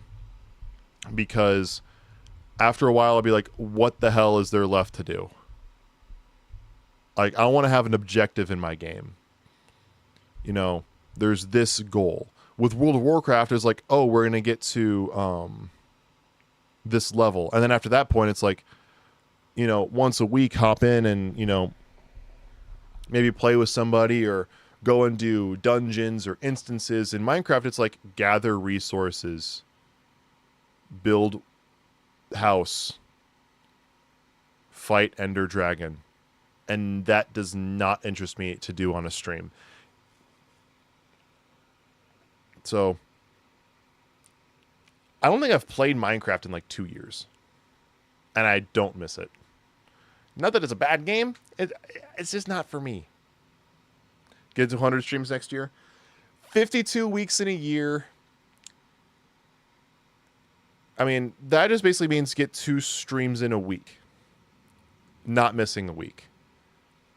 I try to stream 3 times a week, which means if we were to hypothetically get 100 streams, then I need to stream 3 days a week for 33 weeks and then have 1 more stream.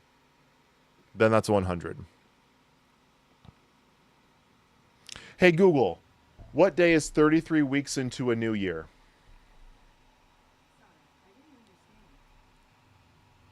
Well, 3 weeks is. That's 33 times, or 33 weeks times 7 days, 231 days. Hey, Google, what's 231 days from January 1st?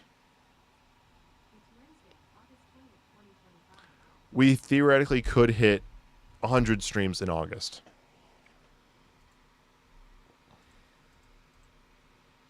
The main reason why we didn't hit 100 streams this year is actually because there was a portion in the beginning where I was only streaming like once a week for a couple months, and then we only went to 2 streams a week, and then I was still missing a stream every so often, and then we just only went to 3 streams a week. And in the very beginning, I actually didn't have a stream schedule. At the very beginning of this era of YouTube, I didn't actually have a stream schedule. So like the very beginning, it's like January 11th, January 12th, January 13th, January 18th, January 19th, January 20th, January 24th, January 27th, January 29th, January 31st, February 7th, February 14th, February 17th, February 29th, March 6th, March 13th, March 15th, March 16th. Like, there's not a lot of pattern to this. Until eventually, it was like every Wednesday. Like, we did streams like every Wednesday, and then I added every Sunday because then that would be a stream like every 3/4 days. And then I'm like, I'm going to add in one more stream, and I moved the Sunday streams to Monday and then added a Friday stream. So now there's a Monday, Wednesday, Friday stream. And that schedule is always subject to change depending on what I want to do on the channel. But as of right now, I'd love to do 3-4 hour streams a week, starting around 7 p.m. Central Standard. Damn, dude, good at math. I'm horrible. Yeah, so 33 weeks is... I just pulled out the calculator. So 33 times 7, 231. Then just ask Google what's 231 days after January 1st, and I heard August.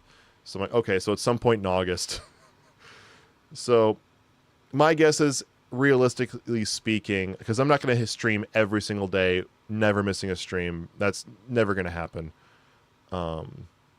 Especially if I'm going to take holidays and vacations. That my guess is, assuming we do hit 100 streams next year, it'll happen sometime around like September or October. Shouldn't be any later than November, depending on how it goes. Okay, we've been watching this since July, so almost 5 months of Nerd Central. Crazy. Yeah. I mean, it's kind of crazy. I mean, I'm a very nostalgic person, and I look at my channel right now. Like, I had an upload come up today. Probably could have done better on the title and the thumbnail. It has less than 0.5% of a click-through rate. It's the preparing for the DCU video. But I look at like the past year, and like, what did I post a year ago? Do you know what I posted 1 year ago yesterday, December 10th, 2023? I posted a trio of videos because I wanted to kind of tell YouTube I was going to take it more consistently and take it more seriously. So I actually marked December 10th as my, start of this era of the channel, which was the original Phase 4 DCEU fanfiction video. Not the remake. This is of the original 4 videos, part 4 of 4. The theme song for Mr. Freeze and how I would make The Amazing Spider-Man 3 was all posted December 10th, 2023. On Christmas Eve, my birthday, I posted what is still to this date my best video in terms of analytics. How I would make the Batman sequels, the Robert Pattinson, Matt Reeves movies. God, that video blew up. It was like 8,500 views, 90 comments. That was a crazy point in time. But that was a year ago when I posted that stuff. So technically yesterday was the 1 year of doing YouTube consistently. which is like trying to make it at least like one video every 2 weeks, or, you know, doing like the Avatar trivia, which is like 3 videos all at once. Basically doing YouTube consistently. I've been going for 1 year. This has been going for about a year. Stream starting up shortly after the what is the best first superhero movie video. Really, that video predates the streams. And then the first video after starting streaming. The 10 most powerful items in various franchises. Yeah, that video is my worst video I ever made. There's a reason I haven't done a joke top 10 since.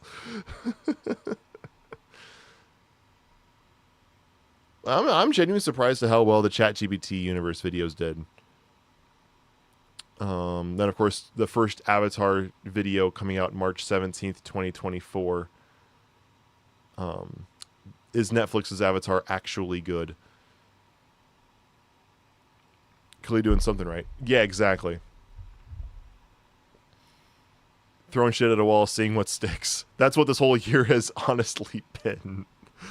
Let's throw shit at the wall, see what sticks. What I've noticed, kind of speaking a bit more transparently, what I've noticed, the videos that tend to do better are like the theory videos, like how would I do this? How would this happen? The fan fiction. What about this? Occasionally, like a ranking video does pretty well. But I've noticed those, like, how would this have happened videos tend to do a bit better. What do you guys think of those? Like the how I would make the Amazing Spider-Man 3, how I'd make the Batman sequels, pizza roll time. Yeah. Then there was like remaking the entire DCEU. That video just crossed 500 views. The Avatar trivia series is solid. I've got some ideas on how to revamp it. That will return. It's not, of course, didn't happen in December. It's not going to happen in January, but I hope to bring it back in February. So, started watching when I was in hospital. Mom had talked about you a lot while she was at my work, so I thought I would check it out. Feels like watching old YouTube. Aw. Just people making stuff they love. Yeah, that's really all it is. I mean, I don't get paid to do this stuff, guys. Now, when/if that opportunity presents itself that I can monetize the channel, yes, I do plan to monetize the channel. And I would love for this to be my job. I take this for example. I worked every day between November 11th and December 9th. I worked every day except for Thanksgiving break. I worked pretty much every single day.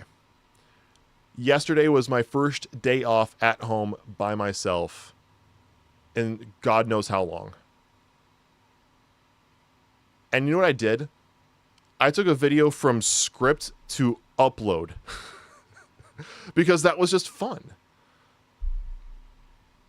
That was just fun for me. That was what I wanted to do on a day off. I woke up, I went to bed on Monday night after that stream. After Monday's stream, I said, tomorrow when I wake up, when it's entirely a day off, I took the day off from work. I didn't have any obligations, didn't have to do anything. I said, I am doing whatever the hell I want. If I want to play Marvel Rivals all day, I play Marvel Rivals all day. If I want to watch YouTube all day, I watch YouTube all day. If I want to read, I want to read. I ended up taking a video from having a outline of a script to actually posting the video, getting the video posted and scheduled. Just because I wanted to do it. So I technically worked on my day off. That video went from concept to posting in like 3 days. And one of those days, like, I didn't have time to actually work on it. So it really took like 2 days from concept to post. And it's like, I didn't plan to make that video. So it's like, yeah, I'm definitely looking to keep this going. At a half decent pace. Yeah, Avatar Trivia will return on, I'm aiming for February. So getting through the holidays, getting through January, and then making the trivia for February and January. That's when I'm hoping Avatar trivia returns. As of right now, my plan is to revamp it, so it's not going to be 3 videos dropping every month with a short every day. It's still going to be a short every day, but it's only going to be 1 video, or maybe 2 videos. Well, I'll see how it goes. But it's going to be like questions only from the shows, Avatar and Korra, and then questions from the expanded universe, the comics, the novels, the behind the scenes, the extra stuff. So it's like show only and outside the show. So it's like very separated. That's what I've noticed over the 6 months of doing Avatar trivia. It's like the biggest, I shouldn't say complaints, but the biggest note I get from people is that they're not expecting Korra. They're not expecting extended universe stuff. So like to do videos where it's like 15 questions of in-universe question, like of in-show questions, and then 15 questions of extended universe. And then both types of videos have Avatar, Last Airbender, and Legend of Korra. Yeah. Holidays are hard for most people who are only looking for Christmas things on YouTube. That is also true. I didn't do anything holiday related. I don't even have my shorts that are coming out on Christmas, and the short I did on Thanksgiving, or the short I did on Halloween. I didn't even do like any sort of like holiday theming for that.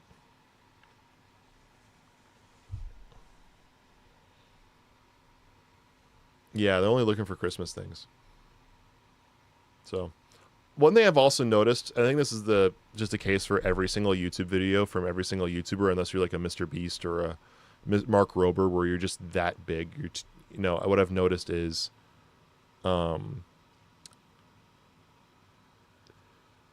every video gets a push within the first day or 2 of it coming out, and on that push, it absolutely drives up your views because it throws it in front of so many different eyes. But unless you do well with your thumbnail and title, the click-through rate is going to drop. And it's still going to drop because it's just thrown in front of a bunch of people who it's not their target audience. And then as time goes on, that video ends up rebuilding up its click-through rate. And also, like, the average view is down. So, like, if you have, like, a 10-minute video, people might watch it for, like, a minute. And that's going to, like, I shouldn't say ruin, but it's going to drive down the average view time of that video. Then you look back at it, like, 2 or 3 months later, and suddenly that average view time is up to, like, 2.5, 3 minutes. And now people are watching a third of your video.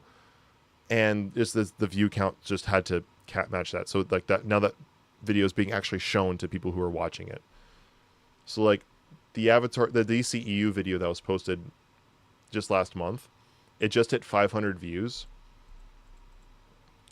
It has gotten, like, only 2,000 impressions since November. The click-through rate has skyrocketed from, like, 1% to being as high as 5 to 10 or even 25%. And the average view has gone from, like, 5 minutes to as high as, 25 or 30 minutes of a 2.5-hour video. Or close to 2.5-hour video. So, like, that's just me rambling about my observations of, like, just the nature of YouTube analytics. So, yeah, Avatar trivia. You haven't seen Avatar before? Yeah. Yeah, YouTube. Yeah, I definitely recommend watching Avatar. It is made for all ages. It's fantastic. It's on Netflix. Legend of Korra is also on Netflix. It'll be a fun holiday. What was that? Oh, it's the cats. It'd be a fun holiday binge.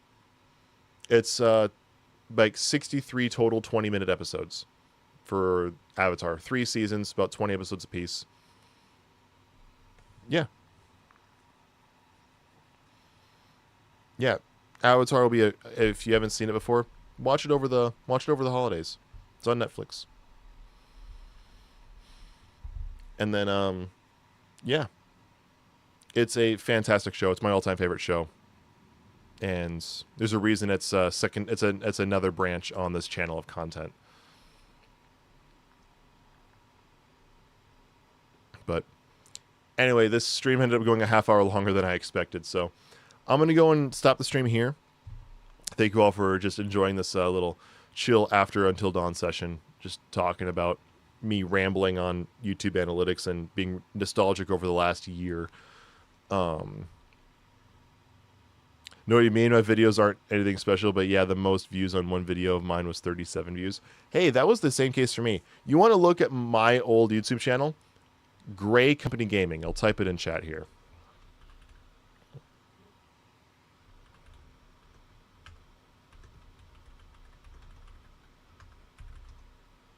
That's the YouTube channel.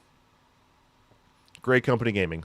Look that up. The profile picture is like this really crappy like gray TV with the letters GCG. That is a YouTube channel between me and Froust's older brother Sam. Me and Sam made that channel back when we were in early high school, so like 2013. And yeah. There hasn't been an upload to it since I think our freshman year of college. And yeah, that's if you want to watch early Kevin, like I'm talking like 10 years ago Kevin. There you go. That channel's dead. So I'm sure the only views it's gotten are from like me going back and watching the videos, which I've done a few times on stream. But Great Company Gaming, the dead YouTube channel with me and Sam, Froust's older brother. It's nothing. One of my videos is only 5. The other one is 55,000. Yeah, my most viewed video is a short at 28,000. My worst video I've ever uploaded is easily top 10 most powerful items in various franchises. It has 30 views. It was uploaded on January 16th. It's almost a year old. It has 30 views. Other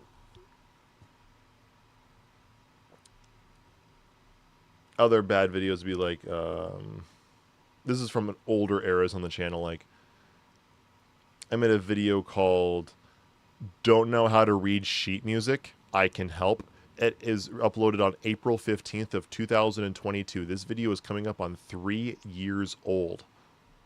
13 views. It's a 20-minute video. I put so much work into it. It's still a shit video, but I put a lot of work into it. Or blooper reel death and fail montage. 3.5 minutes or 3 1/3 minutes. It was uploaded March 31st, 2021. This video is coming up on 4 years old. 2 views.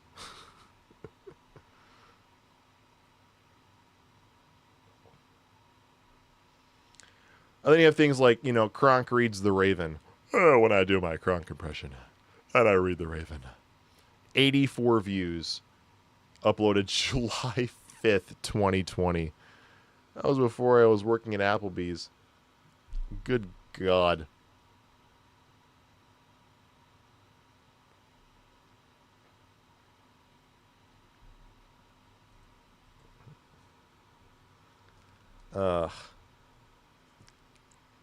Anyway. Like I said, I should probably stop the stream.